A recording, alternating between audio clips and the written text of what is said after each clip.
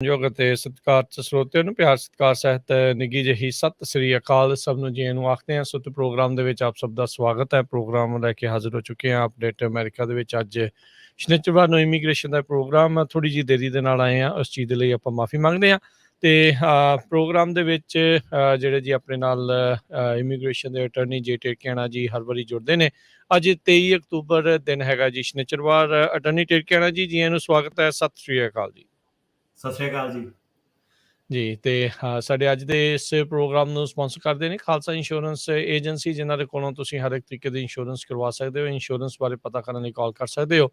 Number 408 272 2500 4082722500। Manjit Singh, Narinder Kaur Kular, Avtar Singh, ਮੰਜਲ, Clovis, Amarjit Singh, Stockton, Amarjit Singh, Bains, Satnam Singh, Amarjit Singh, Dosanjh, Yuba City, Paramjit Singh Deol, Fresno, Lakhbir Singh Samra, Texas, Kamaljit Singh Makhan, Daulatpuria, Stockton, Gurpal Singh Sandhu, Citrus Height, Major Singh Sidhu, Bakersfield, Harjit Singh Lathrop, Zander mortgage ਅਤੇ real estate, home loans, commercial loans, agriculture loans ਦੇ ਲਈ ਕਾਲ Mohan Cheema 5599052575। Terkiana immigration law firm, immigration ਦਾ ਹੋਵੇ ਕਿਸੇ ਵੀ ਤਰੀਕੇ ਦਾ ਕੰਮ, ਕਾਲ ਅਟਰਨੀ ਜੇ ਟੇਰਕਿਆਣਾ 4159090503। ਕੋਲੀਆ truck driving school, Fresno, highway 99 180 ਦੇ ਕਾਰਨਰ ਤੇ 53 ਫੁੱਟੇ ਟ੍ਰੇਲਰ ਤੇ ਟਰੱਕ ਚਲਾਉਣ ਦੀ ਸਿਖਲਾਈ ਦਿੰਦੇ ਹਨ। ਕਾਲ 5592663737। ਟਰੀਅਸ ਟਰੱਕਿੰਗ ਫਰੈਜ਼ਨੋ ਸੋਲੋ ਤੇ ਟੀਮ ਟਰੱਕ ਡਰਾਈਵਰਸ ਹਾਇਰ ਕਰ ਰਹੇ ਹਨ।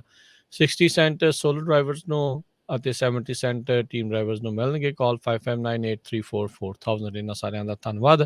ਜੇਕਰ ਤੁਸੀਂ ਜਾਂ ਕੋਈ ਹੋਰ ਕਾਰੋਬਾਰ ਇਸ ਪ੍ਰੋਗਰਾਮ ਨੂੰ ਸਪਾਂਸਰ ਕਰਨਾ ਚਾਹੁੰਦੇ ਹੋ, ਸੰਪਰਕ ਕਰ ਸਕਦੇ ਹੋ ਨੰਬਰ 408 722 7698 ਦੇ ਉੱਤੇ। ਅਟਰਨੀ ਟੇਰਕਿਆਣਾ ਜੀ, ਅੱਜ ਆਪਣੇ ਨਾਲ ਇੱਕ ਹੋਰ ਸ਼ਖਸ ਜਿਹੜੇ ਆਪਾਂ ਨੂੰ ਨਜ਼ਰ ਆ ਰਹੇ ਆ। ਸੋ ਸਭ ਤੋਂ ਪਹਿਲਾਂ ਆਪਾਂ ਉਹਨਾਂ ਨੂੰ ਮਾੜਾ ਜਿਹਾ ਇਹਨਾਂ ਦੇ ਨਾਲ ਇੰਟਰੋਡਿਊਸ ਕਰਾ ਦਿਓ ਤੇ ਵੈਲਕਮ ਕਰਦੇ ਹਾਂ, ਜੀ ਆਇਆਂ ਨੂੰ ਆਖਦੇ ਹਾਂ ਇਹਨਾਂ ਨੂੰ। ਸਤਿ ਸ਼੍ਰੀ ਅਕਾਲ ਜੀ। ਸਤਿ ਸ਼੍ਰੀ ਅਕਾਲ ਜੀ। ਜੀ ਜੀ ਸੋ ਜੀ ਥੋੜਾ ਜਿਹਾ ਟਾਈਮ ਲਾਵਾਂਗੇ ਦਰਸ਼ਕਾਂ ਦਾ, ਹਾਊਸਕੀਪਿੰਗ ਜੀ ਰੂਲ ਦੱਸਾਂਗੇ ਥੋੜੇ ਜਿਹੇ। ਸੋ ਪਹਿਲਾਂ ਤਾਂ ਇਹ ਹੈ ਕਿ ਜਿਹੜਾ ਅੰਮ੍ਰਿਤ ਸੀਗਾ ਸਾਡਾ ਅਸਿਸਟੈਂਟ ਸੀਗਾ, ਫੋਨ ਚੱਕਦਾ ਸੀਗਾ, ਉਹ ਛੱਡ ਕੇ ਜਾ ਰਿਹਾ। ਸੋ ਉਹਦੀ ਕਾਫੀ ਲਿਮਿਟਡ ਅਵੇਲੇਬਿਲਿਟੀ ਹੈ। ਸੋ ਸਾਰਿਆਂ ਨੂੰ ਮਾਫੀ ਚਾਹੁੰਦੇ ਹਾਂ ਕਿ ਜੇ ਕਿਸੇ ਨੂੰ ਕੋਈ ਪ੍ਰੋਬਲਮ ਆ ਰਹੀ ਆ ਸਾਨੂੰ ਰੀਚ ਕਰਨ ਦੀ। ਤੇ ਜਿਹੜੇ ਨਵੇਂ ਸਾਡਾ ਜਿਹੜਾ ਸਟਾਫ ਆ ਉਹਨੇ 3 ਹਫ਼ਤੇ 'ਚ ਜੁਆਇਨ ਕਰਨਾ। ਸੋ ਫੋਨ ਦੀ ਥੋੜੀ ਲਿਮਿਟਡ ਅਵੇਲੇਬਿਲਿਟੀ ਰਹੂਗੀ ਤੇ ਮੇਰੀਆਂ ਅੱਗੇ ਹੀਅਰਿੰਗਸ ਵਗੈਰਾ ਲੱਗੀਆਂ ਹੋਈਆਂ। ਸੋ ਮੇਰੀ ਪਹਿਲ ਉਹਨਾਂ ਨੂੰ ਆ, ਪਰ ਇਹ ਹੈ ਕਿ ਮੈਂ ਤੁਹਾਡੇ ਫੋਨ ਵਗੈਰਾ ਜਦੋਂ ਮੈਨੂੰ ਟਾਈਮ ਮਿਲਦਾ ਮੈਂ ਰਿਟਰਨ ਕਰ ਦੂੰਗਾ ਤੇ ਅੰਮ੍ਰਿਤ ਨੂੰ ਵੀ ਜਿੱਦਾਂ ਟਾਈਮ ਮਿਲੂਗਾ ਰਿਟਰਨ ਕਰ ਦੂੰਗਾ। ਤੇ 3 ਹਫ਼ਤਿਆਂ ਦੇ ਵਿੱਚ ਸਾਡੀ ਜਿਹੜੀ ਨਵੀਂ ਸਟਾਫ ਆ, ਰਿਸੈਪਸ਼ਨਿਸਟ ਆ ਜਾਊਗੀ ਤੇ ਫਿਰ ਸਾਡੇ ਜਿਹੜੇ ਆਪਰੇਸ਼ਨਸ ਆ ਬੈਕ ਟੂ ਨਾਰਮਲ ਹੋ ਜਾਊਗੀ। ਠੀਕ ਹੈ ਜੀ। ਸੋ ਹੁਣ ਸਾਡਾ ਪੰਜਾਬੀ ਰੇਡੀਓ ਦੀ ਮਦਦ ਨਾਲ ਕੰਮ ਕਾਫੀ ਜ਼ਿਆਦਾ ਐਕਸਪੈਂਡ ਕੀਤਾ ਤੇ ਆਪਾਂ ਨਿਊਯਾਰਕ ਦੇ ਵਿੱਚ ਆਫਿਸ ਖੋਲ੍ਹਿਆ, ਫੋਰੈਸਟ ਹਿਲਸ ਦੇ ਵਿੱਚ। ਤੇ ਸਪੈਸ਼ਲ ਗੈਸਟ ਸਾਡੇ ਨਾਲ ਨੇ ਅਟਰਨੀ ਮਨਮੀਤ। ਮੁਬਾਰਕਾਂ ਜੀ ਸਭ ਤੋਂ ਪਹਿਲਾਂ ਜੀ, ਬਹੁਤ ਬਹੁਤ ਤੁਹਾਨੂੰ। ਜੀ ਬਿਲਕੁਲ। ਸੋ ਅਟਰਨੀ ਮਨਮੀਤ, ਇਹਨਾਂ ਨੂੰ ਮੈਂ ਆਪਣੇ ਜਿਹੜਾ ਇੰਡੀਆ ਲਾਅ ਸਕੂਲ ਪੜ੍ਹਦਾ ਸੀਗਾ ਉੱਥੋਂ ਦੀ ਜਾਣਦਾ। ਮੇਰੇ ਨਾਲ ਇਹ ਜੂਨੀਅਰ ਸੀਗੇ ਮੇਰੇ ਗੁਰੂ ਨਾਨਕ ਦੇਵ ਯੂਨੀਵਰਸਿਟੀ ਦੇ ਵਿੱਚ। ਤੇ ਦੋਨੋਂ ਜਾਣੇ ਆਪਾਂ ਫਿਰ ਆ ਗਏ ਜੀ ਇੱਥੇ। ਇਹ 2 ਸਾਲ ਬਾਅਦ ਚਾਹੇ ਮੇਰੇ ਤੋਂ ਲਾਅ ਸਕੂਲ ਇਹਨਾਂ ਨੇ ਵੀ ਇੱਥੇ ਹੀ ਕੀਤਾ। ਤੇ ਸਾਡਾ ਪਲਾਨ ਸੀਗਾ ਕਾਫੀ ਚਿਰ ਤੋਂ ਕਿ ਆਪਾਂ ਲਾਅ ਫਰਮ ਖੋਲਾਂਗੇ ਕਿਸੇ ਵੇਲੇ। ਤੇ ਉਦੋਂ ਮੇਰੇ ਆਪ ਕਾਫੀ ਵੀਜ਼ਾ ਦੇ ਇਸ਼ੂ ਸੀਗੇ, ਜਿਹਦੇ ਕਰਕੇ ਮੈਨੂੰ ਨਿਊਯਾਰਕ ਛੱਡ ਕੇ ਜਾਣਾ ਪਿਆ, ਕਿਤੇ ਹੋਰ ਜੌਬ ਕਰਨੀ ਪਈ। ਤੇ ਜਿੱਦਾਂ ਟਰੱਕ ਡਰਾਈਵਰ ਦਾ ਹਾਲ ਹੁੰਦਾ ਉਹੀ ਵਾਲਾ ਹਾਲ ਸੀਗਾ ਕਿ ਜਦੋਂ ਵਰਕ ਪਰਮਿਟ ਨਹੀਂ ਆਇਆ ਤੇ ਬੰਦਾ ਟਰੱਕ ਨਹੀਂ ਚਲਾ ਸਕਦਾ, ਉਹਨੂੰ ਸਟੋਰ ਤੇ ਜਾਣਾ ਪੈਂਦਾ। ਸੋ ਸੇਮ ਥਿੰਗ, ਆਪਣੀ ਫਰਮ ਆਪਾਂ ਪਹਿਲਾਂ ਵੀ ਖੋਲ ਸਕਦੇ ਸੀਗੇ ਪਰ ਵੀਜ਼ਾ ਇਸ਼ੂਜ਼ ਵਗੈਰਾ ਸੀਗੇ ਜਿਹੜੇ ਕਿ 2018 'ਚ ਰਿਜ਼ੋਲਵ ਹੋਏ। ਤੇ ਫਿਰ ਪਲਾਨ ਸੀਗਾ ਉਦੋਂ ਦਾ ਕਿ ਆ ਕੇ ਨਿਊਯਾਰਕ ਆਫਿਸ ਖੋਲ੍ਹਣਾ, ਕਿਉਂਕਿ ਮੈਂ ਕਈ ਸਾਲ ਇੱਥੇ ਨਿਊਯਾਰਕ ਰਿਹਾ ਸੀਗਾ। ਤੇ ਫਿਰ ਕੋਵਿਡ ਵਗੈਰਾ ਆ ਗਿਆ ਤੇ ਹੁਣ ਓਪਰਚੁਨਿਟੀ ਮਿਲੀ ਹੈ। ਸੋ ਆਪਾਂ ਆ ਗਏ ਵਾਪਸ ਤੇ ਮਨਮੀਤ ਹੁਣੀ ਹੁਣ ਸਾਡੇ ਨਿਊਯਾਰਕ ਆਫਿਸ ਨੂੰ ਰਨ ਕਰੂਗੇ ਤੇ ਇਹ ਜਿਹੜੇ ਨਿਊਯਾਰਕ ਆਫਿਸ ਦੇ ਮਨਮੀਤ ਜੀ ਆਪਣੇ ਮੇਨ ਕੰਟੈਕਟ ਹੋਗੇ। ਠੀਕ ਹੈ ਜੀ। ਸੋ ਜਿੱਦਾਂ ਵੈਸਟ ਕੋਸਟ ਦੇ ਉੱਤੇ ਤੁਸੀਂ ਹੋ, ਸੋ ਈਸਟ ਕੋਸਟ ਦੇ ਉੱਤੇ ਅਟਰਨੀ ਮਨਮੀਤ ਸਿੰਘ ਜਿਹੜੇ ਆ ਉਹ ਹੋਣਗੇ। ਸੋ ਸਭ ਤੋਂ ਪਹਿਲਾਂ ਤਾਂ ਜੀ ਆਇਆਂ ਨੂੰ ਮਨਮੀਤ ਸਿੰਘ ਜੀ ਤੁਹਾਨੂੰ। ਤੇ ਜਿੱਦਾਂ ਇਹਨਾਂ ਨੇ ਥੋੜ੍ਹਾ ਜਿਹਾ ਤੁਸੀਂ ਦੱਸਿਆ ਆ, ਤੇ ਤੁਸੀਂ ਵੀ ਜ਼ਰੂਰ ਥੋੜ੍ਹਾ ਜਿਹਾ ਆਪਣੇ ਬਾਰੇ ਦੱਸੋ। ਉੱਥੇ ਕਿੱਥੇ ਪੜ੍ਹ ਕੇ ਆਏ, ਇੱਥੇ ਫਿਰ ਤੁਸੀਂ ਕਿੱਥੇ ਆਪਣੀ ਜਿਹੜੀ ਆ ਅਟਰਨੀ ਵਾਲਾ ਜਿਹੜਾ ਆ ਪੜ੍ਹਾਈ ਆ ਉਹ ਤੁਸੀਂ ਕੀਤੀ ਹੈਗੀ ਆ। ਹਾਂਜੀ ਬਿਲਕੁਲ ਜੀ, ਧੰਨਵਾਦ ਜੀ। ਸੋ ਜਿੱਦਾਂ ਇਹਨਾਂ ਨੇ ਦੱਸਿਆ, ਅਸੀਂ ਲਾਅ ਸਕੂਲ ਇਕੱਠੇ ਸੀਗੇ ਗੁਰੂ ਨਾਨਕ ਦੇਵ ਯੂਨੀਵਰਸਿਟੀ ਉੱਥੇ। ਤੇ ਫਿਰ ਅਮਰੀਕਾ ਆ ਕੇ ਮੈਂ ਆਪਣੀ ਮਾਸਟਰਸ ਇਨ ਲਾਅ ਕੀਤੀ ਆਪਣਾ ਪੈਨਸਿਲਵੇਨੀਆ ਸਟੇਟ ਯੂਨੀਵਰਸਿਟੀ ਤੋਂ। ਠੀਕ ਹੈ ਜੀ। ਤੇ ਉਸ ਤੋਂ ਬਾਅਦ ਫਿਰ ਆਪਣਾ ਨਿਊਯਾਰਕ ਦਾ ਬਾਰ ਐਗਜ਼ਾਮ ਪਾਸ ਕਰਕੇ ਤੇ ਮੈਂ ਯੂਨਾਈਟਿਡ ਸਿਕਸ ਦੇ ਨਾਲ ਆਪਣਾ ਕਰੀਅਰ ਸ਼ੁਰੂ ਕੀਤਾ। ਠੀਕ ਹੈ। ਉਹਨਾਂ ਦਾ 2.5 ਸਾਲ 3 ਸਾਲ ਮੈਂ ਫੁੱਲ ਟਾਈਮ ਲਾਇਰ ਸੀਗਾ। ਇਗਨੂਰ ਸਿੰਘ ਦਾ ਦਸਤਾਰ ਵਾਲਾ ਆਰਮੀ ਦਾ ਕੇਸ, ਮਿਸੀਸਿਪੀ 'ਚ ਜਿਹੜੀਆਂ ਪਾਲਿਸੀਆਂ ਬਦਲੀਆਂ, ਕਿਰਪਾਨ ਕਰਕੇ ਅਰੈਸਟ ਹੋਏ, ਤੇ ਆਪਣਾ ਮਿਸ਼ੀਗਨ ਏਰੀਆ ਦੇ ਵਿੱਚ ਜਿਹਨੂੰ ਸਿੱਖ ਨੂੰ ਕੋਰਟ ਚੋਂ ਕੱਢ ਦਿੱਤਾ ਗਿਆ ਸੀਗਾ। ਸੋ ਇੱਦਾਂ ਦੇ ਪਾਈਕ ਕਾਊਂਟੀ ਜਿਹੜੀ ਹੈ LA ਦੇ ਵਿੱਚ, ਪਾਈਕ ਕਾਊਂਟੀ ਪਾਈਕੀ ਬਾਰ ਇੱਕ LA ਦਾ ਕੇਸ ਆਇਆ ਸੀ, ਗੁਰੂ ਸਾਹਿਬ ਦੀਆਂ ਫੋਟੋਆਂ ਬਾਰ 'ਚ। ਸੋ ਇੱਦਾਂ ਦੇ ਕਈ ਮਤਲਬ ਸਿਵਲ ਰਾਈਟਸ ਦੇ ਇਸ਼ੂਜ਼ ਤੇ ਕੰਮ ਕਰਨ ਦਾ ਮੌਕਾ ਮਿਲਿਆ। ਸੋ ਉਹਨਾਂ ਨੂੰ ਸਕਸੈਸਫੁਲੀ ਆਪਾਂ ਹੈਂਡਲ ਕੀਤਾ, ਪਾਲਿਸੀਜ਼ ਚੇਂਜ ਕਰਾਈਆਂ ਕਈ ਕਾਊਂਟੀਜ਼ 'ਚ। ਇਗਨੂਰ ਸਿੰਘ ਦਾ ਕੇਸ ਜਿੱਤਿਆ ਵਾਸ਼ਿੰਗਟਨ DC ਦੀ ਕੋਰਟ 'ਚ, ਦਸਤਾਰ ਵਾਲਾ ਕੇਸ, ਆਰਮੀ 'ਚ ਸਰਵ ਕਰਨਾ ਚਾਹੁੰਦਾ ਸੀ ਉਹ। ਤੇ ਉਸ ਤੋਂ ਬਾਅਦ ਯੂਨਾਈਟਿਡ ਸਿੱਖਸ ਤੋਂ ਬਾਅਦ ਫਿਰ ਮੈਂ ਹੁਣ ਪਿਛਲੇ 7.5-8 ਸਾਲਾਂ ਤੋਂ ਆਪਣੀ ਜਿਹੜੀ ਪ੍ਰਾਈਵੇਟ ਵਕਾਲਤ ਚਲਾ ਰਿਹਾ ਇੱਥੇ ਨਿਊਯਾਰਕ ਸਿਟੀ 'ਚ। ਜੀ ਜੀ। ਸੋ ਚਲੋ ਬਹੁਤ ਵਧੀਆ। ਸੋ ਸਿਵਲ ਰਾਈਟਸ ਦੇ ਮਸਲਿਆਂ ਤੋਂ ਇਮੀਗ੍ਰੇਸ਼ਨ ਵੱਲ ਨੂੰ ਜਿਹੜਾ ਆ ਤੁਹਾਡਾ ਉਹ ਕਿੱਦਾਂ ਰਿਹਾ ਪੜਾਅ ਇਹ ਜਿਹੜਾ? ਹਾਂਜੀ, ਇਮੀਗ੍ਰੇਸ਼ਨ ਤੋਂ ਇਲਾਵਾ ਹੋਰ ਵੀ ਮੇਰੀ ਜਨਰਲ ਪ੍ਰੈਕਟਿਸ ਰਹੀ ਇੱਥੇ। ਆਫਿਸ ਕਈ ਤਰ੍ਹਾਂ ਦੇ ਮੈਟਰਸ ਹੈਂਡਲ ਕਰਦਾ। ਤੇ ਬਸ ਫਿਰ ਜਦੋਂ ਆਪਣਾ ਲੋਕ ਭਲਾਈ ਵਾਲਾ ਕਹਿ ਲਓ ਕਿ ਟੈਂਪਰਰੀ ਕੋਟਾ ਥੋੜਾ ਪੂਰਾ ਹੋ ਗਿਆ ਸੀ, ਫਿਰ ਆਪਾਂ ਆਪਣੀ ਪ੍ਰਾਈਵੇਟ ਵਕਾਲਤ ਵਾਲੇ ਪਾਸੇ ਤੁਰ ਪਏ। ਤੇ ਜਿਹੜੇ ਆਡੀਅנס ਆ ਉਹਨਾਂ ਨੂੰ ਦੱਸ ਦਈਏ ਕਿ ਯੂਨਾਈਟਿਡ ਸਿੱਖ ਐਡਵੋਕੇਸੀ ਆਰਗੇਨਾਈਜੇਸ਼ਨ, ਸੋ ਮਨਮੀਤ ਜੀ ਨੇ ਕਾਫੀ ਜਿਹੜੇ ਇੰਪੋਰਟੈਂਟ ਜਿਹੜੇ ਮਸਲੇ ਆ ਜਿੱਥੇ ਸਿੱਖਾਂ ਨਾਲ ਡਿਸਕ੍ਰਿਮੀਨੇਸ਼ਨ ਹੁੰਦਾ, ਪੱਗ ਕਰਕੇ ਜਾਂ ਉਹਨਾਂ ਦੀ ਪਹਿਚਾਣ ਕਰਕੇ ਉਹਨਾਂ ਨੂੰ ਸਰਵ ਨਹੀਂ ਕਰਨ ਦਿੱਤਾ ਜਾਂਦਾ ਜਾਂ ਕਿਸੇ ਅਦਾਰੇ ਅੰਦਰ ਜਾਣ ਨਹੀਂ ਦਿੱਤਾ ਜਾਂਦਾ। ਸੋ ਉਹਨਾਂ ਨੇ ਕਾਫੀ ਅਲੱਗ-ਅਲੱਗ ਸਟੇਟ ਦੇ ਵਿੱਚ ਕਾਫੀ ਇੰਪੋਰਟੈਂਟ ਜਿਹੜੇ ਕੇਸ ਉਹ ਲੜੇ ਸੀਗੇ। ਤੇ ਇਹ ਜਿਹੜੀ ਹੈਗੀ ਆ ਨਾਨ ਪ੍ਰੋਫਿਟ ਆਰਗੇਨਾਈਜੇਸ਼ਨ ਸੀਗੀ। ਤੇ ਹੁਣ ਜਿਹੜਾ ਸਾਡਾ ਅੱਗੇ ਪਲਾਨ ਹੈ ਇਮੀਗ੍ਰੇਸ਼ਨ ਦਾ, ਇਹ ਸਾਡੇ ਨਾਲ ਜੁਆਇਨ ਕਰਨਗੇ ਤੇ ਸਾਡਾ ਆਪਾਂ ਫੁੱਲ ਸਵਿੰਗ ਜਿਹੜੀ ਨਿਊਯਾਰਕ ਦੇ ਵਿੱਚ ਆਪਣੇ ਆਫਿਸਿਸ ਖੋਲ੍ਹੇ ਨੇ ਤੇ ਜਿਹੜੇ ਨਿਊਯਾਰਕ ਦੇ ਅਸਾਈਲਮ ਆਫਿਸ ਆ, ਇਮੀਗ੍ਰੇਸ਼ਨ ਕੋਰਟ ਆ, ਉੱਥੇ ਰੈਪਰੈਜ਼ੈਂਟੇਸ਼ਨ ਦੇਵਾਂਗੇ। ਜੀ ਚਲੋ ਜੀ, ਬਹੁਤ ਵਧੀਆ। ਬਹੁਤ ਜਿਹੜੀ ਆ ਖੁਸ਼ੀ ਵਾਲੀ ਗੱਲ ਆ ਵੀ ਤੁਸੀਂ ਜਿਹੜਾ ਐਕਸਪੈਂਡ ਕਰ ਰਹੇ ਆ। ਸੋ ਇਹਨਾਂ ਦੇ ਨਿਊਯਾਰਕ ਦਾ ਆਫਿਸ ਜਿਹੜਾ ਰਾਈਟ ਨਾਓ ਤੁਸੀਂ ਉੱਥੇ ਦੇਖ ਸਕਦੇ ਆ। ਸੋ ਕੰਟੈਕਟ ਨੰਬਰ ਹਾਲ ਦੀ ਘੜੀ ਤੁਸੀਂ ਜਿਹੜਾ ਇਹਨਾਂ ਦਾ ਪਹਿਲਾ ਹੀ ਕੰਟੈਕਟ ਨੰਬਰ ਆ ਅਟਰਨੀ ਟੇਰਕੀਆਣਾ ਹੋਣਾ ਦਾ, ਉਸ ਦੇ ਉੱਤੇ ਕੰਟੈਕਟ ਹਾਲ ਦੀ ਘੜੀ ਕਰ ਲਿਓ ਤੇ ਉਹ ਵਾਲਾ ਬਾਅਦ ਦੇ ਵਿੱਚ ਤੁਹਾਨੂੰ ਨੰਬਰ ਵੀ ਜਿਹੜਾ ਉਹ ਦੱਸਣਗੇ। ਸੋ ਅਟਰਨੀ ਟੇਰਕੀਆਣਾ ਜੀ, ਆਪਾਂ ਅਸਾਈਲਮ ਦੇ ਮਸਲੇ ਦੇ ਉੱਤੇ ਆਪਾਂ ਗੱਲਬਾਤ ਜਿਹੜੀ ਉਹ ਚੱਲ ਰਹੀ ਸੀ। ਸੋ ਅੱਜ 6ਵਾਂ ਹਿੱਸਾ ਜਿਹੜਾ 6ਵਾਂ ਪਾਰਟ ਇਸ ਸੀਰੀਜ਼ ਦਾ ਜਿਹੜਾ ਉਹ ਚੱਲ ਰਿਹਾ ਹੈਗਾ ਆ। ਆਪਾਂ ਬਾਰਡਰ ਤੋਂ ਵੀ ਪਾਰ ਹੋ ਗਿਆ, ਬੰਦਾ ਸਭ ਕੁਝ ਹੋ ਗਿਆ, ਹੁਣ ਕੇਸ ਉਹਦਾ ਪ੍ਰੂਵ ਹੋ ਚੁੱਕਾ ਆ। ਸੋ ਹੁਣ ਅੱਗੇ ਕੀ ਹੈਗਾ ਅੱਜ ਦੇ ਇਸ ਟੌਪਿਕ ਦੇ ਵਿੱਚ? ਜੀ ਸੋ ਕੇਸ ਹੁਣ ਸਾਡੇ ਬੰਦੇ ਦਾ ਅਪਰੂਵ ਹੋ ਗਿਆ ਤੇ ਅੱਗੇ ਹੁਣ ਆਪਾਂ ਦੇਖਣਾ ਕਿ ਫੈਮਿਲੀ ਮੈਂਬਰਸ ਵਗੈਰਾ ਨੂੰ ਕਿੱਦਾਂ ਇਹ ਲੈ ਕੇ ਆਉਗੇ, ਬੱਚਿਆਂ ਨੂੰ ਕਿੱਦਾਂ ਲੈ ਕੇ ਆਉਗੇ, ਵਾਈਫ ਨੂੰ ਕਿੱਦਾਂ ਲੈ ਕੇ ਆਉਗੇ। ਸੋ ਉਸ ਪ੍ਰੋਸੈਸ ਬਾਰੇ ਆਪਾਂ ਅੱਜ ਗੱਲ ਕਰਾਂਗੇ। ਠੀਕ ਹੈ ਜੀ। ਸੋ ਜੇ ਨਿਊਯਾਰਕ ਵਾਲਾ ਜੇ ਤੁਹਾਡਾ ਨੰਬਰ ਹੈਗਾ ਤੇ ਉਹ ਜੇ ਤੁਸੀਂ ਹੁਣੇ ਸ਼ੇਅਰ ਕਰਨਾ ਚਾਹੁੰਦੇ ਹੋ ਕਰ ਸਕਦੇ ਹੋ, ਅਦਰਵਾਈਜ਼ ਤੁਸੀਂ ਬਾਅਦ ਦੇ ਵਿੱਚ ਵੀ ਜਿਹੜਾ ਉਹ ਤੁਸੀਂ ਸ਼ੇਅਰ ਕਰ ਲਿਓ ਤੇ ਅਦਰਵਾਈਜ਼ ਆਪਾਂ ਫਿਰ ਇਸ ਟੌਪਿਕ ਵੱਲ ਨੂੰ ਵਧਦੇ ਹਾਂ। ਜੀ ਬਿਲਕੁਲ। ਸੋ ਨਿਊਯਾਰਕ ਦਾ ਸਾਡਾ ਜਿਹੜਾ ਐਡਰੈਸ ਹੈ ਫੋਰੈਸਟ ਹਿਲਸ ਦੇ ਵਿੱਚ ਸਾਡਾ ਆਫਿਸ ਹੈ, 118-21 ਕੁਈਨਸ ਬੁਲੇਵਾਰਡ ਤੇ 6ਵੇਂ ਫਲੋਰ ਤੇ ਆਫਿਸ ਹੈ, ਟਾਪ ਫਲੋਰ ਤੇ 603 ਸਵੀਟ ਨੰਬਰ। ਤੇ ਬਾਕੀ ਅਗਲੇ ਐਪੀਸੋਡ ਤੁਹਾਨੂੰ ਪੂਰੀ ਡਿਟੇਲ ਆ ਜਾਏਗੀ ਤੇ ਮੰਡੇ ਤੋਂ ਆਪਾਂ ਜਿਹੜਾ ਸਾਡਾ ਆਫਿਸ ਹੈ ਉਹ ਆਪਰੇਸ਼ਨਲ ਹੈ। ਠੀਕ ਹੈ। ਸੋ ਹੁਣ ਜਦੋਂ ਟੌਪਿਕ ਦੇ ਵਿੱਚ ਅੱਜ ਦੇ ਵਿੱਚ ਜਿਹੜੀ ਆਪਾਂ ਗੱਲ ਕਰਨੀ ਆ ਤੇ ਮੰਨ ਜਿੱਦਾਂ ਤੁਸੀਂ ਕਿਹਾ ਵੀ ਹੁਣ ਪਰਿਵਾਰ ਉਸ ਦਾ ਹੋਊਗਾ, ਜਿਸ ਜਿਹੜੇ ਵੀ ਇਨਸਾਨ ਦਾ, ਜਿਹੜੇ ਵੀ ਮਨੁੱਖ ਦਾ ਹੁਣ ਅਸਾਈਲਮ ਪਾਸ ਹੋਇਆ ਆ, ਘਰ ਵਾਲਾ ਘਰ ਵਾਲੀ ਹੋ ਸਕਦੇ ਆ, ਉਸਦੇ ਨਿਆਣੇ ਜਿਹੜੇ ਉਹ ਹੋ ਸਕਦੇ ਆ। ਇਹ ਇੰਟਰਸਟਿੰਗ ਜੀ ਜਿਹੜੀ ਚੀਜ਼ ਹੈਗੀ ਆ, ਮੈਟਰ ਕਰਦਾ ਹੈ ਵੀ ਉਹਦੇ ਜਿਹੜੇ ਪਰਿਵਾਰ ਦੇ ਜੀ ਉਹ ਕਿੱਥੇ ਹੋਣ, ਵੀ ਉਹ ਇੱਥੇ ਹੋਣੇ ਚਾਹੀਦੇ ਆ ਜਾਂ ਉੱਥੇ ਹੋਣੇ ਚਾਹੀਦੇ, ਜਾਂ ਕੀ ਮੈਟਰ ਕਰਦਾ ਹੈ ਉਸ ਚੀਜ਼ ਨੂੰ ਲੈ ਕੇ? ਜੀ ਬਿਲਕੁਲ, ਥੋੜੇ ਅਲੱਗ-ਅਲੱਗ ਜੇ ਪ੍ਰੋਸੈਸਿਸ ਆ। ਸੋ ਜੇ ਤਾਂ US ਦੇ ਵਿੱਚ ਆਲਰੇਡੀ ਸੀਗੇ ਪਹਿਲਾਂ ਫੈਮਿਲੀ ਮੈਂਬਰਸ, ਤਾਂ ਇਹ ਸਾਰੇ ਜਿਹਨਾਂ ਦੇ ਕੇਸ ਚੱਲ ਰਹੇ ਉਹਨਾਂ ਨੂੰ ਪਤਾ ਹੀ ਹੈ ਕਿ ਜਦੋਂ ਤੁਸੀਂ ਅਸਾਈਲਮ ਦੀ ਐਪਲੀਕੇਸ਼ਨ ਫਾਈਲ ਕਰਦੇ ਹੋ 589 ਤੇ ਉਹਨਾਂ ਦੇ ਵਿੱਚ ਹੀ ਤੁਸੀਂ ਇਨਕਲੂਡ ਕਰਦੇ ਹੋ ਫੈਮਿਲੀ ਮੈਂਬਰਸ ਨੂੰ। ਸੋ ਉਹ ਤਾਂ ਸਿੱਧਾ ਹੀ ਕੰਮ ਆ। ਸੋ ਕਈ ਲੋਕਾਂ ਦਾ ਇੱਦਾਂ ਕਿ ਉਹਨਾਂ ਦੇ ਆਪਣੇ ਅਲੱਗ ਕੇਸ ਲਏ ਹੁੰਦੇ ਤੇ ਜਦੋਂ ਕੇਸ ਚੱਲਦਾ ਹੁੰਦਾ ਫਿਰ ਉਹਨਾਂ ਦਾ ਵਿਆਹ ਹੋ ਜਾਂਦਾ।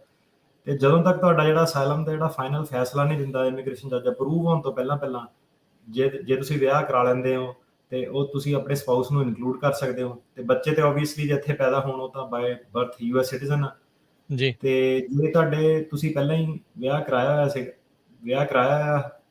ਅਸਾਈਲਮ ਤੁਹਾਡਾ ਪਾਸ ਹੋ ਗਿਆ ਤੇ ਕਿਸੇ ਕਾਰਨ ਤੁਸੀਂ 589 ਐਪਲੀਕੇਸ਼ਨ ਤੇ ਉਹਨਾਂ ਨੂੰ ਨਹੀਂ ਇਨਕਲੂਡ ਕਰ ਸਕੇ ਤੇ ਫਿਰ ਇੱਕ ਪ੍ਰੋਸੈਸ ਹੁੰਦਾ ਹੈ 730, ਉਹਨੂੰ ਕਹਿੰਦੇ ਨੇ ਫੋਲੋ ਟੂ ਜੁਆਇਨ। ਤੁਸੀਂ ਉਹ ਫੋਲੋ ਟੂ ਜੁਆਇਨ ਫਾਈਲ ਕਰਦੇ ਹੋ ਤੇ ਫਿਰ ਜਿਹੜੇ ਤੁਹਾਡੇ ਡਿਪੈਂਡੈਂਟਸ ਆ ਉਹਨਾਂ ਨੂੰ USCIS ਆਫਿਸ ਉਹਨਾਂ ਦੀ ਇੰਟਰਵਿਊ ਲੈਂਦਾ ਤੇ ਉਹਦੇ ਥਰੂ ਉਹਨਾਂ ਨੂੰ ਗ੍ਰੀਨ ਕਾਰਡ ਮਿਲ ਸਕਦਾ ਹੈ। ਤੇ ਤੀਜੀ ਆਪਸ਼ਨ ਫਿਰ ਇਹ ਆ ਜਾਂਦੀ ਹੈ ਕਿ ਜੇ ਤੁਸੀਂ ਫੈਮਿਲੀ ਬੇਸਡ ਇਮੀਗ੍ਰੇਸ਼ਨ ਆਪਸ਼ਨ ਦੇ ਥਰੂ ਜਾ ਸਕਦੇ ਹੋ ਕਿ ਜੇ ਇੱਕ ਵਾਰੀ ਤੁਹਾਡਾ ਗ੍ਰੀਨ ਕਾਰਡ ਆ ਗਿਆ, ਤੁਸੀਂ ਸਿਟੀਜ਼ਨ ਬਣ ਗਏ ਤੇ ਤੁਸੀਂ ਉਹਦੇ ਥਰੂ ਆਪਣੇ ਜਿਹੜੇ ਡਿਪੈਂਡੈਂਟਸ ਉਹਨਾਂ ਨੂੰ ਪੱਕੇ ਕਰਾ ਸਕਦੇ ਹੋ। ਤੇ ਜੇ ਤੁਹਾਡੇ ਡਿਪੈਂਡੈਂਟਸ ਇੱਥੇ ਯੂਐਸ ਦੇ ਵਿੱਚ ਨਹੀਂ ਆ, ਉਹ ਬਾਹਰ ਯੂਐਸ ਦੇ ਵਿੱਚ ਹੈਗੇ, ਤੇ ਫਿਰ ਤੁਹਾਨੂੰ ਜਿਹੜਾ ਪ੍ਰੋਸੈਸ ਫੋਲੋ ਕਰਨਾ ਪੈਂਦਾ ਉਹ ਹੈਗਾ 730 ਵਾਲਾ, ਫੋਲੋ ਟੂ ਜੁਆਇਨ ਵਾਲਾ। ਤੇ ਇਹਦੇ ਵਿੱਚ NBC ਦੇ ਥਰੂ ਫਿਰ ਤੁਸੀਂ ਦੁਬਾਰਾ ਐਮਬੈਸੀ ਦੇ ਕੋਲ ਜਾਂਦੇ ਹੋ, ਉੱਥੇ ਵੀਜ਼ਾ ਸਟੈਂਪ ਲਵਾ ਕੇ ਆਉਂਦੇ ਹੋ।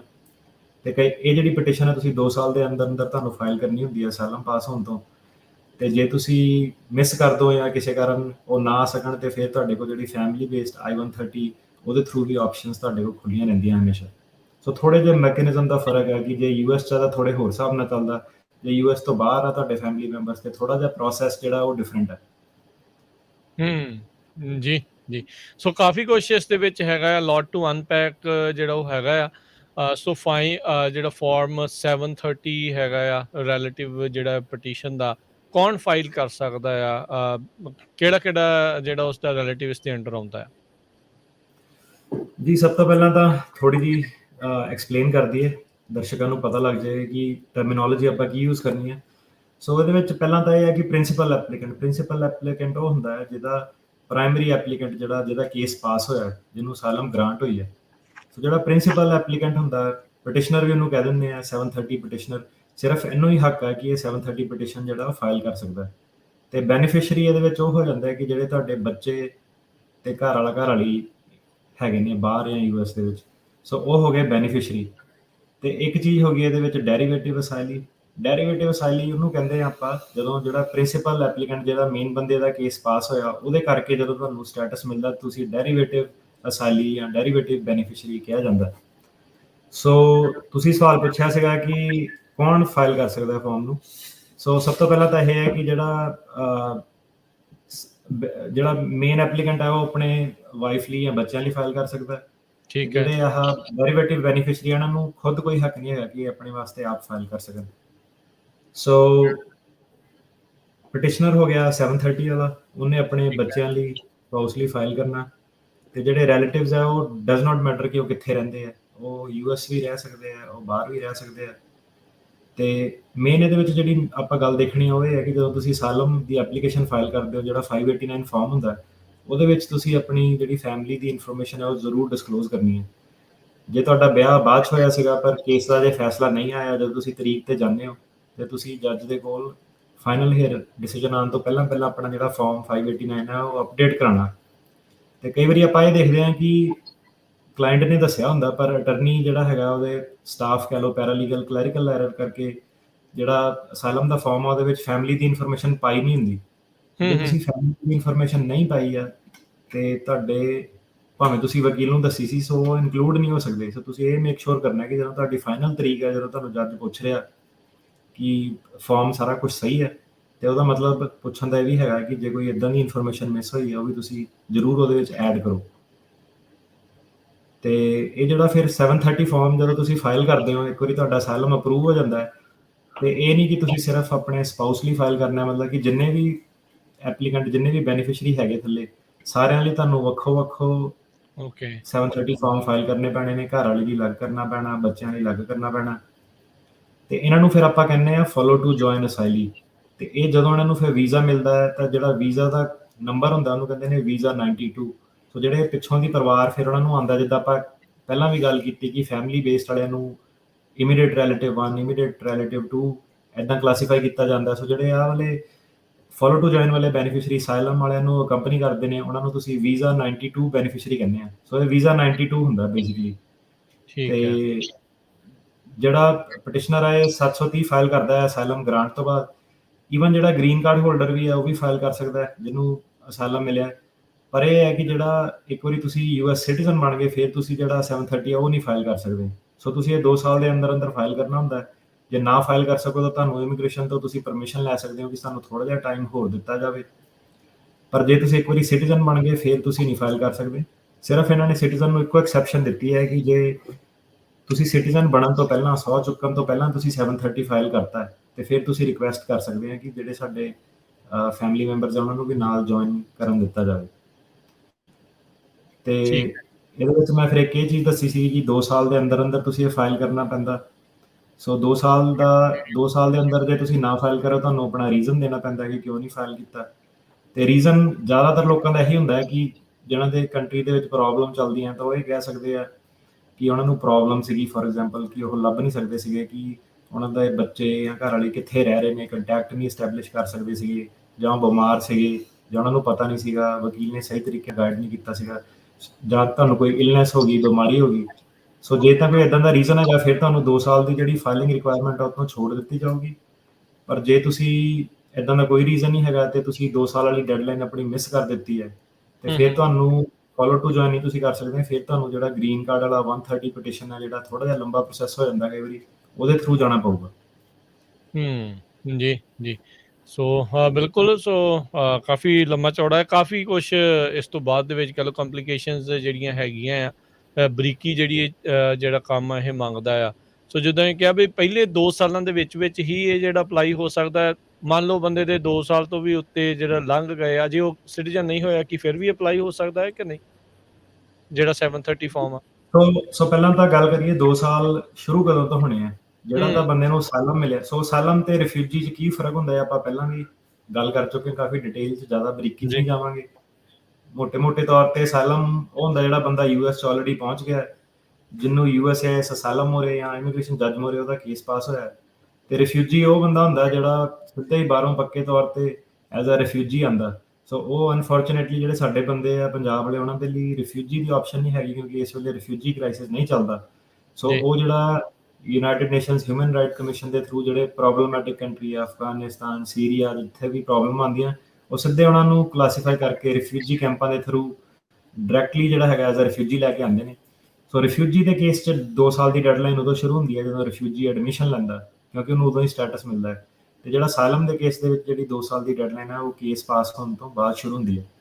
ਤੇ USCIS ਨੂੰ ਥੋੜੀ ਜਿਹੀ ਡਿਸਕ੍ਰੈਸ਼ਨ ਹੈ ਹਿਊਮੈਨਿਟੇਰੀਅਨ ਰੀਜ਼ਨ ਕਰਕੇ, ਕੇਸ ਬਾਏ ਕੇਸ ਬੇਸਿਸ ਤੇ ਕਈ ਸਰਕਮਸਟੈਂਸਿਸ ਦੇ ਅੰਡਰ ਉਹ ਤੁਹਾਡੀ ਜਿਹੜੀ 2 ਸਾਲ ਦੀ ਡੈਡਲਾਈਨ ਉਹ ਐਕਸਟੈਂਡ ਕਰ ਦਿੰਦੇ ਨੇ। ਜਿੱਦਾਂ ਪਹਿਲਾਂ ਦੱਸਿਆ ਕਿ ਜੇ ਤਾਂ ਪਟੀਸ਼ਨਰ ਨੂੰ ਕਈ ਵਾਰੀ ਬਿਮਾਰੀ ਇੱਥੇ ਹੋ ਗਈ ਹੈ ਨਾ, ਹੁਣ ਜਿੱਦਾਂ ਫੋਰ ਐਗਜ਼ਾਮਪਲ ਕੋਵਿਡ ਦਾ ਤੁਸੀਂ ਕਾਫੀ ਜ਼ਿਆਦਾ ਲੋਕਾਂ ਨੂੰ ਐਕਸੈਪਸ਼ਨ ਮਿਲੂਗੀ, ਜਾਂ ਫਿਰ ਤੁਸੀਂ ਆਪਣੇ ਜਿਹੜੇ ਪਰਿਵਾਰ ਮੈਂਬਰ ਉਹਨਾਂ ਨੂੰ ਲੱਭ ਨਹੀਂ ਪਾ ਰਹੇ ਹੋ ਪਿੱਛੇ ਇੰਡੀਆ ਦੇ ਵਿੱਚ ਕਿੱਥੇ ਹੈ, ਜਾਂ ਫਿਰ ਜਿਹੜਾ ਤੁਹਾਡਾ ਵਕੀਲ ਹੈ ਉਹਨੇ ਤੁਹਾਨੂੰ ਦੱਸਿਆ ਨਹੀਂ, ਸਹੀ ਤਰੀਕੇ ਨਾਲ ਗਾਈਡ ਨਹੀਂ ਕੀਤਾ, ਉਹਦੇ ਕਰਕੇ ਤੁਸੀਂ ਡੈਡਲਾਈਨ ਮਿਸ ਕਰਤੀ। ਜੇ ਤੁਸੀਂ ਆਹ ਸਾਰੀਆਂ ਚੀਜ਼ਾਂ ਡਾਕੂਮੈਂਟ ਕਰਦੇ ਹੋ ਤੇ ਫਿਰ ਹੋ ਸਕਦਾ ਹੈ ਕਿ ਹਸਪੀਟਲ ਰੈਕਡ ਦੇ ਨਾਲ ਕਿ ਤੁਸੀਂ ਕਿਹਨੂੰ ਕੰਟੈਕਟ ਕਰਨ ਦੀ ਕੋਸ਼ਿਸ਼ ਕੀਤੀ ਹੋ, ਜਿਹੜਾ ਸਾਰਾ ਕੋਰਸਪੋਂਡੈਂਸ ਆ ਕਿ ਫੈਮਿਲੀ ਮੈਂਬਰਸ ਨੂੰ ਲੱਭ ਰਹੇ ਸੀਗੇ, ਜੇ ਤੁਸੀਂ ਪੂਰਾ ਸਬੂਤ ਦਿਓ ਤਾਂ ਫਿਰ ਹੋ ਸਕਦਾ ਹੈ ਕਿ ਇਮੀਗ੍ਰੇਸ਼ਨ ਤੁਹਾਨੂੰ ਜਿਹੜੀ ਹੈ 2 ਸਾਲ ਦੀ ਛੋੜ ਦੇਵੇ। ਜੀ ਜੀ। ਤੇ ਬੈਨੀਫਿਟ ਜਿਹੜਾ ਆ ਉਹ ਕੌਣ ਲੈ ਸਕਦਾ ਹੈ ਫਾਰਮ I-730 ਤੋਂ? ਸੋ ਜੀ ਇਹਦੇ ਵਿੱਚ ਪਹਿਲਾਂ ਤਾਂ ਇਹ ਹੈ ਕਿ ਜਿਹੜੇ ਡਿਪੈਂਡੈਂਟ ਫੈਮਿਲੀ ਮੈਂਬਰ ਆ ਸਿਰਫ ਉਹੀ ਲੈ ਸਕਦੇ ਨੇ। ਸੋ ਡਿਪੈਂਡੈਂਟ ਫੈਮਿਲੀ ਮੈਂਬਰ ਕੌਣ ਹੁੰਦੇ ਨੇ? ਸਪਾਊਸ ਹੋ ਗਿਆ ਤੇ ਬੱਚੇ ਹੋ ਗਏ। ਤੇ ਇਹ ਕਿੱਥੇ ਵੀ ਹੋ ਸਕਦੇ ਨੇ, ਕਿਸੇ ਵੀ ਕੰਟਰੀ 'ਚ ਹੋ ਸਕਦੇ ਨੇ, ਭਾਵੇਂ ਜਿੱਦਾਂ ਹੁਣ ਫੋਰ ਐਗਜ਼ਾਮਪਲ ਕੋਈ ਇੰਡੀਆ 'ਚ ਆ, ਸੋ ਇੰਡੀਆ 'ਚ ਵੀ ਰਹਿ ਸਕਦਾ, ਭਾਵੇਂ ਉਹ ਇੰਡੀਆ ਤੋਂ ਬਾਹਰ ਵੀ ਰਹਿ ਰਿਹਾ, UK ਰੀਲੋਕੇਟ ਹੋ ਗਿਆ। ਸੋ ਡਜ਼ ਨਾਟ ਮੈਟਰ ਕਿ ਉਹ ਕਿੱਥੇ ਰਹਿ ਰਿਹਾ, ਕੀ ਉਹਦਾ ਇਮੀਗ੍ਰੇਸ਼ਨ ਸਟੇਟਸ ਆ, US ਦੇ ਵਿੱਚ ਰਹਿ ਰਿਹਾ, ਬਾਹਰ ਰਹਿ ਰਿਹਾ, ਆਪਣੀ ਕੰਟਰੀ 'ਚ ਰਹਿ ਰਿਹਾ, ਥਰਡ ਕੰਟਰੀ 'ਚ ਰਹਿ ਰਿਹਾ। ਸੋ ਕੋਈ ਵੀ ਜਿਹੜਾ ਸਪਾਊਸ ਜਾਂ ਬੱਚਾ ਹੋਵੇ ਦਾ ਬੈਨੀਫਿਟ ਚੱਕ ਸਕਦਾ 730 ਦਾ। ਤੇ ਇੱਕ ਗੱਲ ਇਹਦੇ ਵਿੱਚ ਹੋਰ ਹੈ ਕਿ ਜਿਹੜਾ ਇਹ ਡਿਪੈਂਡੈਂਟ ਸਪਾਊਸ ਹੈ, ਇਹਦੇ ਵਿੱਚ ਇਦਾਂ ਦੀ ਕੋਈ ਰਿਕੁਆਇਰਮੈਂਟ ਨਹੀਂ ਕਿ ਆਪਾਂ ਇਹ ਦੱਸਣਾ ਕਿ ਉਹਨਾਂ ਨੂੰ ਵੀ ਜਾਨ ਦਾ ਖਤਰਾ, ਮਤਲਬ ਉਹ ਟੋਟਲੀ ਆਪਣੀ ਕੰਟਰੀ 'ਚ ਫਾਈਨ ਹੋ ਸਕਦੇ ਨੇ। ਉਹਨਾਂ ਨੂੰ ਰਿਫਿਊਜੀ ਦੀ ਜਿਹੜੀ ਡੈਫੀਨੇਸ਼ਨ ਹੈ ਉਹ ਮੀਟ ਕਰਨ ਦੀ ਕੋਈ ਰਿਕੁਆਇਰਮੈਂਟ ਨਹੀਂ ਹੈਗੀ। ਓਕੇ, ਠੀਕ ਆ। ਸੋ ਜਦੋਂ ਇੱਕ ਜਿਹਨੂੰ ਆਲਰੇਡੀ ਅਸਾਈਲਮ ਗ੍ਰਾਂਟ ਜਿਹੜਾ ਹੋਇਆ ਆ, ਦੂਜਿਆਂ ਦਾ ਨਹੀਂ ਉਸ ਚੀਜ਼ ਨੂੰ ਦੱਸਣ ਦੀ ਲੋੜ, ਚਾਹੇ ਉਹ ਠੀਕ ਨੇ ਚਾਹੇ ਉਹ ਪ੍ਰੋਬਲਮ ਆ, ਉਹ ਇਹਦੇ ਅੰਡਰ ਜਿਹੜੇ ਉਹ ਆ ਜਾਣਗੇ। ਸੋ ਤੁਸੀਂ ਥੋੜਾ ਜਿਹਾ ਐਕਸਪਲੇਨ ਕਰੋਗੇ ਹੋਰ ਵੀ ਕਿਹੜਾ ਸਪਾਊਸ ਜਿਹੜਾ ਆ ਉਹ ਕਵਰਡ ਹੁੰਦਾ ਆ? ਕੀ ਵਿਆਹ ਅਸਾਈਲਮ ਗ੍ਰਾਂਟ ਹੋਣ ਤੋਂ ਪਹਿਲਾਂ ਹੋਇਆ ਹੋਣਾ ਚਾਹੀਦਾ ਆ, ਬਾਅਦ 'ਚ ਹੋਇਆ ਹੋਵੇ, ਕੀ ਹੁੰਦਾ ਹੈ, ਜਾਂ ਕੀ ਇਸ ਦੇ ਉੱਤੇ ਵੀ ਕੁਛ ਹੈਗਾ? ਜੀ, ਸੋ ਜਿਹੜੀ ਮੈਰਿਜ ਦੀ ਇਹਨਾਂ ਦੀ ਡੈਫੀਨੇਸ਼ਨ ਹੈ, ਸਪਾਊਸ ਦੀ ਡੈਫੀਨੇਸ਼ਨ ਹੈ, ਉਹ ਇਹ ਹੈ ਕਿ ਜਿਹੜਾ ਵਿਆਹ ਉਹ ਤੁਹਾਡਾ ਰਿਫਿਊਜੀ ਨੂੰ ਐਡਮਿਸ਼ਨ ਮਿਲਣ ਤੋਂ ਪਹਿਲਾਂ ਤੁਹਾਡਾ ਵਿਆਹ ਹੋਣਾ ਚਾਹੀਦਾ। ਤੇ ਜਿਹੜਾ ਅਸਾਈਲੀ ਹੈ, ਅਸਾਈਲਮ ਦੀ ਗ੍ਰਾਂਟ ਤੋਂ ਪਹਿਲਾਂ ਤੁਹਾਡਾ, ਜਦੋਂ ਜੱਜ ਕੇਸ ਪਾਸ ਕਰਦਾ ਉਸ ਤੋਂ ਪਹਿਲਾਂ ਤੁਹਾਡਾ ਵਿਆਹ ਹੋਣਾ ਚਾਹੀਦਾ। ਸੋ ਇਹ ਜਿਹੜਾ ਤੁਹਾਡਾ ਵਿਆਹ, ਜਦੋਂ ਤੱਕ ਤੁਹਾਡਾ 730 ਫਾਈਲ ਹੁੰਦਾ, ਜਦੋਂ ਤੱਕ ਜਿਹੜੇ ਬੈਨੀਫਿਸ਼ਰੀ US 'ਚ ਐਡਮਿਸ਼ਨ ਨਹੀਂ ਉਹਨਾਂ ਦੀ ਹੁੰਦੀ, ਜਦ ਤੱਕ ਇਹ ਵਿਆਹ ਤਦ ਤੱਕ ਤੁਹਾਡਾ ਚੱਲਣਾ ਚਾਹੀਦਾ। ਤੇ ਜੇ ਬੈਨੀਫਿਸ਼ਰੀ ਆਲਰੇਡੀ US ਦੇ ਵਿੱਚ ਹੈਗਾ, ਸਪਾਊਸ ਬੱਚੇ ਆਲਰੇਡੀ US ਹੈਗੇ ਆ, ਤਦ ਤੱਕ ਤੁਹਾਡਾ ਵਿਆਹ ਚੱਲਣਾ ਚਾਹੀਦਾ, ਜਦ ਤੱਕ ਤੁਹਾਡਾ 730 ਅਪਰੂਵ ਨਹੀਂ ਹੁੰਦਾ। ਤੇ ਜਿਹੜੇ US ਤੋਂ ਬਾਹਰ ਆ, ਉਹਨਾਂ ਨੂੰ ਥੋੜੀ ਜਿਹੀ ਹੋਰ ਵੇਟ ਕਰਨੀ ਪੈਂਦੀ ਹੈ। ਤੇ ਜਦ ਤੱਕ ਉਹ US ਦੇ ਵਿੱਚ ਐਡਮਿਸ਼ਨ ਨਹੀਂ ਲੈ ਲੈਂਦੇ, ਮਤਲਬ ਕਿ ਵੀਜ਼ਾ ਲਵਾ ਕੇ ਇੱਥੇ ਆ ਨਹੀਂ ਜਾਂਦੇ, ਤਦ ਤੱਕ ਵਿਆਹ ਤੁਹਾਡਾ ਚੱਲਣਾ ਚਾਹੀਦਾ। ਜਿਹੜਾ ਵਿਆਹ ਇਹ ਲੀਗਲ ਤਰੀਕੇ ਨਾਲ ਹੋਣਾ ਚਾਹੀਦਾ, ਕੰਟਰੀ ਦੇ ਲਾਅ ਦੇ ਅਕੋਰਡਿੰਗ ਹੋਣਾ ਚਾਹੀਦਾ। ਠੀਕ ਹੈ। ਸਾਡੇ ਇੰਡੀਆ ਤੋਂ ਜਿਹੜੇ ਕੇਸ ਆ ਉਹਦੇ ਵਿੱਚ ਕਈ ਵਾਰੀ ਆਪਾਂ ਦੇਖਦੇ ਹਾਂ ਸਿਵਲ ਮੈਰਿਜ ਨਹੀਂ ਕਰਾਈ ਹੁੰਦੀ ਉਹਨਾਂ ਨੇ ਜਿਹੜੀ ਕੋਰਟ ਮੈਰਿਜ ਕਰਾਈ ਹੁੰਦੀ ਹੈ, ਤੇ ਜਿਹੜੀ ਸੌਰੀ ਕੋਰਟ ਮੈਰਿਜ ਨਹੀਂ ਕਰਾਈ ਹੁੰਦੀ, ਸਿਰਫ ਆਪਣੀ ਗੁਰਦੁਆਰੇ ਵਾਲੀ ਮੈਰਿਜ ਕਰਾਈ ਹੁੰਦੀ ਹੈ। ਰਿਲੀਜੀਅਸ ਸੋ ਉਹ ਵਾਲੀ ਰਿਲੀਜੀਅਸ ਮੈਰਿਜ ਹੈ ਨਾ, ਤੇ ਉਹਨੂੰ ਕਈ ਵਾਰੀ ਇਮੀਗ੍ਰੇਸ਼ਨ ਕੁਐਸਚਨ ਕਰ ਦਿੰਦੀ ਹੈ। ਪਰ ਤਕਰੀਬਨ ਤੁਸੀਂ ਜੇ ਸ਼ੋਅ ਕਰੋ ਉਹਨਾਂ ਨੂੰ ਕਿ ਕੰਟਰੀ ਦੇ ਵਿੱਚ ਚੱਲਦਾ, ਇਹਨੂੰ ਮਾਨਤਾ ਹੈਗੀ ਆ, ਤੇ ਐਫੀਡੈਵਿਟ ਵਗੈਰਾ, ਫੋਟੋਆਂ ਵਗੈਰਾ, ਜਿਹੜਾ ਮੈਰਿਜ ਸਰਟੀਫਿਕੇਟ ਹੋ ਗਿਆ ਗੁਰਦੁਆਰੇ ਵਾਲਾ, ਉਹ ਲਗਾ ਕੇ ਤੁਸੀਂ ਸ਼ੋਅ ਕਰ ਸਕਦੇ ਹੋ ਕਿ ਵਿਆਹ ਤੁਹਾਡਾ ਲੀਗਲ ਆ। ਤੇ ਜਿਹੜੀ ਮੇਨ ਇਹਦੇ ਵਿੱਚ ਚੀਜ਼ ਇਹ ਆ ਜਾਂਦੀ ਹੈ ਕਿ ਜਿਹੜਾ ਤੁਹਾਡਾ ਵਿਆਹ ਉਹ ਜੈਨੂਇਨ ਹੋਣਾ ਚਾਹੀਦਾ, ਸਿਰਫ ਇਮੀਗ੍ਰੇਸ਼ਨ ਪਰਪਸ ਲਈ ਨਹੀਂ ਐਂਟਰ ਕੀਤਾ ਹੋਣਾ ਚਾਹੀਦਾ। ਸੋ ਇਹ ਕਾਫੀ ਵੱਡਾ ਸੈਕਸ਼ਨ ਹੈ। ਸੋ ਇਹਦਾ ਜਿਹੜਾ ਮੇਨ ਸੈਕਸ਼ਨ ਹੈ immigration and nationality act the section 101 ਏ ਦੇ ਥੱਲੇ ਉਹ ਸਪਾਊਸ ਦੀ ਡੈਫੀਨੇਸ਼ਨ ਦਿੰਦੇ ਨੇ, ਤੇ ਬੀ ਦੇ ਥੱਲੇ ਉਹ ਬੱਚਿਆਂ ਦੀ ਡੈਫੀਨੇਸ਼ਨ ਦਿੰਦੇ ਨੇ ਕਿ ਕੀ ਹੈਗਾ। ਸੋ ਇਹਦੇ ਵਿੱਚ ਉਹਨਾਂ ਨੇ ਬੇਸਿਕਲੀ ਇਹ ਲਿਖਿਆ ਕਿ ਸਪਾਊਸ ਮਤਲਬ ਕਿ ਘਰ ਵਾਲਾ, ਘਰ ਵਾਲੀ, ਆਪਾਂ ਉਹਨੂੰ ਮੰਨਦੇ ਹਾਂ ਜਿਹਨਾਂ ਨੇ ਐਕਚੁਅਲ ਦੇ ਵਿੱਚ ਇਨ ਪਰਸਨ ਰਹਿ ਕੇ ਵਿਆਹ ਕਰਾਇਆ। ਸੋ ਕਹਿੰਦੇ ਕਿ ਜਿਹੜੀ ਪ੍ਰੋਕਸੀ ਮੈਰਿਜ ਕੀ ਹੁੰਦੀ ਹੈ ਕਿ ਜਿੱਦਾਂ ਤੁਸੀਂ ਗੱਲ ਇੰਟਰਨੈਟ ਤੇ ਕੰਪਿਊਟਰ ਤੇ ਸਿੱਧੇ ਦੇਖ ਕੇ ਕਹਿੰਦੇ ਕਿ ਵਿਆਹ ਕਰਾ ਲਿਆ ਹੈ ਨਾ, ਉਹ ਕਹਿੰਦੇ ਆਪਾਂ ਉਹਨੂੰ ਨਹੀਂ ਮੰਨਦੇ। ਆਪਾਂ ਉਹ ਵਾਲੇ ਵਿਆਹ ਨੂੰ ਸਿਰਫ ਇੱਕੋ ਸ਼ਰਤ 'ਚ ਮੰਨਾਂਗੇ ਜੇ ਤੁਹਾਡੀ ਜਿਹੜੀ ਮੈਰਿਜ ਹੈ ਉਹ ਕੰਜ਼ੂਮੇਟ ਹੋ ਗਈ ਹੈ।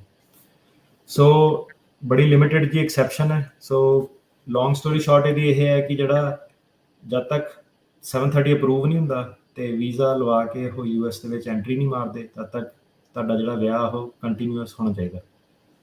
ਹੁਣ ਜਦੋਂ ਤੁਸੀਂ ਕਹਿ ਰਹੇ ਹੋ ਵੀ ਜਿਹੜਾ 730 ਕਰਕੇ ਫਿਰ ਵੀਜ਼ੇ ਦੀ ਉਹ ਇੰਟਰਵਿਊ ਕਰਦੇ ਆ, ਉੱਥੇ ਜਿਹੜੇ ਪਰਿਵਾਰ ਨੂੰ ਕਿੱਦਾਂ ਦੇ ਸਵਾਲ ਪੁੱਛੇ ਜਾਂਦੇ ਆ? ਕਿ ਜਿਹਦਾ ਅਸਾਈਲਮ ਹੋਇਆ ਆ ਉਹਦੇ ਨਾਲ ਸੰਬੰਧਿਤ ਵੀ ਸਵਾਲ ਉਹਨਾਂ ਨੂੰ ਪੁੱਛੇ ਜਾਂਦੇ ਉਸ ਵੀਜ਼ਾ ਇੰਟਰਵਿਊਜ਼ ਦੇ ਵਿੱਚ? ਇਹ ਕਾਫੀ ਜਿੱਦਾਂ ਨਾ ਇੰਪੋਰਟੈਂਟ ਚੀਜ਼ ਆ। ਇੱਕ ਸਾਡੇ ਕੋਲ ਨਾ ਕੇਸ ਆਇਆ ਸੀਗਾ, ਉਹਦੇ ਵਿੱਚ ਬੰਦੇ ਦੀ ਅਸਾਈਲਮ ਦੀ ਸਾਡਾ ਜਿਹੜਾ ਅਸਾਈਲਮ ਦਾ ਕੇਸ ਸੀਗਾ ਉਹ ਸਾਡਾ ਕੇਸ ਨਹੀਂ ਸੀਗਾ, ਤੇ ਉਹਨੇ ਆਪਣੀ ਜਿਹੜੀ ਸਟੇਟਮੈਂਟ ਲਿਖੀ ਸੀ ਉਹਦੇ ਵਿੱਚ ਉਹਨੇ ਲਿਖਿਆ ਸੀਗਾ ਕਿ ਉਹਦੀ ਵਾਈਫ ਨੂੰ ਕੋਈ ਨੁਕਸਾਨ ਪਹੁੰਚਿਆ ਹੈ ਨਾ। ਵਕੀਲ ਨੇ ਦੱਸਿਆ ਕਿ ਉਹਨੂੰ ਵਾਈਫ ਨੂੰ ਜਿੱਦਾਂ ਕੁੱਟ ਪਈ ਹੈ ਅਲੱਗ-ਅਲੱਗ ਮੌਕਿਆਂ ਤੇ ਉਹਦਾ ਅਸਾਈਲਮ ਅਪਰੂਵ ਹੋ ਗਿਆ, ਤੇ ਉਹਨਾਂ ਨੇ ਫਿਰ ਫਾਈਲ ਕਰਤੇ। 2 ਸਾਲ ਲੰਘ ਗਏ ਇੱਦਾਂ ਹੀ ਹੈ ਨਾ, ਤੇ ਮੰਨ ਲਓ ਕਿ 2 ਸਾਲ ਵੇਟ ਕਰਤਾ ਉਹਨਾਂ ਨੇ, ਫਿਰ 2 ਸਾਲ ਬਾਅਦ ਉਹਨੇ ਫਾਈਲ ਕੀਤਾ 730 ਵਗੈਰਾ। ਉਸ ਤੋਂ ਬਾਅਦ ਕਹਿ ਲਓ ਕਿ ਅੱਗੇ ਹੋਰ ਜ਼ਿਆਦਾ ਟਾਈਮ ਲੰਘ ਗਿਆ ਉਹਨੂੰ ਅਪਰੂਵ ਕਰਦੇ 2 ਸਾਲ ਉਹਨਾਂ ਨੇ 730 ਨੂੰ ਲਾ ਲਿਆ। ਸੋ ਟੋਟਲ 4 ਸਾਲ ਹੋ ਗਏ, 4-5 ਸਾਲ ਹੋ ਗਏ ਅਸਾਈਲਮ ਪਾਸ ਕੀਤੇ ਨੂੰ। ਤੇ ਵਾਈਫ ਦੀ ਇੰਟਰਵਿਊ ਹੋਈ, ਤੇ ਵਾਈਫ ਤੋਂ ਉਹਨਾਂ ਨੇ ਪੁੱਛਿਆ ਕਿ ਜਿੱਦਾਂ ਵਿੱਚ ਸਵਾਲ ਹੁੰਦੇ ਕਿ ਤੂੰ ਕਿਹੜੀ ਪਾਰਟੀ ਦੀ ਮੈਂਬਰ ਆ, ਕੋਈ ਮੈਂਬਰਸ਼ਿਪ ਤਾਂ ਨਹੀਂ।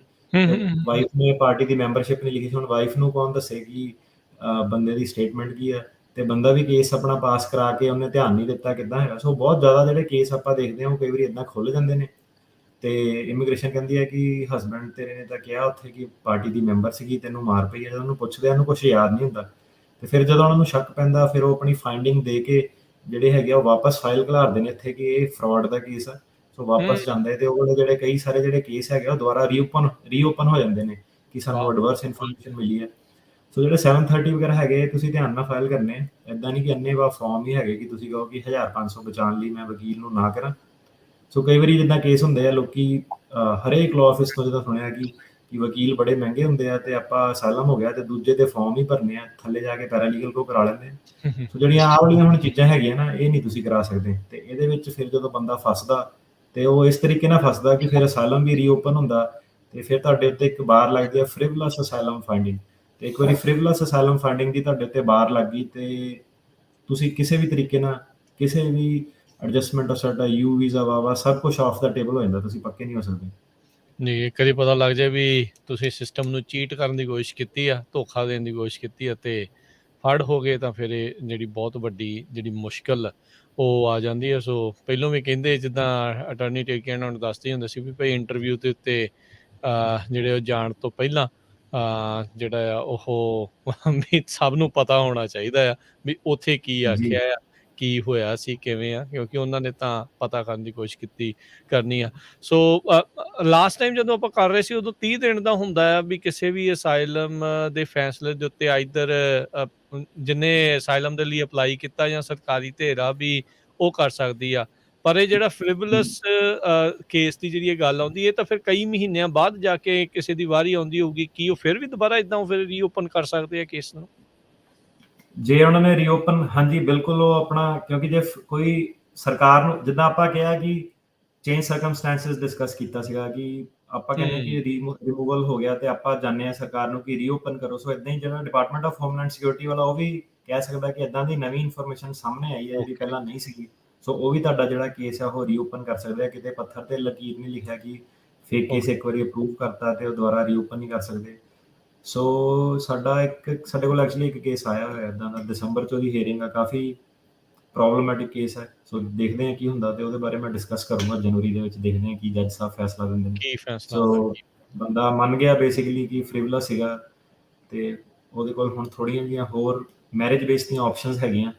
ਪਰ ਜਿਹੜਾ ਸਾਡੀ ਹੁਣ ਬਹਿਸ ਹੋਣੀ ਆ ਉਹ ਹੋਣੀ, ਉਹਨੇ ਹੁਣ ਸਾਨੂੰ ਹਾਇਰ ਕੀਤਾ ਹੁਣੇ, ਤੇ ਬੇਸਿਕਲੀ ਵਕੀਲ ਉਹਨੇ ਆਪਣਾ ਚੇਂਜ ਕੀਤਾ ਸੀਗਾ। ਤੇ ਵਕੀਲ ਦਾ ਪਲਾਨ ਸੀਗਾ ਕਿ ਇਹ ਆਰਗਿਊ ਕਰਨਾ ਕਿ ਕੇਸ ਜੈਨੂਇਨ ਸੀਗਾ, ਪਰ ਉਹਨਾਂ ਕੋਲ ਪੂਰਾ ਸਬੂਤ ਹੈਗਾ ਕਿ ਕੇਸ ਜੈਨੂਇਨ ਨਹੀਂ ਹੈਗਾ। ਸੋ ਹੁਣ ਆਪਾਂ ਇਰਾਦਾ ਬਣਾ ਰਹੇ ਉਹਦੇ ਵਿੱਚ ਜਾ ਕੇ ਕਿ ਜੱਜ ਸਾਹਿਬ ਨੂੰ ਸਿੱਧੇ ਦੱਸੀਏ ਕਿ ਹਾਂਜੀ ਆਪਾਂ ਮੰਨਦੇ ਹਾਂ ਕਿ ਫ੍ਰਿਵਲਸ ਸੀਗਾ, ਪਰ ਉਹ ਆਪਾਂ ਜਿਹੜੀ ਸਾਡੀ ਬਹਿਸ ਹੋਣੀ ਆ ਉਹ ਇਸ ਚੀਜ਼ 'ਤੇ ਬਹਿਸ ਹੋਣੀ ਹੈ ਕਿ ਜੱਜ ਜਿਹੜੇ ਹੈਗੇ ਆ ਉਹਨੂੰ ਫ੍ਰਿਵਲਸ ਦੀ ਫਾਈਂਡਿੰਗ ਨਾ ਕਰਨ, ਕੇਸ ਉਹਦਾ ਡਿਨਾਈ ਕਰ ਦੇਣ ਭਾਵੇਂ, ਤਾਂ ਕਿ ਜਿਹੜੀ ਉਹਦੀ US ਸਿਟੀਜ਼ਨ ਨਾਲ ਮੈਰਿਜ ਜਿਹੜੀ ਹੋਈ ਹੈ, ਜਵਾਕ ਉਹਦਾ ਹੈਗਾ, ਉਹਦੇ ਥਰੂ ਆਪਾਂ ਐਡਜਸਟਮੈਂਟ ਕਰ ਸਕੀਏ। ਪਰ ਜਿਹੜਾ ਸਰਕਾਰੀ ਵਕੀਲ ਆ ਉਹਨੇ ਬੜਾ ਸਟਰੋਂਗਲੀ ਪੁਸ਼ ਕੀਤਾ, ਉਹਨੇ ਬਹੁਤ ਵੱਡਾ ਬਰੀਫ ਲਿਖ ਕੇ ਦਿੱਤਾ ਹੋਇਆ ਕਿ ਮੈਂ ਚਾਹੁੰਦਾ ਕਿ ਜਿਹੜੀ ਫ੍ਰਿਵਲਸ ਫਾਈਂਡਿੰਗ ਹੋਵੇ, ਤਾਂ ਕਿ ਇਹ ਕੋਈ ਵੀ ਹੋਰ ਤਰੀਕੇ ਨਾਲ ਪੱਕਾ ਨਾ ਹੋ ਸਕੇ। ਸੋ ਫਿਰ ਦਸੰਬਰ 'ਚ ਜਿਹੜੀ ਕੋਰਟ ਦੀ ਬਹਿਸ ਹੋਊਗੀ ਉਹ ਸਿਰਫ ਆਹੀ ਟੈਕਨੀਕਲ ਰੀਜ਼ਨ 'ਤੇ ਕਿ ਫ੍ਰਿਵਲਸ ਫੰਡਿੰਗ ਨੂੰ ਕਿੱਦਾਂ ਅਵੋਇਡ ਕਰਨਾ। ਤੇ ਜਿੱਦਾਂ ਪਹਿਲਾਂ ਵੀ ਦੱਸਿਆ ਕਿ ਆਪਾਂ ਟੈਕਨੀਕਲ ਕੇਸ ਕਰਦੇ ਹਾਂ। ਸੋ ਉਹਨੇ ਸਾਡਾ ਰੇਡੀਓ ਵਗੈਰਾ ਤੋਂ ਹੀ ਸ਼ੋਅ ਸੁਣਿਆ ਹੋਣਾ, ਆਮ ਪ੍ਰੀਟੀ ਸ਼ੋਰ, ਤੇ ਉਹ ਕਹਿੰਦਾ ਕਿ ਦੇਖੋ ਕਰਕੇ, ਮੈਨੂੰ ਪਤਾ ਕੇਸ ਕਾਫੀ ਵੀਕ ਆ, ਪਰ ਜੇ ਕੁਝ ਹੋ ਸਕਦਾ। ਸੋ ਇੱਦਾਂ ਕਦੀ ਕੀਤਾ ਨਹੀਂ, ਸਾਡਾ ਵੀ ਇਹ ਵਾਲਾ ਫ੍ਰਿਵਲਸ ਫੰਡਿੰਗ ਵਾਲਾ ਪਹਿਲਾ ਕੇਸ ਆ, ਤੇ ਦੇਖਦੇ ਹਾਂ ਕੀ ਬਣਦਾ। ਕਹਿੰਦਾ ਮੇਰਾ ਕੋਈ ਵਕੀਲ ਕੇਸ ਨਹੀਂ ਲੈ ਰਿਹਾ ਸੀਗਾ ਕਿਉਂਕਿ ਫਰੋਡ ਸੀਗਾ, ਕੋਈ ਹੱਥ ਨਹੀਂ ਪਾਉਣਾ ਚਾਹੁੰਦਾ ਸੀਗਾ। ਸੋ ਉਹਨੂੰ ਆਪਾਂ ਇਹੀ ਕਿਹਾ ਕਿ ਨਾ ਆਪਾਂ ਫਰੋਡ ਇਨੀਸ਼ੀਅਲੀ ਫਾਈਲ ਕਰੀਦਾ, ਪਰ ਇਹ ਹੈ ਕਿ ਜੇ ਤੁਹਾਡਾ ਹੈਗਾ, ਤੁਹਾਨੂੰ ਰੈਪਰੈਜ਼ੈਂਟੇਸ਼ਨ ਦੇਣ ਤੋਂ ਵੀ ਸਾਨੂੰ ਕੋਈ ਡਰ ਨਹੀਂ ਹੈਗਾ, ਐਜ਼ ਲੌਂਗ ਐਜ਼ ਤੁਸੀਂ ਸਾਡੇ ਨਾਲ ਸਿੱਧੇ ਆਪਾਂ ਕੋਰਟ ਨੂੰ ਸੱਚ ਦੱਸਦੇ ਹਾਂ। ਸੋ ਜੱਜ ਦੀ ਉਹਦੀ ਕਾਫੀ ਚੰਗੀ ਰੇਟਿੰਗ, ਤੇ ਦੇਖਦੇ ਹਾਂ। ਸੋ ਜਨਵਰੀ 'ਚ ਮੈਂ ਉਹ ਕੇਸ ਡਿਸਕਸ ਕਰਾਂਗਾ ਕਿੱਦਾਂ ਕੀ ਗੱਲ ਬਣਦੀ ਹੈ। ਚਲੋ ਜੀ, ਕੁਛ ਮਹੀਨਿਆਂ ਬਾਅਦ ਇਸ ਦੇ ਬਾਰੇ ਪਤਾ ਲੱਗੂਗਾ। ਸੋ ਆਪਾਂ ਜਿਹੜਾ ਸਪਾਊਸ ਦੇ ਬਾਰੇ ਗੱਲ ਕੀਤੀ ਸੀ, ਸੋ ਹੁਣ ਬੱਚਿਆਂ ਦੇ ਬਾਰੇ ਵੀ ਜੇ ਗੱਲ ਕਰੀਏ, ਕੀ ਇਹ ਜਿਹੜਾ ਜਦੋਂ 730 ਵਾਲਾ ਕਰਦੇ ਆ, ਉਹ ਵਿਆਹੇ ਹੋਣ, ਅਨਮੈਰਿਡ ਆ, ਕੁਆਰੇ ਆ, 21 ਸਾਲ ਤੋਂ ਉੱਤੇ ਆ, ਥੱਲੇ ਆ, ਕਿੱਦਾਂ ਹੈ, ਉਹ ਸਾਰੀਆਂ ਚੀਜ਼ਾਂ ਵੀ ਫਿਰ ਮੈਟਰ ਕਰਦੀਆਂ ਹੈਗੀਆਂ? ਜੀ ਬਿਲਕੁਲ ਮੈਟਰ ਕਰਦੀਆਂ। ਸੋ ਜਿਹੜਾ ਬੱਚਾ ਅਨਮੈਰਿਡ ਹੋਣਾ ਚਾਹੀਦਾ, 21 ਸਾਲ ਤੋਂ ਥੱਲੇ ਹੋਣਾ ਚਾਹੀਦਾ। ਬਾਇਓਲੋਜੀਕਲ ਬੱਚੇ ਓਬਵੀਅਸਲੀ ਜਿਹੜੇ ਤੁਹਾਡੇ ਆਪਣੇ ਬੱਚੇ ਆ ਉਹ ਕਾਊਂਟ ਹੁੰਦੇ ਨੇ, ਅਡੋਪਟਡ ਬੱਚੇ ਵੀ ਕਾਊਂਟ ਹੋ ਜਾਂਦੇ ਨੇ, ਸਟੈਪ ਚਿਲਡਰਨ ਵੀ ਕਾਊਂਟ ਹੋ ਜਾਂਦੇ ਨੇ। ਸੋ ਇਹਦੇ ਵਿੱਚ ਮੇਨ ਚੀਜ਼ ਇਹ ਹੈ ਕਿ ਜਿਹੜਾ ਚਾਈਲਡ ਹੁੰਦਾ ਨਾ, ਉਹ ਅਨਮੈਰਿਡ ਹੀ ਕਾਊਂਟ ਹੁੰਦਾ। ਜੇ ਇੱਕ ਵਾਰੀ ਵਿਆਹ ਕਰਾ ਲਓ ਤੁਸੀਂ, ਤੇ ਫਿਰ ਤੁਸੀਂ ਚਾਈਲਡ ਦੀ ਡੈਫੀਨੇਸ਼ਨ ਨਹੀਂ ਮੰਨਦੇ। ਇਹਦੇ ਵਿੱਚ ਵੀ ਕਈ ਸਾਰੇ ਹੁਣ ਜਿੱਦਾਂ ਕੇਸ ਸੀਗੇ ਕਿ ਆਏ ਬੱਚੇ ਵੱਡੇ ਹੋ ਗਏ, ਬੱਚਿਆਂ ਨੇ ਵਿਆਹ ਕਰਾ ਲਿਆ, ਤੇ ਵਕੀਲ ਉਹਨਾਂ ਦੀ ਇੰਡੀਵਿਜੂਅਲ ਹੀਅਰਿੰਗ ਤਾਂ ਵੀ ਲੜੀ ਜਾ ਰਹੇ ਕਹਿ ਕੇ ਕਿ ਕੋਈ ਨਹੀਂ ਦੇਖਦੇ ਆ, ਜੱਜ ਨੂੰ ਕਿਹੜਾ ਪਤਾ ਲੱਗਣਾ, ਹੈ ਨਾ। ਸੋ ਬੇਸਿਕਲੀ ਹਾਂ, ਸੋ ਤੁਹਾਨੂੰ ਇਨਫੋਰਮੇਸ਼ਨ ਸਹੀ ਦੇਣੀ ਪੈਣੀ ਹੈ, ਬਾਅਦ 'ਚ ਬਹੁਤ ਪ੍ਰੋਬਲਮ ਹੋ ਜਾਣੀ ਜੇ ਤੁਸੀਂ ਝੂਠ ਬੋਲੋਗੇ ਨਾ। ਸੋ ਸਿਰਫ ਇਹ ਨਹੀਂ ਪ੍ਰੋਬਲਮ ਇਹ ਹੋਣੀ ਕਿ ਤੁਹਾਡਾ ਸਾਰਾ ਅਸਾਈਲਮ ਦਾ ਕੇਸ ਜਿਹੜਾ ਹੈਗਾ, ਫਾਦਰ ਦਾ ਵੀ ਤੁਹਾਡੇ, ਉਹ ਵੀ ਪ੍ਰੋਬਲਮ 'ਚ ਆ ਜਾਊਗਾ। ਸੋ ਚਾਈਲਡ, ਸੋ ਕੌਣ ਇਹਦੇ ਵਿੱਚ ਕਵਰ ਆ? ਪਹਿਲਾਂ ਤਾਂ ਇਹ ਹੈ ਕਿ ਜਿਹੜਾ ਬੱਚਾ ਵਿਆਹ ਦੇ ਵਿੱਚ ਪੈਦਾ ਹੋਇਆ, ਉਹਨੂੰ ਕਹਿੰਦੇ ਬੋਰਨ ਇਨ ਵੈਡਲੌਕ, ਜਿਹੜਾ ਵੈਡਲੌਕ ਦੇ ਵਿੱਚ ਪੈਦਾ ਹੋਇਆ ਉਹ ਕਵਰਡ ਆ। ਸਟੈਪ ਚਾਈਲਡ ਉਹਨੂੰ ਮੰਨਦੇ ਨੇ ਜਿਹਦਾ ਤੁਸੀਂ ਪੇਰੈਂਟ ਦਾ ਜਿਹੜਾ ਵਿਆਹ ਉਹ 18 ਸਾਲ ਦੀ ਉਮਰ ਤੋਂ ਪਹਿਲਾਂ ਕਰਾ ਲਿਆ ਬੱਚੇ ਦੇ। 18 ਸਾਲ ਤੋਂ ਬਾਅਦ ਜੇ ਵੱਡਾ ਬੱਚਾ ਹੋ ਗਿਆ, ਫਿਰ ਉਹ ਸਟੈਪ ਚਾਈਲਡ ਨਹੀਂ ਕਹਿਲਾਉਂਦਾ ਇਮੀਗ੍ਰੇਸ਼ਨ ਪਰਪਸ ਲਈ। ਤੇ ਤੀਜਾ ਦੇ ਵਿੱਚ ਜਿਹੜਾ ਚਾਈਲਡ ਜਿਹਨੂੰ ਲੈਜੀਟੀਮੇਟ ਕੀਤਾ, ਮਤਲਬ ਨਾ ਹੀ ਉਹ ਤੁਹਾਡਾ ਆਪਣਾ ਬੱਚਾ, ਨਾ ਹੀ ਤੁਹਾਡਾ ਸਟੈਪ ਚਾਈਲਡ ਆ, ਪਰ ਕੰਟਰੀ ਦੇ ਕਾਨੂੰਨਾਂ ਦੇ ਹਿਸਾਬ ਦੇ ਨਾਲ ਜਿੱਥੇ ਵੀ ਤੁਸੀਂ ਰਹਿੰਦੇ ਹੋ, ਜਿਹੜੀ ਵੀ ਕੰਟਰੀ 'ਚ ਰਹਿੰਦੇ ਹੋ, ਤੇ ਬੱਚੇ ਦੇ 18 ਸਾਲ ਤੋਂ ਹੋਣ ਤੋਂ ਪਹਿਲਾਂ ਤੁਸੀਂ ਲੀਗਲ ਕਸਟਡੀ ਲੈ ਕੇ, ਪੈਰੈਂਟਲ ਰਾਈਟ ਲੈ ਕੇ, ਜੇ ਕੋਰਟ ਫੈਸਲਾ ਦੇ ਦਿੰਦਾ ਕਿ ਤੁਹਾਡਾ ਹੀ ਬੱਚਾ, ਭਾਵੇਂ ਤੁਹਾਡਾ ਆਪਣਾ ਬਾਇਓਲੋਜੀਕਲ ਜਾਂ ਅਡਾਪਟਡ ਬੱਚਾ ਨਹੀਂ ਹੈਗਾ, ਤੇ ਉਹ ਲੈਜੀਟੀਮੇਟਡ ਚਾਈਲਡ ਨੂੰ ਕਹਿੰਦੇ ਨੇ, ਉਹ ਵੀ ਤੁਹਾਡਾ ਜਿਹੜਾ ਕਵਰ ਹੋ ਜਾਂਦਾ ਹੈ। ਸੋ ਜਿਹੜਾ ਹੁਣ ਗੱਲ ਕਰੀਏ ਬੱਚੇ ਦੀ, ਜਿਹੜਾ ਕਿ ਵਿਆਹ ਨਹੀਂ ਕਰਾਇਆ ਸੀਗਾ ਪੇਰੈਂਟਸ ਨੇ, ਉਸ ਤੋਂ ਬਾਅਦ ਜਿਹੜਾ ਵਿਆਹ ਤੋਂ ਬਾਹਰ ਜਿਹੜਾ ਬੱਚਾ, ਉਹਦਾ ਇੱਕ ਤਾਂ ਜੇ ਤਾਂ ਮਦਰ ਦਾ ਗ੍ਰਾਂਟ ਹੋਇਆ ਅਸਾਈਲਮ, ਉਹਦਾ ਤਾਂ ਸਿੱਧੇ ਆ ਕਿ ਮਦਰ ਨੂੰ ਕੁਝ ਹੋਰ ਪ੍ਰੂਵ ਕਰਨ ਦੀ ਜ਼ਰੂਰਤ ਨਹੀਂ ਹੁੰਦੀ, ਕਿਉਂਕਿ ਉਹ ਤਾਂ ਬੜਾ ਓਬਵੀਅਸ ਜਿਹਾ ਐਵੀਡੈਂਸ ਆ।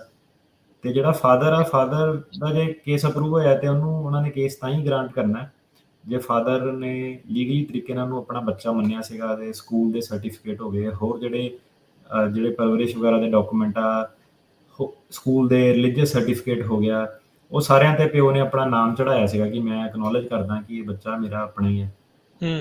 ਜਿਹੜਾ ਅਡੋਪਟਡ ਚਾਈਲਡ ਆ, ਉਹਦੀ ਆਪਾਂ ਪਹਿਲਾਂ ਵੀ ਕਈ ਵਾਰੀ ਗੱਲ ਕੀਤੀ ਹੈ ਕਿ US ਦੇ ਪਰਪਸ ਲਈ ਅਡੋਪਟਡ ਚਾਈਲਡ ਉਹ ਮੰਨਦੇ ਨੇ ਕਿ ਜਿਹੜਾ 16 ਸਾਲ ਤੋਂ ਪਹਿਲਾਂ ਤੁਸੀਂ ਅਡੋਪਸ਼ਨ ਕਰਾ ਲਈ ਹੈ, ਤੇ ਉਹਦੀ ਤੁਸੀਂ ਲੀਗਲ ਕਸਟਡੀ ਤੁਹਾਡੇ ਕੋਲ ਆ, ਤੇ ਘੱਟੋ ਘੱਟ 2 ਸਾਲ ਤੁਸੀਂ ਉਹਨਾਂ ਫਿਜ਼ੀਕਲੀ ਰਹੇ ਸੀਗੇ, ਕਿਤੇ ਵੀ US ਦੇ ਵਿੱਚ ਜਾਂ ਬਾਹਰ, ਤਾਂ ਅਡੋਪਟਡ ਚਾਈਲਡ ਉਹ ਇੱਦਾਂ ਨਹੀਂ ਕਿ ਸਿੱਧਾ ਹੀ ਤੁਸੀਂ ਇੰਡੀਆ ਦੇ ਵਿੱਚ ਅਡੋਪਟ ਕਰ ਲਿਆ। ਸੋ ਅਡੋਪਟਡ ਚਾਈਲਡ ਉਹ ਮੰਨਦੇ ਨੇ ਜਿਹਨੂੰ ਤੁਸੀਂ 2 ਸਾਲ ਤੁਹਾਡੇ ਨਾਲ ਜਿਹੜਾ ਰਿਹਾ। ਸੋ ਕਈ ਵਾਰੀ ਜਿੱਦਾਂ ਸਵਾਲ ਆਉਂਦਾ ਹੈ ਕਿ ਇੰਡੀਆ ਦੇ ਵਿੱਚ ਘਰ ਵਾਲੀ ਨੇ ਕਿਸੇ ਨੂੰ ਅਡੋਪਟ ਕਰ ਲਿਆ, ਸੋ ਉਹ ਵਾਲੇ ਦੇ ਉੱਤੇ ਇਮੀਗ੍ਰੇਸ਼ਨ ਪ੍ਰੋਬਲਮ ਕ੍ਰੀਏਟ ਕਰ ਸਕਦੀ ਹੈ ਕਿ ਨਹੀਂ, ਇਹ ਤੁਹਾਡਾ ਅਡੋਪਟਡ ਚਾਈਲਡ ਨਹੀਂ ਹੈ, ਅਤੇ ਜਿਹੜੀ ਤੁਹਾਡੀ ਘਰ ਵਾਲੀ ਹੈ ਉਹ ਪ੍ਰਿੰਸੀਪਲ ਬੈਨੀਫਿਸ਼ਰੀ ਨਹੀਂ ਹੈਗੀ, ਉਹ ਡੈਰੀਵੇਟਿਵ ਹੈ। ਸੋ ਉਹਨੂੰ ਫਿਰ ਉਹ ਕਹਿੰਦੇ ਨੇ ਕਿ ਪਹਿਲਾਂ ਜਿਹੜੀ ਇੰਡੀਆ ਵਾਲੀ ਤੁਹਾਡਾ ਸਪਾਊਸ ਹੈ ਉਹ ਇੱਥੇ ਆਵੇ, ਉਹ ਆਪਣਾ ਗ੍ਰੀਨ ਕਾਰਡ ਲਵੇ, ਅਤੇ ਫਿਰ ਉਹ ਅੱਗੇ ਬੱਚੇ ਲਈ ਫਾਈਲ ਕਰ ਸਕਦੀ। ਜੀ, ਤੇ ਜੇ ਉਮਰ 21 ਸਾਲ ਪਹੁੰਚ ਜਾਵੇ ਨਿਆਣੇ ਦੀ, ਫਿਰ ਉਸ ਮਾਮਲੇ ਦੇ ਵਿੱਚ ਕੀ ਹੁੰਦਾ? ਸੋ ਪਹਿਲਾਂ ਤਾਂ ਇਹ ਹੈ ਕਿ ਜਿਹੜਾ ਅਸਾਈਲੀ ਜਿਹੜੇ ਹੈਗੇ ਆ 589 ਅਸਾਈਲਮ ਫਾਰਮ ਕਰਦੇ ਨੇ, ਜਿਹੜੇ ਰਿਫਿਊਜੀ ਹੁੰਦੇ ਉਹ 590 ਫਾਰਮ ਕਰਦੇ ਨੇ। ਸੋ ਪਹਿਲਾਂ ਤਾਂ ਇਹ ਹੈ ਕਿ ਬੱਚਾ ਜਿਹੜਾ 21 ਸਾਲ ਤੋਂ ਥੱਲੇ ਹੋਣਾ ਚਾਹੀਦਾ ਜਦੋਂ ਤੁਸੀਂ ਇਹ ਅਸਾਈਲਮ ਐਪਲੀਕੇਸ਼ਨ ਫਾਈਲ ਕੀਤੀ। ਮਤਲਬ ਜਿਹੜੇ 21 ਸਾਲ ਤੋਂ ਵੱਡੇ ਬੱਚੇ ਆ ਉਹ ਤਾਂ ਪਹਿਲਾਂ ਸਿੱਧੇ ਇਨਕਲੂਡ ਹੀ ਨਹੀਂ ਹੋ ਸਕਦੇ, ਉਹ ਕਿਉਂਕਿ ਤੁਹਾਡੇ ਅਡਲਟ ਚਿਲਡਰਨ ਹੋ ਗਏ, ਉਹ ਚਾਈਲਡ ਕੁਆਲੀਫਾਈ ਨਹੀਂ ਕਰਦੇ। ਠੀਕ ਹੈ। ਸੋ ਜਦੋਂ ਤੁਸੀਂ ਇੱਕ ਵਾਰੀ ਅਸਾਈਲਮ ਦਾ ਫਾਰਮ ਫਾਈਲ ਕਰਤਾ, ਤੁਸੀਂ ਬੱਚੇ ਇਨਕਲੂਡ ਕਰਤੇ, ਤੇ ਤੁਹਾਡੀ ਜਿਹੜੀ ਬੱਚਿਆਂ ਦੀ ਏਜ ਆ ਉਹ ਫਰੋਜ਼ਨ ਹੋ ਜਾਂਦੀ ਉਹਦੇ ਕਰਕੇ, 589 ਫਾਈਲ ਕਰਕੇ। ਹੁਣ ਇੱਦਾਂ ਦੇ ਵੀ ਕਈ ਫਾਰਮ ਦੇਖੇ ਸੀਗੇ ਕਿ ਕਲਰਕਾਂ ਨੇ ਅਸਾਈਲਮ ਆਫਿਸਾਂ ਦੇ ਵਿੱਚ ਬੱਚਿਆਂ ਨੂੰ ਇਨਕਲੂਡ ਨਹੀਂ ਕੀਤਾ, ਨਾਮ ਲਿਸਟ ਨਹੀਂ ਕੀਤਾ। ਸੋ ਜਦੋਂ ਤੁਸੀਂ ਲਿਸਟ ਨਹੀਂ ਕੀਤਾ, ਉਹਨਾਂ ਦਾ ਕੇਸ ਕਈ ਸਾਲ ਚੱਲਦਾ ਰਿਹਾ, ਕੇਸ ਉਹਨਾਂ ਦਾ ਪਾਸ ਹੋ ਗਿਆ, ਫਿਰ ਸਾਡੇ ਕੋਲ ਉਹ ਆਏ ਕਹਿੰਦੇ ਕਿ ਇੱਦਾਂ ਲਿਸਟ ਤਾਂ ਕੀਤਾ ਨਹੀਂ ਵਿੱਚ, ਹੁਣ ਅੱਗੇ ਕੀ ਕਰਨ। ਅਤੇ ਫਿਰ ਉਹ ਕੇਸ ਦੇ ਵਿੱਚ ਜਦੋਂ ਤੁਸੀਂ 730 ਫਾਈਲ ਕਰਦੇ ਹੋ, ਅਤੇ ਜੇ ਬੱਚਾ ਤੁਹਾਡਾ 21 ਸਾਲ ਤੋਂ ਥੱਲੇ ਸੀਗਾ ਅਤੇ 730 ਦੇ ਫਾਈਲ ਕਰਨ ਦੇ ਟਾਈਮ 'ਤੇ ਭਾਵੇਂ ਤੁਸੀਂ ਲਿਸਟ ਨਹੀਂ ਕੀਤਾ, ਉਹ ਵੀ ਇਨਕਲੂਡ ਹੋ ਜਾਂਦਾ। ਸੋ ਕਹਿਣ ਦਾ ਮਤਲਬ ਹੈ ਕਿ ਅਸਾਈਲਮ ਦੇ ਟਾਈਮ 'ਤੇ ਤੁਸੀਂ ਬੱਚਿਆਂ ਨੂੰ ਲਿਸਟ ਕਰਨਾ ਬਹੁਤ ਜ਼ਰੂਰੀ ਹੈ। ਜੇ ਤੁਸੀਂ ਮਿਸ ਕਰਤਾ ਤਾਂ ਤੁਹਾਡੇ ਕੋਲ ਫਿਰ ਵੀ ਚਾਂਸ ਹੈਗਾ, ਕਿਉਂਕਿ ਤੁਸੀਂ 730 ਫਾਈਲ ਕਰਨ ਤੋਂ ਪਹਿਲਾਂ ਜੇ 21 ਸਾਲ ਤੋਂ ਛੋਟਾ। ਸੋ ਕਈ ਇੱਦਾਂ ਦੇ ਵੀ ਕੇਸ ਆਏ ਨੇ ਜਿਹਦੇ 'ਚ ਕਿ ਆਲਰੇਡੀ ਬੱਚੇ 21 ਸਾਲ ਟੱਪ ਚੁੱਕੇ ਸੀਗੇ ਅਤੇ ਅਸਾਈਲਮ 'ਚ ਇਨਕਲੂਡ ਨਹੀਂ ਕੀਤੇ ਸੀਗੇ, ਅਤੇ 730 ਦੀ ਸਟੇਜ 'ਤੇ ਫਿਰ ਤੁਸੀਂ ਉਹਨਾਂ ਨੂੰ ਸੇਵ ਨਹੀਂ ਕਰ ਸਕਦੇ। ਅਤੇ ਦੂਜੀ ਜਿਹੜੀ ਰਿਕੁਆਇਰਮੈਂਟ ਇਹ ਹੈਗੀ ਕਿ ਬੱਚੇ ਹਮੇਸ਼ਾ ਅਨਮੈਰਿਡ ਰਹਿਣੇ ਚਾਹੀਦੇ ਨੇ ਇਹ ਪਰਪਜ਼ ਲਈ। ਅਤੇ ਜਿਹੜੇ ਅਨਮੈਰਿਡ ਦਾ ਮਤਲਬ ਇਹ ਹੈਗਾ ਕਿ ਜਦੋਂ ਤੁਸੀਂ ਫਾਈਲ ਕਰ ਰਹੇ ਹੋ ਉਸ ਟਾਈਮ 'ਤੇ ਤੁਹਾਡੇ ਮਤਲਬ ਇਹ ਹੋ ਸਕਦਾ ਕਿ ਪਹਿਲਾਂ ਉਹ ਮੈਰਿਡ ਸੀਗੇ, ਫਿਰ ਉਹਨਾਂ ਨੇ ਡਿਵੋਰਸ ਕਰਾ ਲਿਆ, ਉਹਨੂੰ ਵੀ ਅਨਮੈਰਿਡ ਹੀ ਗਿਣਾਂਗੇ। ਮਤਲਬ ਕਹਿਣ ਦਾ ਮਤਲਬ ਕਿ ਇੱਕ ਵਾਰੀ ਤੁਸੀਂ ਅਸਾਈਲਮ ਫਾਈਲ ਕਰਤਾ, ਬੱਚੇ ਜਿਹੜੇ ਤੁਹਾਡੇ ਹੈਗੇ ਉਹ ਕੰਟੀਨਿਊਸਲੀ ਤੁਹਾਡੇ ਜਿਹੜੇ ਅਨਮੈਰਿਡ ਰਹਿਣੇ ਚਾਹੀਦੇ ਆ। ਅਤੇ ਇਸ ਟੌਪਿਕ ਦੇ ਉੱਤੇ ਬਸ ਇੱਕੋ ਐਕਸੈਪਸ਼ਨ ਆ, ਇੱਕ ਸਪੈਸ਼ਲ ਕੇਸ ਹੈਗਾ, ਉਹ ਕੇਸ ਇਹ ਹੈਗਾ ਕਿ ਜਿਹੜੇ ਇੱਕ ਵਾਰੀ ਤੁਸੀਂ 730 ਜਿਹੜਾ ਫਾਈਲ ਕਰ ਦਿੰਦੇ ਹੋ, ਉਹ ਅਪਰੂਵ ਹੋ ਜਾਂਦਾ ਹੈ, ਅਤੇ ਜੇ ਉਹ ਅਪਰੂਵ ਹੋਣ ਤੋਂ ਬਾਅਦ 730 ਅਪਰੂਵ ਹੋਣ ਤੋਂ ਬਾਅਦ ਵਿਆਹ ਕਰਾ ਲੈਣ, ਫਿਰ ਉਹਨਾਂ ਦਾ ਕੀ ਹੁੰਦਾ ਹੈ ਨਾ, ਕਿ ਮਤਲਬ ਉਹ US ਨਹੀਂ ਆਏ ਅਤੇ 730 ਅਪਰੂਵ ਹੋਣ ਤੋਂ ਬਾਅਦ ਉਹਨਾਂ ਨੇ ਵਿਆਹ ਕਰਾ ਲਿਆ, ਜਿਹੜੀ ਵਿੱਚ ਛੋਟੀ ਜਿਹੀ ਵਿੰਡੋ ਹੈ। ਸੋ ਹੁਣ ਇਸੇ ਪ੍ਰੋਬਲਮ ਨੂੰ ਰੋਕਣ ਲਈ ਇਮੀਗ੍ਰੇਸ਼ਨ ਨੇ ਇੱਕ notice on pre departure marriage and declaration form ਇੱਕ ਹੁੰਦਾ, ਉਹਨੂੰ ਸਾਈਨ ਕਰਾਉਂਦੇ ਨੇ। ਉਹ ਬੇਸਿਕਲੀ ਉਹ ਉੱਤੇ ਆਹੀ ਕਰਦੇ ਨੇ ਕਿ ਤੁਸੀਂ ਡਿਕਲੇਅਰ ਕਰੋ ਕਿ ਤੁਸੀਂ 730 ਅਪਰੂਵ ਹੋਣ ਤੋਂ ਬਾਅਦ ਵਿਆਹ ਕਰਾਇਆ ਕਿ ਨਹੀਂ ਕਰਾਇਆ। ਸੋ ਉਹਦੀ ਐਕਸੈਪਸ਼ਨ ਤੁਹਾਡਾ ਵਕੀਲ ਇਹ ਲੈ ਸਕਦਾ ਹੈ ਕਿ ਜਿਹਦਾ ਤੁਹਾਡਾ ਵਿਆਹ ਜਾਰੀ ਰਿਹਾ, ਤੁਸੀਂ ਇੱਥੇ ਟਰੈਵਲ ਨਹੀਂ ਕਰ ਸਕਦੇ ਜੇ ਤੁਸੀਂ 730 ਅਪਰੂਵ ਹੋਣ ਤੋਂ ਬਾਅਦ ਵਿਆਹ ਕਰਾਇਆ, ਅਤੇ ਤੁਸੀਂ ਅਜੇ ਫਿਲਹਾਲ ਮੈਰਿਡ ਹੋ, ਤੁਸੀਂ ਇੱਥੇ ਨਹੀਂ ਆ ਸਕਦੇ। ਸੋ ਇੱਕੋ ਐਕਸੈਪਸ਼ਨ ਹੈ ਕਿ ਜੇ ਤੁਸੀਂ ਫਿਰ ਡਿਵੋਰਸ ਕਰਾ ਲੈਂਦੇ ਹੋ ਦੁਬਾਰਾ, ਅਤੇ ਡਿਵੋਰਸ ਸਰਟੀਫਿਕੇਟ ਦੇ ਨਾਲ, ਅਤੇ ਫਿਰ ਤੁਸੀਂ ਟਰੈਵਲ ਕਰ ਸਕਦੇ ਹੋ ਉੱਥੇ, ਅਤੇ ਉਹਦਾ ਸੇਮ ਇਫੈਕਟ ਹੈ ਕਿ ਜਿੱਦਾਂ ਕਿ ਕਦੇ ਵਿਆਹ ਹੋਇਆ ਹੀ ਨਹੀਂ ਸੀਗਾ। ਸੋ ਇਹ ਕਿਉਂ ਹੈਗਾ? ਕਿਉਂਕਿ ਜਿਹੜੀ ਲੈਂਗੁਏਜ ਹੈਗੀ ਲਾਅ ਦੇ ਵਿੱਚ INA 101A ਦੇ ਵਿੱਚ, ਉਹ ਇਹ ਹੈਗੀ ਹੈ ਲੈਂਗੁਏਜ ਉਹਨਾਂ ਨੇ ਆ ਯੂਜ਼ ਕੀਤੀ ਹੈ ਐਟ ਦਾ ਟਾਈਮ, ਹੈ ਨਾ। ਐਟ ਦਾ ਟਾਈਮ ਦਾ ਮਤਲਬ ਹੈ ਕਿ ਪ੍ਰੈਜ਼ੈਂਟਲੀ ਕੀ ਹੈਗਾ ਕਿ ਫੋਲੋ ਟੂ ਜੁਆਇਨ ਇੱਕ ਵਾਰੀ ਅਪਰੂਵ ਹੋ ਗਿਆ, ਅਤੇ ਮਤਲਬ ਕਿ ਜਦੋਂ ਤੁਸੀਂ ਟਰੈਵਲ ਕਰਨ ਦੇ ਟਾਈਮ 'ਤੇ ਜੇ ਫਿਰ ਤੁਸੀਂ ਡਿਵੋਰਸ ਕਰਾ ਲਿਆ, ਅਤੇ ਫਿਰ ਤੁਹਾਨੂੰ ਦੁਬਾਰਾ ਉਹ ਐਕਸੈਪਸ਼ਨ ਦੇ ਦਿੰਦੇ ਨੇ, ਤੁਸੀਂ ਟਰੈਵਲ ਕਰ ਸਕਦੇ ਹੋ। ਪਰ ਤੁਸੀਂ ਇਹ ਸਾਰੀ ਕੰਪਲੀਕੇਸ਼ਨ ਦੇ ਵਿੱਚ ਕਿਸੇ ਨੇ ਪੈਣਾ ਨਹੀਂ, ਕਿਉਂਕਿ ਤੁਸੀਂ ਅਨਮੈਰਿਡ ਰਹੋ, ਤਾਂ ਕਿ ਸਾਰਾ ਜਿਹੜਾ ਹੈਗਾ ਪ੍ਰੋਸੈਸ ਸਿੰਪਲ ਰਹੇ, ਡਿਲੇ ਨਾ ਹੋਵੇ, ਅਤੇ ਤੁਹਾਡੇ ਵਕੀਲਾਂ ਵਾਸਤੇ ਵੀ ਥੋੜ੍ਹਾ ਸੌਖਾ ਪ੍ਰੋਸੈਸ ਹੋਵੇ ਫਾਈਲ ਕਰਨਾ। ਠੀਕ ਹੈ ਜੀ। ਅਤੇ ਉਦੋਂ ਫਿਰ ਕੀ ਹੁੰਦਾ ਵੀ ਜੇ ਉਹ ਪਹਿਲਾਂ ਹੀ US ਦੇ ਵਿੱਚ ਆਲਰੇਡੀ ਹੋਣ ਅਤੇ ਪਰ ਇਲੀਗਲ ਨੇ? ਹਾਂਜੀ, ਸੋ ਅਸਾਈਲਮ ਦੇ ਕੇਸ ਦੇ ਵਿੱਚ ਅਤੇ ਜਿਹੜੇ ਉਹਨਾਂ ਦੇ ਫੋਲੋ ਟੂ ਜੁਆਇਨ ਬੈਨੀਫਿਸ਼ਰੀ ਹੈ, ਭਾਵੇਂ ਉਹ US ਦੇ ਵਿੱਚ ਹੈਗੇ, ਭਾਵੇਂ ਕੱਚੇ ਵੀ ਆ, ਉਹਨਾਂ ਨੂੰ ਤੁਸੀਂ 730 ਫਾਈਲ ਕਰ ਸਕਦੇ ਹੋ, ਅਪਰੂਵ ਕਰਾ ਸਕਦੇ ਹੋ। ਜ਼ਿਆਦਾਤਰ ਆਪਾਂ ਦੇਖਦੇ ਹਾਂ ਕਈ ਵਾਰੀ ਉਹਨਾਂ ਦਾ ਘਰ ਵਾਲੀ ਦਾ ਸੈਪਰੇਟ, ਜਿੱਦਾਂ ਆਪਣਾ ਕੇਸ ਚੱਲ ਰਿਹਾ ਹੁੰਦਾ, ਉਹ ਗੈਂਬਲ ਖੇਡ ਰਹੇ ਹੁੰਦੇ, ਵੀ ਦੇਖਦੇ ਹਾਂ ਕਿ ਕਿਹਦਾ ਵਾਲਾ ਪਹਿਲਾਂ ਅਪਰੂਵ ਹੁੰਦਾ ਤਾਂ ਕਿ ਮੈਨੂੰ ਬੈਨੀਫਿਟ ਹੋ ਜਾਵੇ। ਸੋ ਜਿਹੜੇ ਵੀ ਇੱਦਾਂ ਦੇ ਕੇਸ ਆ, ਹੁਣ ਜਿੱਦਾਂ ਐਡਮਿਨਿਸਟ੍ਰੇਟਿਵ ਕਲੋਜ਼ਰ ਜਾਂ ਟਰਮੀਨੇਸ਼ਨ ਬੈਕ ਆ ਟਰੰਪ ਦੇ ਜਾਣ ਤੋਂ ਬਾਅਦ, ਸੋ ਇਹ ਜਿਹੜੇ ਕੀ ਹੈ ਕਿ 730 ਤੁਸੀਂ ਆਪਣਾ ਫਾਈਲ ਕਰੋ, ਕੇਸ ਅਪਰੂਵ ਕਰਾ ਲਓ, ਤੇ ਆਪਣੀ ਜਿਹੜੀ ਤੁਹਾਡੀ ਪ੍ਰੋਸੀਡਿੰਗ ਚੱਲਦੀ ਆ ਉਹਨੂੰ ਤੁਸੀਂ ਮੋਸ਼ਨ ਟੂ ਟਰਮੀਨੇਟ ਫਾਈਲ ਕਰਕੇ ਆਪਣਾ ਜਿਹੜਾ ਕੇਸ ਆ ਉਹ ਟਰਮੀਨੇਟ ਕਰਾ ਸਕਦੇ ਹੋ। ਤੇ ਫਿਰ ਦੁਬਾਰਾ ਥੱਲੇ ਤੁਸੀਂ USCIS ਵੱਲ ਘਲਾਰ ਕੇ 730 ਤੁਹਾਡਾ ਅਪਰੂਵ ਹੋ ਗਿਆ, ਸਾਲ ਬਾਅਦ ਤੁਸੀਂ ਗ੍ਰੀਨ ਕਾਰਡ ਫਾਈਲ ਕਰ ਸਕਦੇ ਹੋ। ਸੋ ਮੈਟਰ ਨਹੀਂ ਕਰਦਾ ਕਿ ਤੁਸੀਂ US ਕਿੱਦਾਂ ਆਏ ਸੀਗੇ, ਬਾਰਡਰ ਟੱਪ ਕੇ ਆਏ ਸੀਗੇ, ਪੱਕੇ ਤੌਰ ਤੇ ਆਏ ਸੀਗੇ, ਤੁਹਾਡਾ ਅਸਾਈਲਮ ਚੱਲ ਰਿਹਾ ਜਾਂ ਤੁਸੀਂ ਕੁਛ ਵੀ ਫਾਈਲ ਨਹੀਂ ਕੀਤਾ, ਤੇ ਮਤਲਬ 730 ਅਪਰੂਵ ਹੋਣ ਤੋਂ ਬਾਅਦ ਤੁਹਾਨੂੰ ਕਾਫੀ ਜਿਹੜੀਆਂ ਆਪਸ਼ਨਸ ਮਿਲ ਜਾਊਗੀ। ਜੀ ਜੀ ਜੀ। ਸੋ 130 ਦੇ ਅਪਰੂਵਲ ਤੋਂ ਬਾਅਦ ਦੇ ਵਿੱਚ ਫਿਰ ਕੀ ਹੁੰਦਾ ਹੈ ਜੀ? ਜਿੱਦਾਂ ਤੁਸੀਂ V92 ਵੀਜ਼ਾ 92 ਦੀ ਗੱਲ ਕੀਤੀ ਸੀ ਪਹਿਲੋਂ, ਸੋ ਹੋਰ ਕੀ ਜੀ। ਚੀਜ਼ ਹੈ ਜੀ ਫਿਰ? ਸੋ 130 ਤਾਂ ਫੈਮਿਲੀ ਬੇਸਡ ਵਾਲਾ ਹੋ ਗਿਆ, ਇਹ ਹੋ ਗਿਆ 730। ਸੋ ਇਹ ਡਿਫਰੈਂਟ ਹੈ ਫੈਮਿਲੀ ਬੇਸਡ ਨਾਲੋਂ। ਸੋ ਵੀਜ਼ਾ 92 ਹੁੰਦਾ ਜਿਹੜੇ ਅਸਾਈਲਮ ਵਾਲਿਆਂ ਦੇ ਘਰ ਵਾਲਾ ਬੱਚੇ, ਤੇ ਵੀਜ਼ਾ 93 ਹੋ ਗਿਆ ਰਿਫਿਊਜੀਆਂ ਦੇ। ਸੋ ਜਿਹੜੇ ਤਾਂ ਪਹਿਲਾਂ ਤਾਂ ਜਿਹੜੇ US 'ਚ ਸੀਗੇ ਆਲਰੇਡੀ, ਉਹਨਾਂ ਨੇ 730 ਅਪਰੂਵ ਕੀਤਾ, ਉਹ ਤਾਂ ਸਾਲ ਬਾਅਦ ਜਿੱਦਾਂ ਅਸਾਈਲਮ ਵਾਲਾ ਆਪਣਾ ਬੰਦਾ ਗ੍ਰੀਨ ਕਾਰਡ ਫਾਈਲ ਕਰਦਾ ਹੈ, ਉਹ ਵੀ ਫਾਈਲ ਕਰ ਸਕਦੇ ਨੇ। ਜਿਹੜੇ ਬਾਹਰ ਨੇ ਐਮਬੈਸੀ ਦੇ, ਉਹਨਾਂ ਨੂੰ NVC ਦੇ ਥਰੂ ਹੋ ਕੇ ਐਮਬੈਸੀ ਜਾਂਦੇ ਨੇ, ਉੱਥੇ ਉਹਨਾਂ ਨੂੰ ਕਈ ਸਾਰੇ ਫਾਰਮ ਵਗੈਰਾ ਫਾਈਲ ਕਰਨੇ ਪੈਂਦੇ ਨੇ, ਇਨਕਲੂਡਿੰਗ ਵਰਕ ਪਰਮਿਟ ਵਗੈਰਾ, ਉੱਥੋਂ ਬਾਹਰੋਂ ਹੀ ਫਾਈਲ ਕਰਦੇ ਨੇ। ਤੇ ਵੀਜ਼ਾ 92 ਉਹਨਾਂ ਨੂੰ ਮਿਲਦਾ ਹੈ, ਤੇ ਫਿਰ ਜਦੋਂ ਮਿਲਦਾ ਨਾਲ ਉਹਨਾਂ ਨੂੰ ਇੱਕ ਬੋਰਡਿੰਗ ਫਾਈਲ ਦਿੱਤੀ ਜਾਂਦੀ ਹੈ, ਇੱਕ ਸੀਲਡ ਐਨਵਲਪ ਹੁੰਦਾ। ਉਹ US ਟਰੈਵਲ ਕਰਦੇ ਨੇ, ਆ ਕੇ ਉਹ ਜਦੋਂ ਬਾਰਡਰ ਤੇ ਆਉਂਦੇ ਨੇ ਜਾਂ 에ਅਰਪੋਰਟ ਤੇ ਆਉਂਦੇ ਨੇ, ਤੇ ਕਸਟਮਸ ਐਂਡ ਬਾਰਡਰ ਪੈਟਰੋਲ ਵਾਲਿਆਂ ਨੂੰ ਉਹ ਆਪਣਾ ਜਿਹੜਾ ਬੋਰਡਿੰਗ ਫਾਈਲ ਉਹ ਦਿੰਦੇ ਨੇ। ਉਹਦੇ ਵਿੱਚ ਜੋ ਵੀ ਇਨਫੋਰਮੇਸ਼ਨ ਲਿਖੀ ਹੁੰਦੀ ਹੈ ਕਿ ਇਹਨਾਂ ਨੂੰ ਐਜ਼ ਅ ਡੈਰੀਵੇਟਿਵ ਅਸਾਈਲੀ ਜਾਂ ਰਿਫਿਊਜੀ ਐਡਮਿਟ ਕਰਨਾ। ਤੇ ਫਿਰ ਉਹ ਆ ਕੇ ਉਹਨਾਂ ਨੂੰ ਕਈ ਸਾਰੇ ਬੈਨੀਫਿਟ ਵੀ ਹੈ, ਸੰਸਥਾਵਾਂ ਜਿੱਦਾਂ ਉਹਨਾਂ ਨੂੰ ਜੌਬ ਵਗੈਰਾ ਲੱਭਣ 'ਚ ਵੀ ਮਦਦ ਕਰਦੀਆਂ, ਕਾਫੀ ਸਾਰੇ ਜਿੱਦਾਂ ਰਿਫਿਊਜੀ ਰੀਸੈਟਲਮੈਂਟ ਪ੍ਰੋਗਰਾਮ ਵਗੈਰਾ ਹੁੰਦੇ ਨੇ। ਸੋ ਕਾਫੀ ਇੱਦਾਂ ਦੇ ਬੈਨੀਫਿਟ ਤੁਹਾਨੂੰ ਮਿਲ ਸਕਦੇ ਨੇ। ਵਰਕ ਪਰਮਿਟ ਤੁਸੀਂ ਪਹਿਲਾਂ ਹੀ ਫਾਈਲ ਕੀਤਾ ਹੁੰਦਾ, ਤੁਹਾਨੂੰ ਵਰਕ ਪਰਮਿਟ ਮਿਲ ਜਾਂਦਾ ਇਹਦੇ ਥਰੂ। ਤੇ ਜਦੋਂ ਤੁਸੀਂ ਸਾਲ ਰਹਿ ਲੈਂਦੇ ਹੋ ਤੇ ਤੁਸੀਂ ਗ੍ਰੀਨ ਕਾਰਡ ਅਪਲਾਈ ਕਰ ਸਕਦੇ ਹੋ, ਤੇ ਫਿਰ ਗ੍ਰੀਨ ਕਾਰਡ ਤੋਂ ਤੁਹਾਡਾ ਜਿਹੜਾ ਸਿਟੀਜ਼ਨਸ਼ਿਪ ਦਾ ਜਿਹੜਾ ਰਾਹ ਅੱਗੇ ਉਹ ਖੁੱਲ ਜਾਂਦਾ। ਜੀ ਲਓ ਜੀ, ਬੰਦਾ ਆਇਆ, ਪਹੁੰਚਿਆ, ਅਸਾਈਲਮ ਦੇ ਲਈ ਅਪਲਾਈ ਕੀਤਾ, ਤੇ ਆਪ ਤਾਂ ਜਦੋਂ ਉਹ ਪੱਕਾ ਹੋਇਆ, ਨਾਲ ਹੁਣ ਪਰਿਵਾਰ ਵਾਲੇ ਵੀ ਜਿਹੜੇ ਆ ਇੱਥੇ ਪਹੁੰਚਣ ਤੱਕ ਦਾ ਜਿਹੜਾ ਆ ਉਹ ਆਪਾਂ ਟੌਪਿਕ ਜਿਹੜਾ ਡਿਸਕਸ ਕੀਤਾ ਆ। ਸੋ ਅੱਜ ਦੇ ਜਿਹੜੇ ਇਸ ਅਸਾਈਲਮ ਦੇ ਟੌਪਿਕ ਦੇ ਵਿੱਚ ਇੱਥੇ ਤੱਕ ਹੀ ਆਪਾਂ ਗੱਲ ਕਰਾਂਗੇ। ਕੀ ਅਟਰਨੀ ਟਰਕੀਆਨਾ ਜੀ, ਅਸਾਈਲਮ ਦਾ ਟੌਪਿਕ ਹੁਣ ਕੰਪਲੀਟ ਹੋ ਗਿਆ ਜਾਂ ਅਜੇ ਵੀ ਇਸ ਤੋਂ ਅੱਗੇ ਕੁਝ ਬਚਿਆ ਹੈ? ਦੇਖੋ ਜੀ, ਆਪਾਂ ਜਿਹੜਾ ਅਸਾਈਲਮ ਦਾ ਸੀਗਾ ਬੈਕਗਰਾਉਂਡ ਆਪਾਂ ਦੱਸੀ ਕਿ ਮਤਲਬ ਏਂਸ਼ੀਅੰਟ ਟਾਈਮ ਤੋਂ ਕਿ ਕਿੱਥੋਂ ਸ਼ੁਰੂ ਹੋਇਆ, ਮੰਦਿਰ ਗੁਰਦੁਆਰਿਆਂ ਤੋਂ ਬੰਦਾ ਬਾਰਡਰ ਵਾਲਾ ਟੱਪਿਆ। ਫਿਰ ਆਪਾਂ ਉਹ ਡਿਸਕਸ ਕੀਤਾ ਕਿ ਬਾਰਡਰ ਟੱਪਦੇ ਸਾਰ ਕੀ ਹੁੰਦਾ, ਉਹਦੇ ਉੱਤੇ ਆਪਾਂ ਕਾਫੀ ਡਿਟੇਲ ਕਵਰੇਜ ਕੀਤੀ। ਫਿਰ ਅਸਾਈਲਮ ਆਫਿਸ ਗਿਆ, ਅਸਾਈਲਮ ਆਫਿਸ ਕੀ ਹੁੰਦਾ। ਫਿਰ ਆਪਾਂ ਸਿਰਫ NTA ਕਿ ਨੋਟਿਸ ਟੂ ਅਪੀਅਰ ਉਹਨੂੰ ਕਿੱਦਾਂ ਕੰਟੈਸਟ ਕਰਨਾ। ਜਿਹੜੇ ਸਾਰੇ ਮੇਨ ਕੇਸ ਸੀਗੇ, ਨੀਸ਼ ਸ਼ਾਵੇਜ਼ ਵਗੈਰਾ, ਕਾਫੀ ਡਿਟੇਲ ਸੁਪਰੀਮ ਕੋਰਟ ਦੇ ਕੇਸਿਸ ਦੇ ਵਿੱਚ ਗਏ ਕਿ NTA ਦਾ ਪਤਾ ਲੱਗੇ ਕਿ ਇਹਨੂੰ ਲਾਈਟਲੀ ਨਾ ਲਿੱਤਾ ਜਾਵੇ। ਫਿਰ ਉਸ ਤੋਂ ਬਾਅਦ ਜੀ ਆਪਾਂ ਇਮੀਗ੍ਰੇਸ਼ਨ ਕੋਡ ਪਹੁੰਚ ਗਿਆ ਸਾਡਾ ਬੰਦਾ। ਇਮੀਗ੍ਰੇਸ਼ਨ ਕੋਡ ਦੇ ਵਿੱਚ ਆਪਾਂ ਬਹਿਸ ਕਿੱਦਾਂ ਚੱਲਦੀ ਆ, ਡਾਇਰੈਕਟ ਐਗਜ਼ਾਮੀਨੇਸ਼ਨ ਕੀ ਹੁੰਦਾ, ਕ੍ਰਾਸ ਐਗਜ਼ਾਮੀਨੇਸ਼ਨ ਕੀ ਹੁੰਦਾ। ਈਵਨ ਮੇਰੇ ਖੁਦ ਦੇ ਕਲਾਇੰਟਾਂ ਨੇ ਜਿਹਨਾਂ ਦੀ ਤਰੀਕ ਹੈਗੀ ਜਨਵਰੀ 'ਚ, ਉਹਨਾਂ ਨੇ ਮੈਨੂੰ ਫੋਨ ਕੀਤਾ ਗਈਆਂ ਨੇ, ਕਹਿੰਦੇ ਤੁਹਾਡਾ ਰੇਡੀਓ ਸ਼ੋਅ ਦੇਖ ਕੇ ਕਹਿੰਦੇ ਸਾਨੂੰ ਸਾਡੀ 50% ਤਿਆਰੀ ਕਹਿੰਦੇ ਆਲਰੇਡੀ ਹੋ ਗਈ, ਸਾਨੂੰ ਪਤਾ ਲੱਗ ਗਿਆ ਕਿ ਕੋਰਟ 'ਚ ਕਿੱਦਾਂ ਦਾ ਸੈਟਅਪ ਹੋਣਾ ਵਾ। ਤੇ ਮੈਂ ਕਿਹਾ ਚੱਲ ਮੇਰਾ ਵੀ ਕੰਮ ਫਿਰ ਸੌਖਾ ਹੋ ਗਿਆ। ਫਿਰ ਆਪਾਂ ਸਿੱਧਾ ਹੀ ਡਾਇਰੈਕਟ ਐਗਜ਼ਾਮੀਨੇਸ਼ਨ ਨਾਲ ਵੱਧਦੇ ਹਾਂ। ਤੇ ਫਿਰ ਉਸ ਤੋਂ ਬਾਅਦ ਆਪਾਂ ਕੀਤਾ ਕਿ ਜੇ ਬੰਦੇ ਦਾ ਕੇਸ ਫੇਲ ਹੋ ਜਾਵੇ, ਬੋਰਡ ਆਫ ਇਮੀਗ੍ਰੇਸ਼ਨ 'ਚ ਅਪੀਲ ਕਿੱਦਾਂ ਹੁੰਦੀ ਹੈ। ਬੋਰਡ ਆਫ ਇਮੀਗ੍ਰੇਸ਼ਨ ਦੇ ਅਪੀਲ ਦੇ ਵਿੱਚ ਆਪਾਂ ਡਿਸਕਸ ਕੀਤਾ 3 ਜੱਜ ਪੈਨਲ ਕਿੱਦਾਂ ਮੰਗਣਾ, ਕੀ ਗਰਾਊਂਡਸ ਰੇਜ਼ ਕਰਨੀਆਂ। ਤੇ ਉਸ ਤੋਂ ਬਾਅਦ ਆਪਾਂ ਅੱਜ ਡਿਸਕਸ ਕੀਤਾ ਕਿ ਕੇਸ ਜੇ ਅਪਰੂਵ ਹੋ ਜਾਵੇ ਤੇ ਫਿਰ ਉਸ ਤੋਂ ਬਾਅਦ ਕੀ ਹੁੰਦਾ।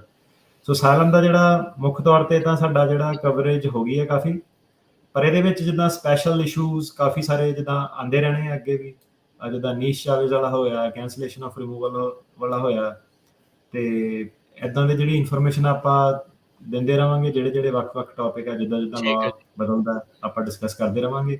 ਪਰ ਜਿਹੜਾ ਕਹਿ ਲਓ ਕਿ ਇੱਕ ਸੀਰੀਜ਼ ਸਾਡੀ ਜਿੱਦਾਂ 6 ਪਾਰਟ ਵਾਲੀ ਸੀਰੀਜ਼ ਸੀ, ਕੰਟੀਨਿਊਸ ਚੱਲ ਰਹੀ ਸੀ, ਉਹ ਸਾਡੀ ਹੁਣ ਇੱਥੇ ਕੰਕਲੂਡ ਹੋ ਗਈ ਅਸਾਈਲਮ ਵਾਲੀ। ਤੇ ਫਿਰ ਬੈਕ ਟੂ ਆਪਾਂ ਜਿੱਦਾਂ ਖਬਰਾਂ ਵਗੈਰਾ ਡਿਸਕਸ ਕਰਦੇ ਸੀਗੇ ਪਹਿਲਾਂ, ਉਹ ਵੀ ਸਾਡੇ ਕਾਫੀ ਜਿਹੜੇ ਕੇਸ ਸੀਗੇ important board of immigration appeal ਦੇ, ਸਰਕਿਟ ਕੋਰਟ ਦੇ, ਉਹ ਵੀ ਕਾਫੀ ਡਿਸਕਸ ਕਰਨ ਵਾਲੇ ਪਏ ਨੇ। ਤੇ ਫਿਰ ਆਪਾਂ ਅਗਲੇ ਜਿਹੜੇ ਐਪੀਸੋਡਾਂ ਦੇ ਵਿੱਚ ਉਹਨਾਂ ਦੇ ਬਾਰੇ ਕਵਰੇਜ ਦੇਵਾਂਗੇ। ਬਿਲਕੁਲ। ਸੋ ਜਿਹੜੇ ਅਸਾਈਲਮ ਦੇ ਬਾਰੇ ਕਿਸੇ ਨੇ ਜਾਣਕਾਰੀ ਲੈਣੀ ਆ, ਅੱਜ ਦੇ ਜਿਹੜੇ ਆ ਉਸ ਤੋਂ ਲੈ ਕੇ ਤੇ ਪਿਛਲੇ ਜਿਹੜੇ 6 ਟੋਟਲ ਮਿਲਾ ਕੇ ਪਿਛਲੇ 6 ਹਫ਼ਤਿਆਂ ਦੇ ਵਿੱਚ ਆਪਾਂ ਪੂਰੇ ਅਸਾਈਲਮ ਦਾ ਮਸਲਾ ਜਿਹੜਾ ਆ ਉਹ ਡਿਸਕਸ ਕੀਤਾ ਆ। ਜਿਨ੍ਹਾਂ ਦੇ ਵੀ ਅਸਾਈਲਮ ਦੇ ਕੇਸ ਚੱਲ ਰਹੇ ਆ ਜਾਂ ਉਹਨਾਂ ਨੂੰ ਪਤਾ ਨਹੀਂ ਲੱਗ ਰਿਹਾ ਕੀ ਕਰਨਾ, ਕਿਵੇਂ ਕਰਨਾ ਹੈ, ਚਾਹੇ ਕਿਸੇ ਹੋਰ ਵੀ ਵਕੀਲ ਦੇ ਕੋਲ ਉਹ ਲੱਗੇ ਨੇ। ਸੋ ਇੱਕ ਵਾਰੀ ਜ਼ਰੂਰ ਦੇਖੋ, ਕੋਈ ਨਾ ਕੋਈ ਤੁਹਾਨੂੰ ਜਿਹੜੀ ਇਸ ਦੇ ਵਿੱਚ ਜਾਣਕਾਰੀ ਮਿਲੂਗੀ, ਜਿਹੜੀ ਤੁਹਾਡੇ ਕੇਸ ਦੇ ਬਾਰੇ ਤੁਹਾਨੂੰ ਜਿਹੜਾ ਆ ਉਹ ਪੋਜ਼ੀਟਿਵ ਜਿਹੜੀ ਚੀਜ਼ ਉਹ ਦੱਸ ਸਕੂਗੀ।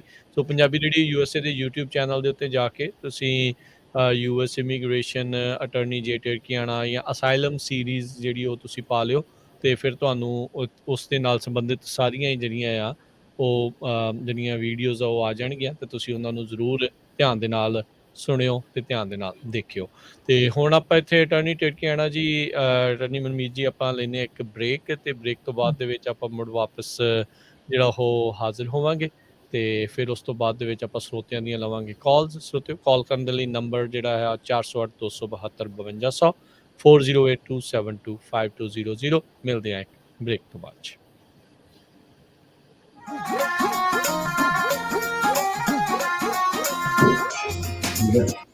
ਵਧੀਆ ਵਧੀਆ ਫਸਟ ਕਲਾਸ। ਬਸ ਮੇਰਾ ਮੈਂ ਕਿਹਾ ਫੋਨ ਐਕਟੀਵੇਟ ਕਰਕੇ ਨੰਬਰ ਜਾਣ ਦੀ ਹੈ। ਠੀਕ ਹੈ, ਸਾਊਂਡਸ ਗੁੱਡ, ਵਧੀਆ। ਭੁੱਖ ਲੱਗ ਰਹੀ? Punjabi radio, ACVR 770 AM, Stockton, AOBO, Yuba City, 1450 AM, KIID, Sacramento, 1470 AM, AWRU, Fresno, 1300 AM, KLHC, Bakersfield, 1350 AM. ਇੱਕ ਮਾਂ ਹੋਣ ਦੇ ਨਾਤੇ ਮੇਰੇ ਕੋਲ ਕੋਵਿਡ-19 ਟੀਕੇ ਬਾਰੇ ਕੁਝ ਸਵਾਲ ਹਨ, ਜਿਵੇਂ ਕਿ ਨੌਜਵਾਨਾਂ ਨੂੰ ਇਹ ਟੀਕਾ ਲਗਾਉਣਾ ਚਾਹੀਦਾ ਹੈ ਕਿ ਇਹ ਮੇਰੇ ਬੱਚੇ ਲਈ ਸੁਰੱਖਿਅਤ ਹੈ।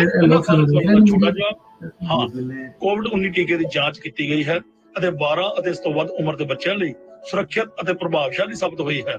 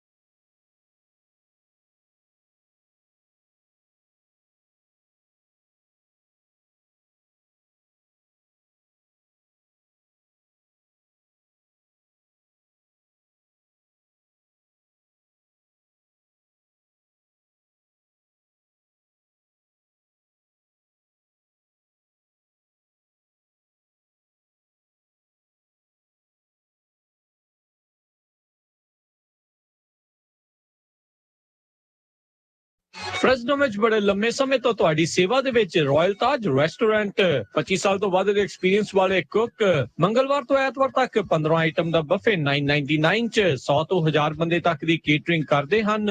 ਹਰ ਤਰ੍ਹਾਂ ਦੇ ਵੈਜ ਨਾਨ ਵੈਜ ਰਾਇਲ ਖਾਣੇ ਦੇ ਲਈ ਯਾਦ ਰੱਖੋ royal Taj restaurant Fresno, 6735 north first street Fresno. ਹੋਰ ਜਾਣਕਾਰੀ ਦੀ call Sodhi 559 761 9641 559 761 9641। Gill immigration consultants, ਇਹਨਾਂ ਤੋਂ ਤੁਸੀਂ family petition, passport, visa, green card, citizenship, affidavit of support, re-entry permit, work permit, Indian passport ਲਈ ਸਿਲੰਡਰ ਸਰਟੀਫਿਕੇਟ ਲੈਣਾ, ਰੀਨਿਊ ਕਰਵਾਉਣਾ, OCI ਕਾਰਡ, ਇੰਡੀਆ ਲਈ ਵੀਜ਼ਾ, ਪਾਸਪੋਰਟ ਸਾਈਜ਼ ਫੋਟੋਜ਼ ਤੇ ਨੋਟਰੀ ਦੀਆਂ ਸਰਵਿਸਿਜ਼ ਲੈ ਸਕਦੇ ਹੋ। Call Gurpreet Gill 5594122876 559 412 2876। Address 4709 El Capitan, Suite 103, Fresno, or visit fresnoimmigration.com।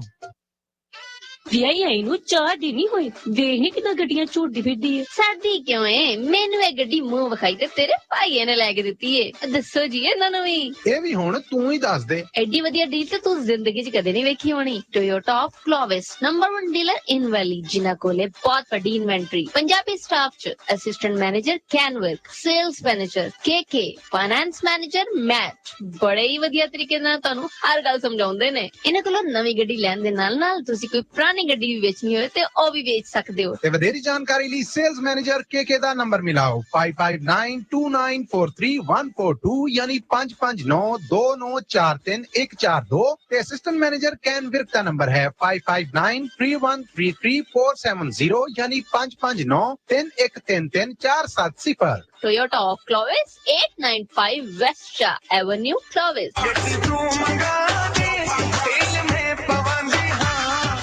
Easy Truck and Trailer Repair, Fresno 3153 East Movaga Avenue, Fresno, truck ਦਾ oil change, truck tyre, brake seal ਅਤੇ truck ਦਾ ਹਰ ਤਰ੍ਹਾਂ ਦਾ ਕੰਮ ਕਰਦੇ ਹਨ। ਟ੍ਰੇਲਰ ਦੀ ਹਰ ਤਰ੍ਹਾਂ ਦੀ ਰਿਪੇਅਰ ਕਰਦੇ ਹਨ। ਇਹਨਾਂ ਨੂੰ ਸ਼ਾਪ ਵਿੱਚ ਕੰਮ ਕਰਨ ਵਾਸਤੇ ਮਕੈਨਿਕ ਦੀ ਲੋੜ ਹੈ। ਇਹਨਾਂ ਦੇ ਕੋਲ ਟਰੱਕ ਪਾਰਕਿੰਗ ਰੈਂਟ ਤੇ ਉਪਲਬਧ ਹੈ। Call Baljinder Singh 5596475901, Romi Singh 5593521374, Paramjit Singh 5592701822। Easy truck and trailer repair Fresno. बहुत ही ज्यादा फायदे वाला फ्यूल कार्ड, जिसकी कोई भी वीकली, मंथली या ईयरली फीस नहीं, कोई क्वांटिटी दी रिक्वायरमेंट नहीं, जद मर्जी कैंसिल करवा सकते हो। टीए, पेट्रो, सैब्रोज, रोड रेंजर्स, एम बेस्ट ते होर बहुत सारे फ्यूल स्टेशंस तो वधिया डिस्काउंट मिलेगा। कैरियर नु पूरा डिस्काउंट दिसेगा। इस फ्यूल कार्ड दे लई अज ही कॉल करो ट्रकिंग मल्टी सर्विसेज 4082722600 408 272 2600। पंजाबी विच सारी गल समझाउणगे। ਤੁਸੀਂ ਸੁਣ ਰਹੇ ਹੋ Punjabi radio USA, KWRU Fresno 1300 AM, KLHC Bakersfield 1350 AM, KOBO Yuba City 1450 AM, KIID Sacramento 1470 AM, KCVR Lodi Stockton 1570 AM.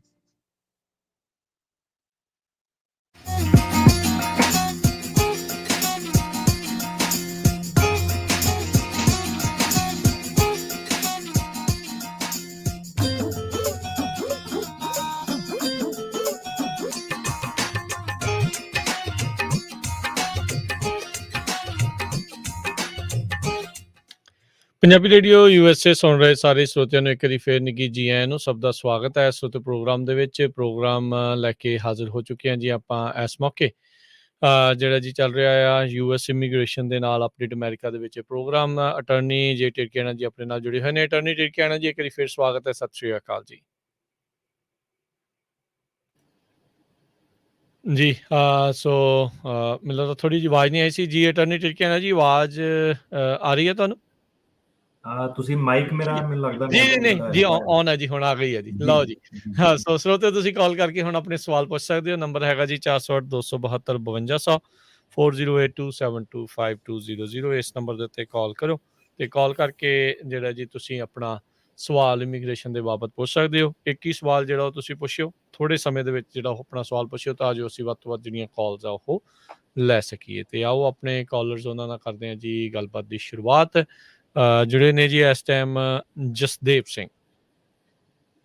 ਸਤਿ ਸ਼੍ਰੀ ਅਕਾਲ ਜੀ। ਸਤਿ ਸ਼੍ਰੀ ਅਕਾਲ ਜੀ। ਸਤਿ ਸ਼੍ਰੀ ਵੀਰਾਂ ਨੂੰ ਜੀ। ਸਰਕਾਰ ਸਾਹਿਬ, ਮੇਰਾ ਇੱਕ ਸਵਾਲ ਆ ਜੀ। ਹਾਂਜੀ, ਤੇ ਜਿਸ ਤਰ੍ਹਾਂ ਬੱਚੇ ਆਪਣਾ ਇੱਥੇ ਗ੍ਰੀਨ ਕਾਰਡ ਹੋਲਡਰ ਨੇ ਤੇ ਉਹ ਬੱਚਾ ਆਪਾਂ ਇੰਡੀਆ ਵਿਆਹ ਕਰਨੇ ਆ ਬੱਚਿਆਂ ਦੇ ਜੀ, ਤੇ ਉਹ ਫਿਰ ਟਾਈਮ ਲੱਗਦਾ ਕਿ ਪ੍ਰੋਸੈਸ ਨੂੰ ਵੀ। ਜੇ ਬੱਚਾ ਸਟੱਡੀ ਬੇਸ ਤੇ ਉਰੇ ਆਇਆ ਹੋਇਆ ਜੀ USA ਜੀ, ਜਾਂ ਟੂਰਿਸਟ ਵੀਜ਼ੇ ਤੇ ਆਇਆ ਹੋਇਆ, ਲੀਗਲੀ ਆਇਆ ਹੋਇਆ, ਇੱਥੇ ਗ੍ਰੀਨ ਕਾਰਡ ਹੋਲਡਰ ਨਾਲ ਉਹਨਾਂ ਦੀ ਮੈਰਿਜ ਹੋ ਸਕਦੀ ਆ ਤੇ ਇੱਥੇ ਰਹਿ ਸਕਦੇ ਨੇ ਫਿਰ ਉਹ? ਜੀ ਬਿਲਕੁਲ, ਵਿਆਹ ਉਹ ਵੀ ਸ਼ੋ ਕਰਨਾ ਪੈਣਾ ਵੀ ਉਹਨਾਂ ਨੂੰ? ਦੇਖੋ, ਜੇ ਤਾਂ ਲੀਗਲ ਤਰੀਕੇ ਨਾਲ ਇੱਥੇ ਆਏ ਆ, ਅੱਜ ਦੀ ਡੇਟ 'ਚ ਜਿਹੜਾ F2A ਦੀ ਕੈਟਾਗਰੀ ਆ ਉਹ ਕਰੰਟ ਆ, ਮਤਲਬ ਕਿ ਉਹ ਸਿੱਧੇ ਵਿਆਹ ਕਰਾ ਕੇ ਸਾਰਾ ਜਿਹੜਾ ਪੇਪਰ ਵਰਕ ਆ ਉਹ ਫਾਈਲ ਕਰ ਸਕਦੇ ਨੇ। ਜਦ ਤੱਕ F2A ਦੀ ਕੈਟਾਗਰੀ ਕਰੰਟ ਰਹੂਗੀ, ਪਿਛਲੇ 2 ਸਾਲਾਂ ਤੋਂ ਇਹ ਕਰੰਟ ਹੀ ਹੈ, ਮਤਲਬ ਕਿ ਸਿੱਧੇ ਗ੍ਰੀਨ ਕਾਰਡ ਨਾਲ ਵਿਆਹ ਕਰਾ ਕੇ ਰਾਈਟ ਵੇ ਤੁਸੀਂ ਪੇਪਰ ਵਰਕ ਵਗੈਰਾ ਸਾਰਾ ਫਾਈਲ ਕਰਕੇ ਰਹਿ ਸਕਦੇ ਹੋ, ਵਰਕ ਪਰਮਿਟ ਵਗੈਰਾ ਲੈ ਸਕਦੇ ਹੋ ਤੇ ਇੰਟਰਵਿਊ ਤੋਂ ਬਾਅਦ ਤੁਹਾਨੂੰ ਗ੍ਰੀਨ ਕਾਰਡ ਜਿਹੜਾ ਮਿਲ ਜਾਊਗਾ। ਤੇ ਜੇ F2A ਦੀ ਕੈਟਾਗਰੀ ਪਿੱਛੇ ਚੱਲ ਜਾਂਦੀ ਹੈ, 2 ਸਾਲਾਂ ਤੋਂ ਤਾਂ ਨਹੀਂ ਗਈ, ਤੇ ਜੇ ਫਿਰ ਪਿੱਛੇ ਚੱਲ ਜਾਂਦੀ ਹੈ ਤੇ ਫਿਰ ਦੁਬਾਰਾ ਤੁਹਾਨੂੰ ਜਿਹੜੀ ਕੈਟਾਗਰੀ ਹੈ ਉਹਦੀ ਕਰੰਟ ਹੋਣ ਦੀ ਵੇਟ ਕਰਨੀ ਪਊਗੀ। ਸੋ ਅੱਜ ਦੀ ਡੇਟ 'ਚ ਕੋਈ ਪ੍ਰੋਬਲਮ ਨਹੀਂ ਜੀ। ਥੈਂਕ ਯੂ ਜੀ। ਅਗਲੇ ਕਾਲਰ ਪਰਮਿੰਦਰ। ਹਾਂਜੀ ਪਰਮਿੰਦਰ ਕੌਰ। ਹਾਂਜੀ ਪਰਮਿੰਦਰ ਕੌਰ। ਹਾਂਜੀ ਪੁੱਛੋ ਜੀ ਸਵਾਲ। ਹਾਂਜੀ ਮੈਂ ਸਤਿ ਸ਼੍ਰੀ ਅਕਾਲ ਜੀ ਤੁਹਾਨੂੰ ਵੀਰਾਂ ਦੋਨਾਂ ਨੂੰ। ਜੀ ਜੀ। ਹਾਂਜੀ, ਮੇਰਾ ਕੁਐਸਚਨ ਇਹ ਸੀ ਜੀ, ਮੈਂ ਮੇਰੇ ਹਸਬੈਂਡ ਨੇ ਨਾ ਮੇਰੇ ਬੇਟੇ ਦਾ ਗ੍ਰੀਨ ਕਾਰਡ ਤੇ ਅਪਲਾਈ ਕੀਤਾ ਸੀ ਅਨਮੈਰਿਡ ਦਾ ਜੀ ਪਹਿਲਾਂ। ਉਹ ਕੇਸ ਨਿਕਲਿਆ ਆਇਆ ਸੀਗਾ ਬੇਟੇ ਦਾ 19 ਵਿੱਚ, ਮਤਲਬ ਕਿ NMC ਕੋਲ ਚਲੇ ਗਏ ਸੀ, ਪਰ ਅਸੀਂ ਉਹਦਾ ਵਿਆਹ ਕਰਤਾ ਸੀਗਾ। ਉਸ ਤੋਂ ਬਾਅਦ ਵਿਆਹ ਕਰਨ ਤੋਂ ਅਸੀਂ ਉਹਨਾਂ ਨੂੰ ਇਨਫੋਰਮ ਕਰਤਾ ਸੀ ਅਸੀਂ ਬੱਚੇ ਦੀ ਮੈਰਿਜ ਕਰਤੀ ਜੀ, ਤੇ ਅਸੀਂ ਫੀਸ ਭੇਜਤੀ ਸੀ ਉੱਥੇ।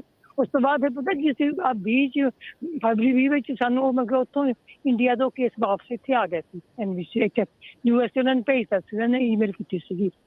ਜਦੋਂ ਅਸੀਂ ਉਹ ਦੇਖਦੇ ਹਾਂ ਤਾਂ ਉਹ ਹਜੇ ਉਹ ਰਿਵਿਊ ਦਿਖਾਉਂਦੇ ਨੇ। ਹੁਣ ਵੀ ਜਿਵੇਂ ਪਹਿਲਾਂ ਅਸੀਂ ਉਹਨਾਂ ਨੂੰ ਇੱਕ ਦੋ ਵਾਰ ਕਾਲ ਵੀ ਕੀਤੀ, ਹੁਣ ਵੀ ਈਮੇਲ ਵੀ ਆਈ ਉਹਨਾਂ ਨੂੰ। ਜਦੋਂ ਬੱਚੇ ਨੇ ਵਿਆਹ ਕਰਾਇਆ, ਹਸਬੈਂਡ ਗ੍ਰੀਨ ਕਾਰਡ ਹੋਲਡਰ ਸੀਗੇ? ਹਾਂਜੀ, ਉਹਦਾ ਮੇਰੇ ਹਸਬੈਂਡ ਗ੍ਰੀਨ ਕਾਰਡ ਸੀ ਜੀ, ਹਜੇ ਵੀ ਨਹੀਂ। ਉਹ ਤਾਂ ਵੈਸੇ ਮੈਂ ਉਸ ਤੋਂ ਬਾਅਦ ਮੈਂ ਉਹ ਕਹਿ ਰਹੀ ਸਾਨੂੰ ਕੋਈ ਉਹਨਾਂ ਨੇ ਜਵਾਬ ਨਹੀਂ ਦਿੱਤਾ ਵੀ ਚੱਲ ਠੀਕ ਤੁਸੀਂ ਪਹਿਲਾਂ ਤੋਂ ਮੈਂ ਦੇਖੋ ਸਵਾਲ ਬੜਾ ਲੰਬਾ ਹੋ ਗਿਆ, ਹੋਰ ਵੀ ਬਹੁਤ ਕਾਲਰ ਆ, ਤੁਹਾਨੂੰ ਮੈਂ ਸ਼ਾਰਟ ਚ ਆਨਸਰ ਦੱਸਦਾ। ਜਦੋਂ ਤੁਹਾਡੇ ਬੱਚੇ ਨੇ ਵਿਆਹ ਕਰਾ ਲਿਆ, ਹਸਬੈਂਡ ਗ੍ਰੀਨ ਕਾਰਡ ਹੋਲਡਰ ਸੀਗੇ, ਉਹ ਤੁਹਾਡਾ ਜਿਹੜਾ ਪ੍ਰੋਸੈਸ ਆ ਉਹ ਕੈਂਸਲ ਹੋ ਜਾਂਦਾ, ਤੇ ਸਿਟੀਜ਼ਨ ਜਿਹੜਾ ਪੇਰੈਂਟ ਆ ਉਹੀ ਸਿਰਫ ਬੱਚੇ ਦਾ ਕਰ ਸਕਦਾ। ਸੋ ਉਹ ਤੁਹਾਨੂੰ ਕੋਈ ਕਾਲ ਉਹਨਾਂ ਨੇ ਜਵਾਬ ਦੇਣਾ ਨਹੀਂ, ਮਤਲਬ ਪ੍ਰੋਸੈਸ ਤੁਹਾਡਾ ਉਹ ਵਾਲਾ ਕੈਂਸਲ, ਤੇ ਨਵੇਂ ਸਿਰੇ ਤੁਹਾਨੂੰ ਜਦੋਂ ਸਿਟੀਜ਼ਨ ਬਣ ਕੇ ਫਿਰ ਅਪਲਾਈ ਕਰਨਾ ਪੈਣਾ ਬੱਚੇ ਦਾ। ਜੀ ਥੈਂਕ ਯੂ ਜੀ। ਅਗਲੇ ਕਾਲਰ ਜਗਦੀਪ। ਹਾਂਜੀ ਜਗਦੀਪ ਜੀ। ਬੰਤ ਸਿੰਘ ਜੀ। ਹਾਂਜੀ ਹਾਂਜੀ ਅੱਛਾ ਜੀ, ਬੰਤ ਸਿੰਘ ਜੀ। ਜੀ ਜੀ ਹਾਂਜੀ, ਮੈਂ ਸਭ ਤੋਂ ਪਹਿਲਾਂ ਟੇਕਿਆਨਾ ਸਾਹਿਬ ਨੂੰ ਬਹੁਤ ਵਧਾਈਆਂ ਦਿੰਦਾ, ਇਹ ਇੰਨੀ ਜ਼ਿਆਦਾ ਇਨਫੋਰਮੇਸ਼ਨ ਦਿੰਦੇ ਆ, ਤੇ ਮੈਂ ਇਹਨਾਂ ਬਾਰੇ ਕਈ ਲੋਕਾਂ ਨੂੰ ਦੱਸਿਆ ਵੀ ਹੈ, ਉਹਨਾਂ ਨੇ ਕੰਟੈਕਟ ਵੀ ਕੀਤਾ ਇਹਨਾਂ ਨੂੰ। ਤੇ ਮੇਰਾ ਸਵਾਲ ਹੈ ਜੀ, ਸਾਡੇ ਇੱਕ ਰਿਸ਼ਤੇਦਾਰ ਨੇ ਵਿਆਹ ਕਰਾਇਆ ਸੀ ਮੁੰਡੇ ਨੇ, ਉਹਨੇ ਵਿਆਹ ਕਰਾ ਕੇ ਤੇ ਉਹ ਜਿਹੜੀ ਲੜਕੀ ਨੇ ਉਹਨਾਂ ਨੇ ਫਰਾਡ ਦੀ ਸਕੀਮ ਕੱਢੀ ਸੀ ਵੀ ਵਿਆਹ ਕਰਾ ਕੇ ਉੱਥੇ ਜਾ ਕੇ 911 ਕਾਲ ਕਰਕੇ ਉਹਨਾਂ ਨੂੰ ਜੇਲ੍ਹ ਭੇਜ ਕੇ ਤੇ ਉੱਥੇ ਉਹਨਾਂ ਸਾਰਾ ਕੁਝ ਸਾਂਭ ਲਓਗੇ, ਇਹ ਸਕੀਮ ਸੀ। ਉਹਨਾਂ ਨੂੰ ਲੱਗ ਗਿਆ ਪਤਾ ਇੱਥੇ ਜਦੋਂ ਆ ਗਈ ਉਹ, ਤੇ ਉਹਨਾਂ ਨੇ ਫਿਰ ਥੋੜੇ ਦੇਰ ਬਾਅਦ ਉੱਥੇ ਇੰਡੀਆ ਸੀਗਾ ਵਿਆਹ ਕਿਸੇ ਦਾ, 2-3 ਮਹੀਨਿਆਂ ਬਾਅਦ ਉਹਨੇ ਆਖਿਆ ਵੀ ਹੁਣ ਕੀ ਕਰੀਏ, ਤੇ ਜਦੋਂ ਵਿਆਹ ਉਹ ਕਹਿੰਦੀ ਮੈਂ ਜਾਣਾ ਉੱਥੇ, ਉਹਨਾਂ ਨੇ ਭੇਜਤੀ ਵਿਆਹ, ਉੱਥੇ ਜਾ ਕੇ ਵਿਆਹ ਤੋਂ ਬਾਅਦ ਉਹਨਾਂ ਨੇ ਰਿਪੋਰਟ ਕਰਤੀ। ਸੋ ਜਲਦੀ ਪਲੀਜ਼ ਸਵਾਲ ਪੁੱਛਿਓ ਜੀ, ਆਪਾਂ ਜ਼ਿਆਦਾ ਲੰਮਾ ਨਹੀਂ ਲੈ ਸਕਦੇ। ਸੋ ਹਾਂਜੀ ਜਲਦੀ ਸਵਾਲ ਪੁੱਛ ਲਓ ਜੀ ਪਲੀਜ਼। ਹਾਂਜੀ, ਉਹਨਾਂ ਨੇ ਉੱਥੇ ਇੰਡੀਆ ਜਾ ਕੇ ਉੱਥੋਂ ਰਿਪੋਰਟ ਇੱਥੇ ਉਹਨਾਂ ਨੇ ਰਿਪੋਰਟ ਕਰਤੀ ਇਮੀਗ੍ਰੇਸ਼ਨ ਵੀ ਸਾਡੇ ਨਾਲ ਫਰਾਡ ਕੀਤਾ, ਤੇ ਨਾਲੇ ਵੀ ਤੇ ਇੱਥੇ ਇਮੀਗ੍ਰੇਸ਼ਨ ਨੂੰ ਦੱਸਤਾ, ਤੇ ਉੱਥੋਂ ਬਾਅਦ ਉਹਨਾਂ ਨੇ ਉੱਥੇ ਜਾ ਕੇ 898 ਦਾ ਕੇਸ ਪਾ ਕੇ ਕਾਫੀ ਸਾਰੇ ਰਿਸ਼ਤੇਦਾਰਾਂ ਦੇ ਨਾਂ ਲਿਖਾ ਕੇ ਕੇਸ ਪਾਤਾ। ਉਹ ਕੁੜੀ ਦੁਬਾਰਾ ਵਿਆਹ ਕਰਾ ਕੇ ਇੱਥੇ ਫਿਰ ਵਾਪਸ ਕਿਸੇ ਹੋਰ ਮੁੰਡੇ ਨਾਲ ਆ ਗਈ, ਤੇ ਉਹ ਕੀ ਲੀਗਲੀ ਇੱਥੇ ਆ ਸਕਦੀ ਹੈ? ਪਹਿਲਾਂ ਇਹ ਦੱਸੋ ਵੀ ਜਿਹੜਾ ਵਿਆਹ ਕਰਾਇਆ ਸੀ ਮੁੰਡੇ ਨਾਲ, ਮੁੰਡਾ ਸਿਟੀਜ਼ਨ ਸੀਗਾ, ਗ੍ਰੀਨ ਕਾਰਡ ਹੋਲਡਰ ਸੀਗਾ? ਉਹ ਸਿਟੀਜ਼ਨ ਸੀਗਾ ਜੀ। ਤੇ ਕੁੜੀ ਨੂੰ ਗ੍ਰੀਨ ਕਾਰਡ ਮਿਲ ਗਿਆ ਸੀਗਾ ਕਿ ਨਹੀਂ ਮਿਲਿਆ ਸੀਗਾ, ਟੈਂਪਰੇਰੀ ਜਿਹੜਾ ਹੁੰਦਾ? ਨਹੀਂ, ਉਹਨੂੰ ਸਿਰਫ ਇੱਥੇ ਉਹ ਜਿਹੜਾ ਟੈਂਪਰੇਰੀ ਉਦੋਂ ਜਿਹੜਾ ਇਸ਼ੂ ਕਰਦੇ ਉਹ ਸੀਗਾ। ਗ੍ਰੀਨ ਕਾਰਡ ਮਿਲ ਗਿਆ ਸੀਗਾ ਟੈਂਪਰੇਰੀ ਵਾਲਾ, ਹੈ ਨਾ? ਹਾਂ, ਨੰਬਰ ਮਿਲ ਗਿਆ ਸੀਗਾ ਜੀ, ਮੇਰਾ ਕਾਰਡ ਕੋਡ ਮੇਰਾ ਸ਼ਾਇਦ ਨਹੀਂ ਆਇਆ ਸੀਗਾ, ਮਤਲਬ ਅਪਰੂਵ ਕਰਤਾ ਸੀ ਉਹਨਾਂ ਨੇ। ਠੀਕ ਆ। ਅੱਛਾ, ਸੋ ਇਦਾਂ ਹੈ ਕਿ ਜਦੋਂ ਤੁਹਾਨੂੰ ਇੱਕ ਵਾਰੀ ਟੈਂਪਰੇਰੀ ਗ੍ਰੀਨ ਕਾਰਡ ਤੁਹਾਡਾ ਅਪਰੂਵ ਹੋ ਗਿਆ ਤੇ ਤੁਸੀਂ ਕੰਡੀਸ਼ਨਲ ਪਰਮਾਨੈਂਟ ਰੈਜ਼ੀਡੈਂਟ ਆ, ਉਸ ਤੋਂ ਬਾਅਦ ਜਿਹੜਾ ਕਿ ਵਿਆਹ ਜੈਨੂਇਨ ਸੀਗਾ ਨਹੀਂ ਜੈਨੂਇਨ ਸੀਗਾ, ਕਿ ਕੁੜੀ ਦੇ ਨਾਲ ਐਕਚੁਅਲ ਕੁੱਟਮਾਰ ਹੋਈ ਆ ਕਿ ਨਹੀਂ ਹੋਈ ਆ, ਉਹ ਸਾਰਾ ਕੰਮ ਹੈਗਾ ਪੁਲਿਸ ਦਾ। ਜੇ ਉਹਨੇ ਪੁਲਿਸ ਦੀ ਰਿਪੋਰਟ ਲਾਈ ਆ, ਪੁਲਿਸ ਇੱਥੇ ਆਪ ਬੜੀ ਸਮਝਦਾਰ ਆ। ਆਫ ਕੋਰਸ ਜੇ ਕੋਈ ਐਲੀਗੇਸ਼ਨ ਲਾਉਂਦਾ ਕਿ ਮੇਰੇ ਨਾਲ ਕੁੱਟਮਾਰ ਹੋਈ ਆ, ਤਾਂ ਇੱਥੇ ਪੁਲਿਸ ਨੇ ਉੱਤੇ ਤਫਤੀਸ਼ ਤਾਂ ਕਰਨੀ ਆ, ਤੇ ਬਾਅਦ 'ਚ ਮੁੰਡਾ ਜਾ ਕੇ ਉਹਨੂੰ ਡਿਫੈਂਡ ਕਰ ਸਕਦਾ ਆਪਣੇ ਆਪ ਨੂੰ ਕੋਰਟ ਦੇ ਵਿੱਚ, ਤੇ ਕੋਰਟ 'ਚ ਜੇ ਉਹ ਮੁਕੱਦਮਾ ਜਿੱਤ ਜਾਂਦਾ ਤੇ ਉਹ ਕੁਝ ਸਾਬਤ ਨਹੀਂ ਕਰ ਪਾਉਂਦੀ। ਸੋ ਜਿਹੜਾ ਆਹ ਵਾਲਾ ਮੁੰਡਾ ਵਾ, ਇਹਨੂੰ ਇਮੀਗ੍ਰੇਸ਼ਨ ਨੂੰ ਸਾਰੀ ਕੋਰਟ ਦੀ ਜੱਜਮੈਂਟ ਸਾਰਾ ਕੁਝ ਲਿਖਣਾ ਚਾਹੀਦਾ ਨਾਲ, ਤੇ ਜੱਜ ਮੋਰੇ ਵੀ ਜਦੋਂ ਉਹ ਜਾਂਦਾ, ਤੇ ਜੱਜ ਮੋਰੇ ਜਿਹੜਾ ਫੈਮਿਲੀ ਕੋਰਟ ਜਿਹੜਾ ਜਿੱਥੇ ਆਹ ਚੱਲਦੀ ਕਰੋਇਲਟੀ ਵਾਲਾ ਸਾਰਾ ਜਿਹੜਾ ਕੇਸ ਚੱਲਦਾ, ਉਹ ਸਾਰੀਆਂ ਚੀਜ਼ਾਂ ਉਹਨਾਂ ਨੂੰ ਦੱਸੇ ਕਿ ਇੱਦਾਂ ਵਿਆਹ ਕਰਾਇਆ ਸੀਗਾ, ਆਹ ਚੀਜ਼ ਹੋਈ ਆ। ਸੋ ਐਂਡ ਆਫ ਦਾ ਡੇ ਕੀ ਹੈ ਕਿ ਜਿਹੜਾ US ਦਾ ਇਮੀਗ੍ਰੇਸ਼ਨ ਸਿਸਟਮ ਆ, ਕੋਰਟ ਸਿਸਟਮ ਆ, ਕਾਫੀ ਫੇਅਰ ਆ। ਜੇ ਉਹ ਕੇਸ ਜਿੱਤ ਜਾਂਦਾ ਤੇ ਫਿਰ ਉਹ ਦੁਬਾਰਾ ਜਾ ਕੇ ਦੱਸ ਸਕਦਾ ਉਹਨਾਂ ਨੂੰ ਕਿ ਕੁੜੀ ਨੇ ਫਰਾਡ ਕੀਤਾ। ਸੋ ਪੋਸੀਬਲ ਆ ਕਿ ਉਹਨਾਂ ਨੂੰ ਰੋਕ ਸਕਦਾ, ਤੇ ਜੇ ਨਹੀਂ ਏਦਾਂ ਹੋ ਸਕੇ ਤੇ ਕੁੜੀ ਨੇ ਆਪਣੇ ਲੈਵਲ ਤੇ ਕਰਨਾ ਇਮੀਗ੍ਰੇਸ਼ਨ ਦੇ ਨਾਲ, ਜੋ ਵੀ ਉਹਨੂੰ ਇਮੀਗ੍ਰੇਸ਼ਨ ਨੇ ਮੁੰਡੇ ਨੂੰ ਜਾਂ ਤੁਹਾਨੂੰ ਨਹੀਂ ਦੱਸਣਾ। ਸੋ ਜਿਹੜੇ ਕੁੜੀ ਦੇ ਆਪਣੇ ਹੱਕ ਆ, ਕੀ ਤੁਸੀਂ ਪੁੱਛਿਆ ਕਿ ਉਹ ਇੱਥੇ ਆ ਸਕਦੀ ਆ, ਬਿਲਕੁਲ ਉਹ ਆ ਸਕਦੀ ਆ, ਤੁਸੀਂ ਨਹੀਂ ਉਹਨੂੰ ਰੋਕ ਸਕਦੇ। ਜੀ ਥੈਂਕ ਯੂ ਜੀ। ਅਗਲੇ ਚੀਜ਼ ਮੈਂ ਇਹਦੇ ਨਾਲ ਕੋਆਪਰੇਟ ਕਰਦਾ ਕਿ ਜਿਹੜੇ ਆਪਣੇ ਵੀ ਨਾਰਮਲ ਜੇ ਕਲਾਇੰਟ ਆ, ਜੇ ਕਿਸੇ ਦਾ ਫਰਾਡ ਫੜਿਆ ਗਿਆ ਹੈ ਨਾ, ਸੋ ਇਦਾਂ ਨਹੀਂ ਕਿ ਫਰਾਡ ਫੜਿਆ ਗਿਆ ਜਾਂ ਕਿਸੇ ਨੇ ਕਹਿ ਦਿੱਤਾ ਕਿ ਇਮੀਗ੍ਰੇਸ਼ਨ ਨੇ ਰਾਈਟ ਵੇ ਉਹਨੂੰ ਕੈਂਸਲ ਕਰ ਦੇਣਾ, ਰੋਕ ਦੇਣਾ। ਇਮੀਗ੍ਰੇਸ਼ਨ ਨੇ ਪੂਰਾ ਆਪਣਾ ਜਿਹੜਾ ਟਾਈਮ ਲਾਣਾ, ਤਫਤੀਸ਼ ਕਰਨੀ, ਇਨਕੁਆਇਰੀ ਕਰਨੀ, ਤੇ ਜੇ ਉਹਦੇ ਰਿਜ਼ਲਟ ਇਦਾਂ ਦੇ ਨਿਕਲੇ ਕਿ ਫਿਰ ਉਹਨਾਂ ਨੂੰ ਪਤਾ ਲੱਗਿਆ ਤੇ ਫਿਰ ਉਹਨਾਂ ਨੇ ਮੌਕਾ ਦੇਣਾ ਕਿ ਤੇਰੇ ਖਿਲਾਫ ਆਹ ਚੀਜ਼ ਆ। ਹਰੇਕ ਬੰਦੇ ਨੂੰ ਇੱਕ ਮੌਕਾ ਦਿੱਤਾ ਜਾਂਦਾ, ਆਟੋਮੈਟਿਕ ਕੁਛ ਨਹੀਂ ਹੈ। ਸੋ ਇਹ ਫਿਰ ਇੱਕ ਲੰਬਾ ਪ੍ਰੋਸੈਸ ਆ, ਤੇ ਇਵੈਂਚੁਅਲੀ ਜੇ ਇਮੀਗ੍ਰੇਸ਼ਨ ਨੂੰ ਸ਼ੱਕ ਪਿਆ ਕਿ ਵਾਕਈ ਇਹ ਗਲਤ ਆ, ਕਿ ਫਰਾਡ ਸੀਗਾ, ਫਿਰ ਉਹਨੂੰ ਫਿਊਚਰ 'ਚ ਉਹ ਪ੍ਰੋਬਲਮ ਕਰ ਸਕਦਾ। ਜੇ ਤੁਸੀਂ ਇੱਦਾਂ ਕਹੋ ਕਿ ਉਹਨੂੰ ਜਹਾਜ਼ ਚੜ੍ਹਨ ਨਹੀਂ ਦੇਣਾ, ਇੱਦਾਂ ਨਹੀਂ ਹੋ ਸਕਦਾ। ਤੇ ਜਿਹੜਾ 498 ਦਾ ਇੰਡੀਆ ਦੇ ਵਿੱਚ ਕੇਸ ਆ, ਇਹ ਸਿਰਫ ਇੱਥੇ ਬਾਹਰ ਆਉਣ ਵਾਲਿਆਂ ਦੀ ਕਹਾਣੀ ਨਹੀਂ, ਜਿਹੜੇ ਇੰਡੀਆ ਦੇ ਵਿੱਚ ਵੀ ਰਹਿੰਦੇ ਨੇ, ਕਈਆਂ ਨਾਲ ਵਾਕਈ ਧੱਕਾ ਹੁੰਦਾ, ਤਾਂ ਕਰਕੇ ਉਹਨਾਂ ਨੇ ਲਾਅ ਬਣਾਇਆ, ਤੇ ਕਈ ਸਾਰੇ ਲੋਕ ਆ ਜਿਹੜੇ ਉਹ ਇਹਨੂੰ ਮਿਸਯੂਜ਼ ਕਰਦੇ ਨੇ, ਤੇ ਇੱਕ ਦੂਜੇ ਦੀ ਫੈਮਲੀਆਂ ਨੂੰ ਝੂਠੇ ਕੇਸ ਵਗੈਰਾ ਪਾਉਂਦੇ ਨੇ। ਉਹ ਜਿਹੜਾ ਮਸਲਾ ਇੰਡੀਆ ਵਾਲਾ, ਉਹ ਤੁਸੀਂ ਇੰਡੀਆ ਦੇ ਲਾਇਰਾਂ ਨਾਲ ਡੀਲ ਕਰਨਾ, ਉੱਥੇ ਦਾ ਸਿਸਟਮ ਆ। ਸੋ ਦੇਖੋ ਕਿੱਦਾਂ ਚੱਲਦਾ। ਜੀ ਥੈਂਕ ਯੂ। ਅਗਲੇ ਕਾਲਰ ਕਿਰਪਾਲ ਜੀ। ਹਾਂਜੀ, ਸਤਿ ਸ਼੍ਰੀ ਅਕਾਲ ਜੀ। ਸਤਿ ਸ਼੍ਰੀ ਅਕਾਲ ਜੀ।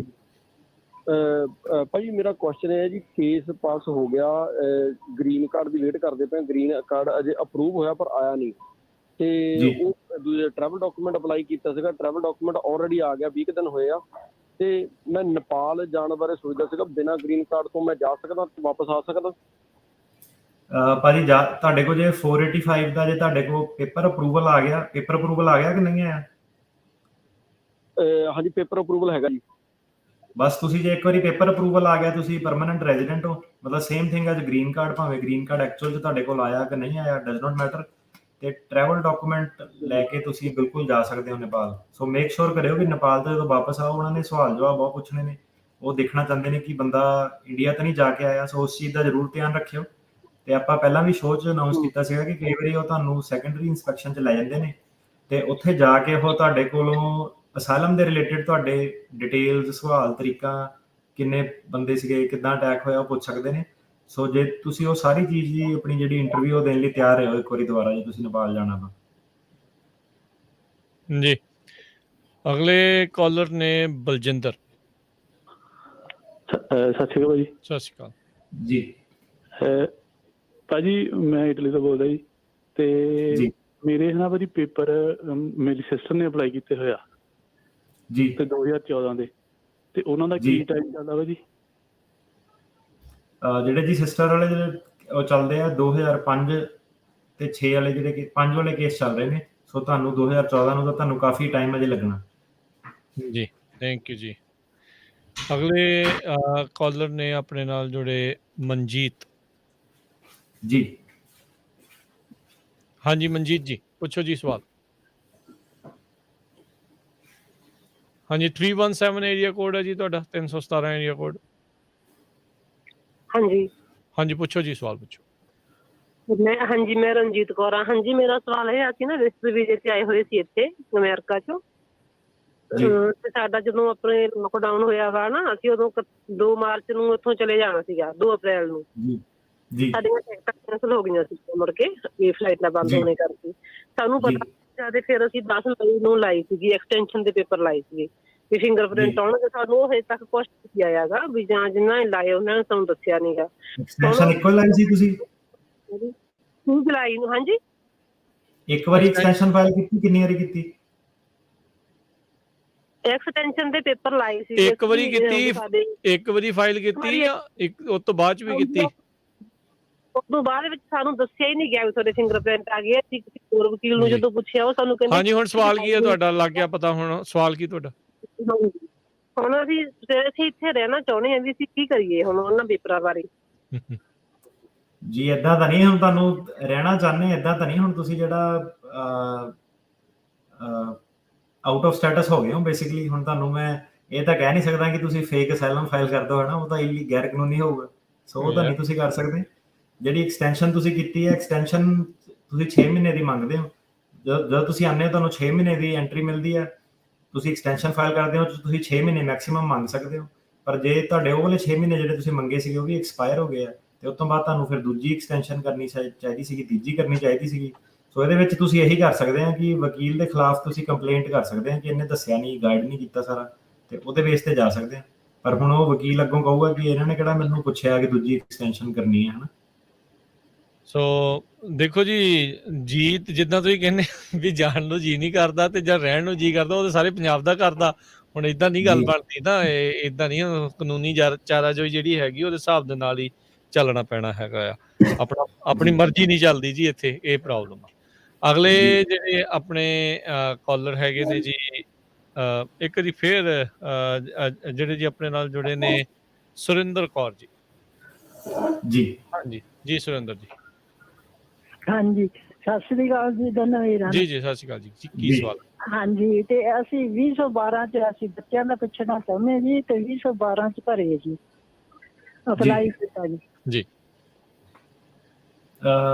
ਸਿਟੀਜ਼ਨ ਨੇ ਬੱਚਿਆਂ ਦਾ ਕੀਤਾ ਸੀ, 2009 ਵਾਲੇ ਚੱਲਦੇ ਆ, ਤੇ ਵੇਟ ਕਰੋ ਜੇ 4 ਸਾਲ ਹੋਰ। ਜੀ। ਸੋ ਆਪਾਂ ਨੂੰ ਫੇਸਬੁੱਕ ਤੇ ਬਾਰ-ਬਾਰ ਪੁੱਛ ਰਹੇ ਨੇ, ਇੱਕ ਜਾਣੇ ਜਿਹੜੇ ਮਨਮੀਤ ਹੋਣਾ ਦਾ ਫੋਨ ਨੰਬਰ ਨਿਊਯਾਰਕ ਦੇ, ਤੁਹਾਡੇ ਆਫਿਸ ਦਾ ਫੋਨ ਨੰਬਰ ਜੇ ਕੋਈ ਹੈਗਾ ਆ ਤਾਂ ਪਲੀਜ਼ ਜੇ ਸ਼ੇਅਰ ਕਰ ਲਿਓ ਪ੍ਰੋਗਰਾਮ ਦੇ ਵਿੱਚ, ਚਾਹੇ ਅਖੀਰ ਦੇ ਵਿੱਚ ਜਿਹੜਾ ਉਹ ਸ਼ੇਅਰ ਕਰ ਲਿਓ ਜੀ। ਸਾਡੇ ਕੋਲ ਨੰਬਰ ਹੈਗਾ, ਪਰ ਮੈਂ ਤੁਹਾਨੂੰ ਮੰਡੇ ਨੂੰ ਅਨਾਉਂਸ ਕਰੂੰਗਾ। ਮੈਂ ਮੇਕ ਸ਼ੋਰ ਕਰ ਲਾਂ ਕਿ ਸਾਰਾ ਕੁਝ ਸੈਟਅਪ ਆ, ਵੌਇਸ ਫਾਈਲ ਵਗੈਰਾ ਸਾਰਾ। ਥੋੜਾ ਜਿਹਾ ਇੰਤਜ਼ਾਰ ਕਰ ਲਓ ਜੀ। ਜੀ ਹਾਂਜੀ ਹਰੀ ਸਿੰਘ ਜੀ, ਥੋੜਾ ਜਿਹਾ ਵੀਕਐਂਡ ਆਪਾਂ ਜਾ ਕੇ ਅਜੇ ਆਪਣਾ ਇਨਫਰਾਸਟ੍ਰਕਚਰ ਜਿੱਦਾਂ ਨਵਾਂ ਆਫਿਸ ਦਾ ਸੈਟਅਪ ਕਰਨਾ, ਤੇ ਸਾਨੂੰ 2 ਦਿਨ ਦਾ ਦਿਓ ਟਾਈਮ ਤੁਸੀਂ, ਤੇ ਫਿਰ ਤੁਹਾਨੂੰ ਇਨਫੋਰਮੇਸ਼ਨ ਦਿੰਨੀ ਹੈ ਛੇਤੀ। ਐਗਜ਼ੈਕਟਲੀ ਜੀ। ਆਪਣੇ ਅਗਲੇ ਕਾਲਰ ਨੇ ਜੀ ਗੁਰਪ੍ਰੀਤ। ਹਾਂਜੀ, ਸਤਿ ਸ਼੍ਰੀ ਅਕਾਲ ਜੀ। ਸਤਿ ਸ਼੍ਰੀ ਅਕਾਲ ਜੀ। ਹਾਂਜੀ, ਅਸੀਂ ਪੁੱਛਣਾ ਸੀ ਜੀ, ਜਿੱਦਾਂ 10 ਮਹੀਨੇ ਹੋ ਗਏ ਵਰਕ ਪਰਮਿਟ ਅਪਲਾਈ ਕਰੇ ਨੂੰ, ਉਹ 6 ਮਹੀਨੇ ਦੀ ਵੀ ਉਹ ਲੰਘ ਗਈ ਜਿਹੜੀ ਰਸੀਦ ਆਈ ਸੀ, ਅਜੇ ਤੱਕ ਵਰਕ ਪਰਮਿਟ ਨਹੀਂ ਜੀ ਆਇਆ। ਫਿਰ ਹੁਣ ਜਿੱਦਾਂ ਕੀ ਕਰ ਸਕਦੇ ਹਾਂ ਅਸੀਂ? ਜੀ ਉਹਦਾ ਨਾ ਪ੍ਰੋਸੈਸਿੰਗ ਟਾਈਮ ਜ਼ਿਆਦਾ ਚੱਲ ਰਿਹਾ 10 ਮਹੀਨੇ ਤੋਂ ਵੀ, ਸੋ ਤੁਸੀਂ ਕਰ ਕੁਝ ਨਹੀਂ ਸਕਦੇ, ਵੇਟ ਹੀ ਕਰਨੀ ਪੈਣੀ ਹੈ। ਤੇ ਸਾਡੀ ਕੋਲ ਕੋਈ ਆਈਡੀ ਨਹੀਂ, ਜਿੱਦਾਂ ਲਾਇਸੈਂਸ ਵੀ ਐਕਸਪਾਇਰ ਹੋ ਗਿਆ। ਆਈਡੀ ਨਹੀਂ, ਤੁਹਾਡੀ ਗੱਲ ਆਪਾਂ ਸਮਝਦੇ ਹਾਂ, ਪਰ ਉਹਨਾਂ ਦੀ ਜ਼ਿੰਮੇਵਾਰੀ ਨਹੀਂ ਕਿ ਤੁਹਾਨੂੰ ਲਾਇਸੈਂਸ ਦੇਣਾ ਜਾਂ ਲਾਇਸੈਂਸ ਟਾਈਮ ਸਰ ਕਰਨਾ। ਉਹਨਾਂ ਨੇ ਜਿੰਨਾ ਆਪਣਾ ਟਾਈਮ ਲੈਣਾ ਉਨਾ ਹੀ ਲੈਣਾ। ਸੋ ਕਾਫੀ ਸਾਰੇ ਜਿਹੜੇ ਸਾਡੇ ਵੀ ਕਲਾਇੰਟ ਆ, ਕਈ ਵਾਰੀ ਇੱਦਾਂ ਉਹਨਾਂ ਨੂੰ ਵੀ ਟਰੱਕ ਰੋਕਣਾ ਪੈ ਜਾਂਦਾ ਜਦੋਂ ਵਰਕ ਪਰਮਿਟ ਵਗੈਰਾ ਐਕਸਪਾਇਰ ਹੁੰਦਾ। ਸੋ ਇਹ ਤਾਂ ਪਾਰਟ ਆਫ ਅਸਾਈਲਮ ਵਾਲੇ ਦੀ ਜਰਨੀ ਹੈ ਨਾ, ਕਿ ਇਮੀਗ੍ਰੇਸ਼ਨ ਨੇ ਜਿਹੜਾ ਆਪਣਾ ਟਾਈਮ ਲੈ ਰਹੀ ਹੈ, ਤਾਂ ਉਹ 'ਚ ਕੁਝ ਕਰ ਨਹੀਂ ਸਕਦੇ। ਤੁਸੀਂ ਉਹਨਾਂ ਨੂੰ ਕਾਲ ਕਰਕੇ ਫੋਲੋ ਅਪ ਕਰ ਲਓ, ਦੇਖੋ ਕਿ ਐਕਸਪੀਡਾਈਟ ਕਰਦੇ ਆ ਕਿ ਨਹੀਂ ਕਰਦੇ, ਉਹਨਾਂ ਨੂੰ ਦੱਸੋ ਆਪਣੀ ਸਿਚੁਏਸ਼ਨ। ਸੋ ਕਈ ਕੇਸਾਂ 'ਚ ਕਰ ਦਿੰਦੇ ਨੇ, ਕਈ ਕੇਸਾਂ 'ਚ ਨਹੀਂ ਕਰਦੇ, ਜ਼ਿਆਦਾਤਰ ਉਹ ਨਹੀਂ ਕਰਦੇ ਐਕਸਪੀਡਾਈਟ। ਜੀ ਜੀ। ਅਗਲੇ ਜਿਹੜੇ ਕਾਲਰ ਨੇ ਮਨਦੀਪ। ਹਾਂਜੀ ਸਰ, ਮੇਰਾ ਕੁਐਸਚਨ ਹੈਗਾ, ਮੇਰੇ ਕਜ਼ਨ ਦਾ ਅਸਾਈਲਮ ਕੇਸ ਹੋਇਆ, ਫਾਈਨਲ ਹੀਅਰਿੰਗ ਹੈਗੀ ਸੀ ਵੈਨਸਡੇ, ਸਭ ਕੁਝ ਸਹੀ ਗਿਆ। ਉਹਨਾਂ ਨੇ ਅਖੀਰ ਤੇ ਕਹਿਤਾ ਕਿ ਕੋਈ ਇੰਡੀਆ ਗਵਰਨਮੈਂਟ ਨੇ ਡਾਕੂਮੈਂਟ ਸਬਮਿਟ ਕਰਾਏ ਆ, ਅਸੀਂ ਤੁਹਾਡਾ ਕੇਸ ਪਾਸ ਨਹੀਂ ਕਰਨਾ, ਕਿ ਫੇਕ ਅਸਾਈਲਮ ਹੈਗਾ। ਤੇ ਸੇਮ ਥਿੰਗ ਮੇਰੇ ਫਰੈਂਡ ਨਾਲ ਹੋਈ ਹੈ 2 ਹਫ਼ਤੇ ਪਹਿਲੇ ਫਾਈਨਲ ਹੀਅਰਿੰਗ ਤੇ ਇਦਾਂ ਦਾ ਕੁਝ ਅਪੀਲ ਤੇ ਹੁਣ ਕੁਝ ਹੋ ਸਕਦਾ ਉਹਨਾਂ ਦਾ? ਸੋ ਪਹਿਲਾਂ ਤਾਂ ਇਹ ਹੈ ਕਿ ਤੁਹਾਡੇ ਵਕੀਲ ਨੂੰ, ਜਿੱਦਾਂ ਪਹਿਲਾਂ ਦੱਸਿਆ ਕਿ ਐਵੀਡੈਂਸ਼ੀਅਲੀ ਆਬਜੈਕਸ਼ਨਸ ਹੁੰਦੀਆਂ, ਜਿਹੜਾ ਡਾਕੂਮੈਂਟ ਆ 30 ਦਿਨ ਪਹਿਲਾਂ ਸਬਮਿਟ ਕਰਾਉਣਾ ਹੁੰਦਾ। ਜੇ ਤੁਹਾਡੇ ਵਕੀਲ ਨੇ ਉਹਦੀ ਆਬਜੈਕਸ਼ਨ ਨਹੀਂ ਲਾਈ, ਮਤਲਬ ਤੁਹਾਡਾ ਵਕੀਲ ਸਿੰਪਲੀ ਕਹਿ ਸਕਦਾ ਸੀ ਕਿ ਇਹ 30 ਦਿਨ ਦੀ ਡੈਡਲਾਈਨ ਮੀਟ ਨਹੀਂ ਹੁੰਦੀ, ਇਹ ਡਾਕੂਮੈਂਟ ਜਾਣਾ ਨਹੀਂ ਚਾਹੀਦਾ ਰੈਕਡ ਦੇ ਵਿੱਚ, ਹੈ ਨਾ। ਸੋ ਜੇ ਤੁਹਾਡੇ ਵਕੀਲ ਨੇ ਆਬਜੈਕਸ਼ਨ ਨਹੀਂ ਲਾਈ, ਤੇ ਫਿਰ ਉਹ ਐਡਮਿਸਿਬਲ ਐਵੀਡੈਂਸ ਆ। ਸੋ ਦੇਖਣਾ ਪੈਣਾ ਕਿ ਕੀ ਚੀਜ਼ ਹੈ, ਕੀ ਚੀਜ਼ ਨਹੀਂ ਹੈ, ਤੇ ਮੋਸਟ ਲਾਈਕਲੀ ਦੇਖਣਾ ਪੈਣਾ ਕਿ ਕੀ ਡਿਟੇਲ ਰੀਜ਼ਨਿੰਗ ਆ। ਜੇ ਤਾਂ ਕੁਛ ਇੱਦਾਂ ਦਾ ਬੇਸ ਹੈਗਾ ਕਿ ਤੁਸੀਂ ਆਪਣੀ ਕੰਟਰੀ ਕੰਡੀਸ਼ਨਸ ਕਰਤੀਆਂ, ਉਹਨਾਂ ਨੇ ਆਪਣੀ ਕੰਟਰੀ ਕੰਡੀਸ਼ਨਸ ਕਰ ਰਹੀਆਂ, ਤੇ ਫਿਰ ਅਪੀਲ ਦੇ ਵਿੱਚ ਤੁਸੀਂ ਟੈਕਨੀਕੈਲਿਟੀ ਦੇ ਬੇਸ ਤੇ ਆਰਗੂ ਕਰਕੇ ਆਪਣਾ ਕੇਸ ਪ੍ਰੈਜ਼ੈਂਟ ਕਰ ਸਕਦੇ ਹੋ। ਜੀ। ਅਗਲੇ ਕਾਲਰ ਬਲਜਿੰਦਰ। ਸਤਿ ਸ਼੍ਰੀ ਅਕਾਲ ਭਾਜੀ। ਜੀ ਭਾਜੀ, ਮੇਰੇ ਨਾਲ ਫਾਦਰ ਸਾਹਿਬ ਨੇ ਪੇਪਰ ਅਪਲਾਈ ਕੀਤੇ ਸੀਗੇ ਮੇਰੇ, ਤੇ ਉਹ ਨਿਕਲ ਵੀ ਆਏ ਸੀ 2014-15 ਦੇ ਵਿੱਚ।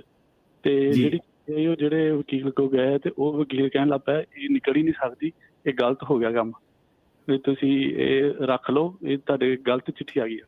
ਤੇ ਉਹ ਫਾਦਰ ਸਾਹਿਬ ਨੇ ਕੀਤਾ ਨਹੀਂ। ਮੈਂ ਪਿਛਲੇ ਸਾਲ ਅਮਰੀਕਾ ਆਇਆ, ਤੋਂ ਮੈਂ ਜਦੋਂ ਚਿੱਠੀ ਦੇਖੀ, ਉਹ ਮੇਰੇ ਪੇਪਰ ਨਿਕਲੇ ਹੋਏ ਸੀ। ਤੇ ਹੁਣ ਭਾਜੀ ਮੈਂ ਇਟਲੀ 'ਚ ਆ, ਮੇਰੀ ਵਾਈਫ ਤੋਂ ਪਾਸਪੋਰਟ ਆ, ਤੇ ਕੋਈ ਵੀ ਤਰੀਕਾ ਜਾਂ ਉਸ ਪੇਪਰਾਂ ਦੇ ਜਾਂ ਕੋਈ ਹੋਰ ਤਰੀਕਾ ਭਾਈ ਦੱਸਿਓ। ਇਟਲੀ ਵਾਲੇ ਦਾ ਸਕਦੇ ਆ ਨਾ? ਹਾਂਜੀ ਭਾਜੀ। ਅਟਰਨੀ ਟਰਕੀਆਨਾ ਜੀ, E2 ਵੀਜ਼ੇ ਵਾਲੀ ਆਪਸ਼ਨ ਵੀ ਇਹਨਾਂ ਕੋਲ ਹੋਊਗੀ? ਮੈਂ ਦੱਸਦਾ। ਤੁਹਾਡੇ ਪੇਪਰ ਕਿੰਨੇ ਫਾਦਰ ਨੇ ਫਾਈਲ ਕੀਤੇ ਸੀਗੇ? ਹਾਂਜੀ। ਸਿਟੀਜ਼ਨ ਹੈ ਫਾਦਰ? ਪਹਿਲਾਂ ਆਏ ਸੀ, ਉਹ 1 ਸਾਲ ਪਹਿਲਾਂ ਉਹ ਆਏ ਸੀ। ਸਿਟੀਜ਼ਨ ਨੇ ਤੁਹਾਡੇ ਫਾਦਰ ਜਦੋਂ ਉਹਨਾਂ ਨੇ ਅਪਲਾਈ ਕੀਤਾ? ਜੀ ਨਹੀਂ, ਉਦੋਂ ਦੂਜੇ ਸੀ, ਗ੍ਰੀਨ ਕਾਰਡ ਹੋਲਡਰ। ਉਦੋਂ ਗ੍ਰੀਨ ਕਾਰਡ ਹੋਲਡਰ ਸੀ। ਭਾਜੀ ਤੁਸੀਂ ਨਾ ਮੇਰੇ ਸਵਾਲ ਦੇ ਜਵਾਬ ਦਿਓ ਜੋ ਮੈਂ ਪੁੱਛ ਰਿਹਾ ਸਪੈਸੀਫਿਕਲੀ। ਹੁਣ ਇਸ ਵੇਲੇ ਸਿਟੀਜ਼ਨ? ਹਾਂਜੀ, ਹੁਣ ਸਿਟੀਜ਼ਨ। ਤੇ ਉਦੋਂ ਗ੍ਰੀਨ ਕਾਰਡ ਸੀ ਜਦੋਂ ਫਾਈਲ ਕੀਤਾ ਸੀਗਾ? ਹਾਂਜੀ। ਤੇ ਤੁਹਾਡਾ ਵਿਆਹ ਉਹਨਾਂ ਦੇ ਸਿਟੀਜ਼ਨ ਬਣਨ ਤੋਂ ਬਾਅਦ ਚ ਹੋਇਆ ਕਿ ਪਹਿਲਾਂ ਹੋਇਆ? ਹਾਂਜੀ, ਸਿਟੀਜ਼ਨ ਹੋਣ ਤੋਂ ਪਹਿਲਾਂ ਹੀ ਹੋ ਗਿਆ ਜੀ ਭਾਜੀ। ਸਿਟੀਜ਼ਨ ਇਸ ਸਾਲ ਹੀ ਹੋਇਆ। ਤੁਹਾਡਾ ਵਿਆਹ ਉਹਨਾਂ ਦੇ ਸਿਟੀਜ਼ਨ ਬਣਨ ਤੋਂ ਪਹਿਲਾਂ ਹੋਇਆ ਕਿ ਬਾਅਦ ਚ ਹੋਇਆ? ਬਾਅਦ ਚ ਹੋਇਆ ਕਿਤੇ, ਸਿਟੀਜ਼ਨ ਹੋਣ ਤੋਂ ਬਾਅਦ ਚ। ਨਹੀਂ, ਪਹਿਲਾਂ ਹੋ ਗਿਆ। ਪਹਿਲਾਂ ਹੋ ਗਿਆ, ਸੌਰੀ, ਪਹਿਲਾਂ ਹੋ ਗਿਆ, ਸਿਟੀਜ਼ਨ ਹੋਣ ਤੋਂ ਪਹਿਲਾਂ। ਸੋ ਭਾਜੀ ਤੁਹਾਡਾ ਜਿਹੜਾ ਵਕੀਲ ਆ ਸਹੀ ਕਹਿ ਰਿਹਾ, ਕਿਉਂਕਿ ਜਿੱਦਾਂ ਆਪਾਂ ਦੱਸਿਆ ਕਿ ਗ੍ਰੀਨ ਕਾਰਡ ਹੋਲਡਰ ਵਿਆਹ ਬੱਚੇ ਲਈ ਨਹੀਂ ਕਰ ਸਕਦਾ। ਸੋ ਗਲਤ ਪੇਪਰ ਆ ਗਏ, ਤੁਹਾਡਾ ਉਹ ਵਾਲਾ ਪ੍ਰੋਸੈਸ ਕੈਂਸਲ ਆ। ਸੋ ਉਹਦਾ ਤੁਹਾਡੇ ਫਾਦਰ ਨੂੰ ਦੁਬਾਰਾ ਨਵੇਂ ਸਿਰਿਓਂ ਕਰਨਾ ਪੈਣਾ, ਤੇ ਉਹਦੀ ਜਿਹੜੀ ਵੇਟ ਆ ਉਹ 12 ਕੁ ਸਾਲ ਆ। ਤੇ ਜੇ ਤੁਸੀਂ ਇੱਥੇ ਆਣਾ, ਤੁਹਾਡੇ ਕੋਲ 2 ਆਪਸ਼ਨਾਂ ਹੈਗੀਆਂ ਇਸ ਵੇਲੇ। ਜੇ ਤੁਹਾਡੇ ਕੋਲ ਇਟਾਲੀਅਨ ਪਾਸਪੋਰਟ ਆ ਜਾਂ ਤੁਹਾਡੀ ਵਾਈਫ ਕੋਲ ਇਟਾਲੀਅਨ ਪਾਸਪੋਰਟ ਆ, ਜਿਹਦੇ ਕੋਲ ਵੀ ਇਟਾਲੀਅਨ ਪਾਸਪੋਰਟ ਆ ਉਹ E2 ਬੇਸਿਸ ਤੇ, ਇਨਵੈਸਟਮੈਂਟ ਬੇਸਿਸ ਤੇ ਆ ਸਕਦਾ। $2 ਤੋਂ $3 ਲੱਖ ਦੀ ਇਨਵੈਸਟਮੈਂਟ ਹੈ। ਉਹ ਤੁਸੀਂ ਸਾਡਾ ਪ੍ਰੋਗਰਾਮ ਸੁਣ ਲਓ, ਪੁਰਾਣਾ ਪੰਜਾਬੀ ਰੇਡੀਓ ਦੀ ਵੈਬਸਾਈਟ ਤੇ ਪਿਆ ਵਾ।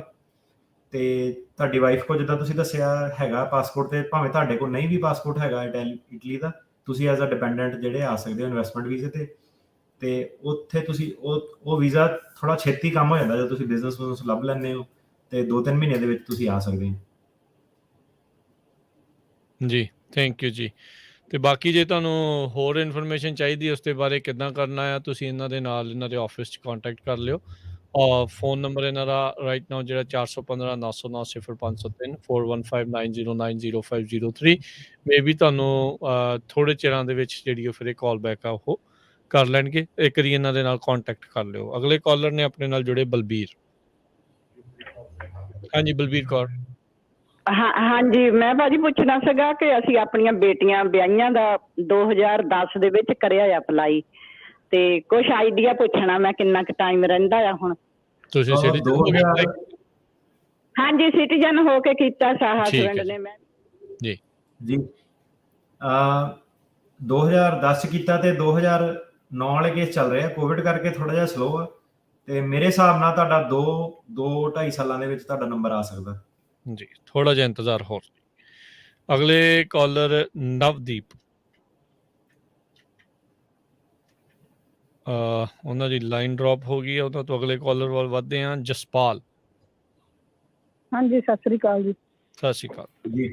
ਹਾਂਜੀ ਸਾਡਾ ਸਵਾਲ ਆ ਜੀ, ਸਾਡੀ ਬੇਟੀ ਅਸੀਂ ਗੋਦ ਪਾ ਕੇ ਲਿਆਂਦੀ ਸੀ 15-40 ਚ ਜੀ, ਮੇਰੇ ਦਿਓਰ ਦੀ ਬੇਟੀ ਹੈ, ਤੇ ਉਹ ਆਪਦੇ ਭੈਣ ਭਰਾ ਨੂੰ ਸਕਿਆ ਦਾ ਭਰ ਸਕਦੀ ਹੈ?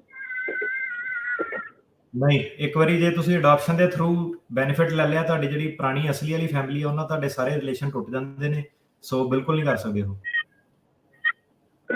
ਕਰ ਨਹੀਂ ਸਕਦੇ? ਨਹੀਂ ਨਹੀਂ, ਇਹ ਆਲਰੇਡੀ ਨਾਤਾ ਤੋੜਤਾ ਨਾ ਉਹਨਾਂ ਨੇ, ਉਹ ਨਵਾਂ ਪਰਿਵਾਰ ਅਪਣਾ ਲਿਆ, ਉਹ ਸੋ ਹੁਣ ਉਹ ਉਸੇ ਪਰਿਵਾਰ ਦੇ ਨਾਲ ਜੁੜੇ ਰਹਿ ਗਏ। ਮਨਜੀਤ। ਸਤਿ ਸ੍ਰੀ ਅਕਾਲ ਜੀ। ਸਤਿ ਸ਼੍ਰੀ ਅਕਾਲ ਜੀ।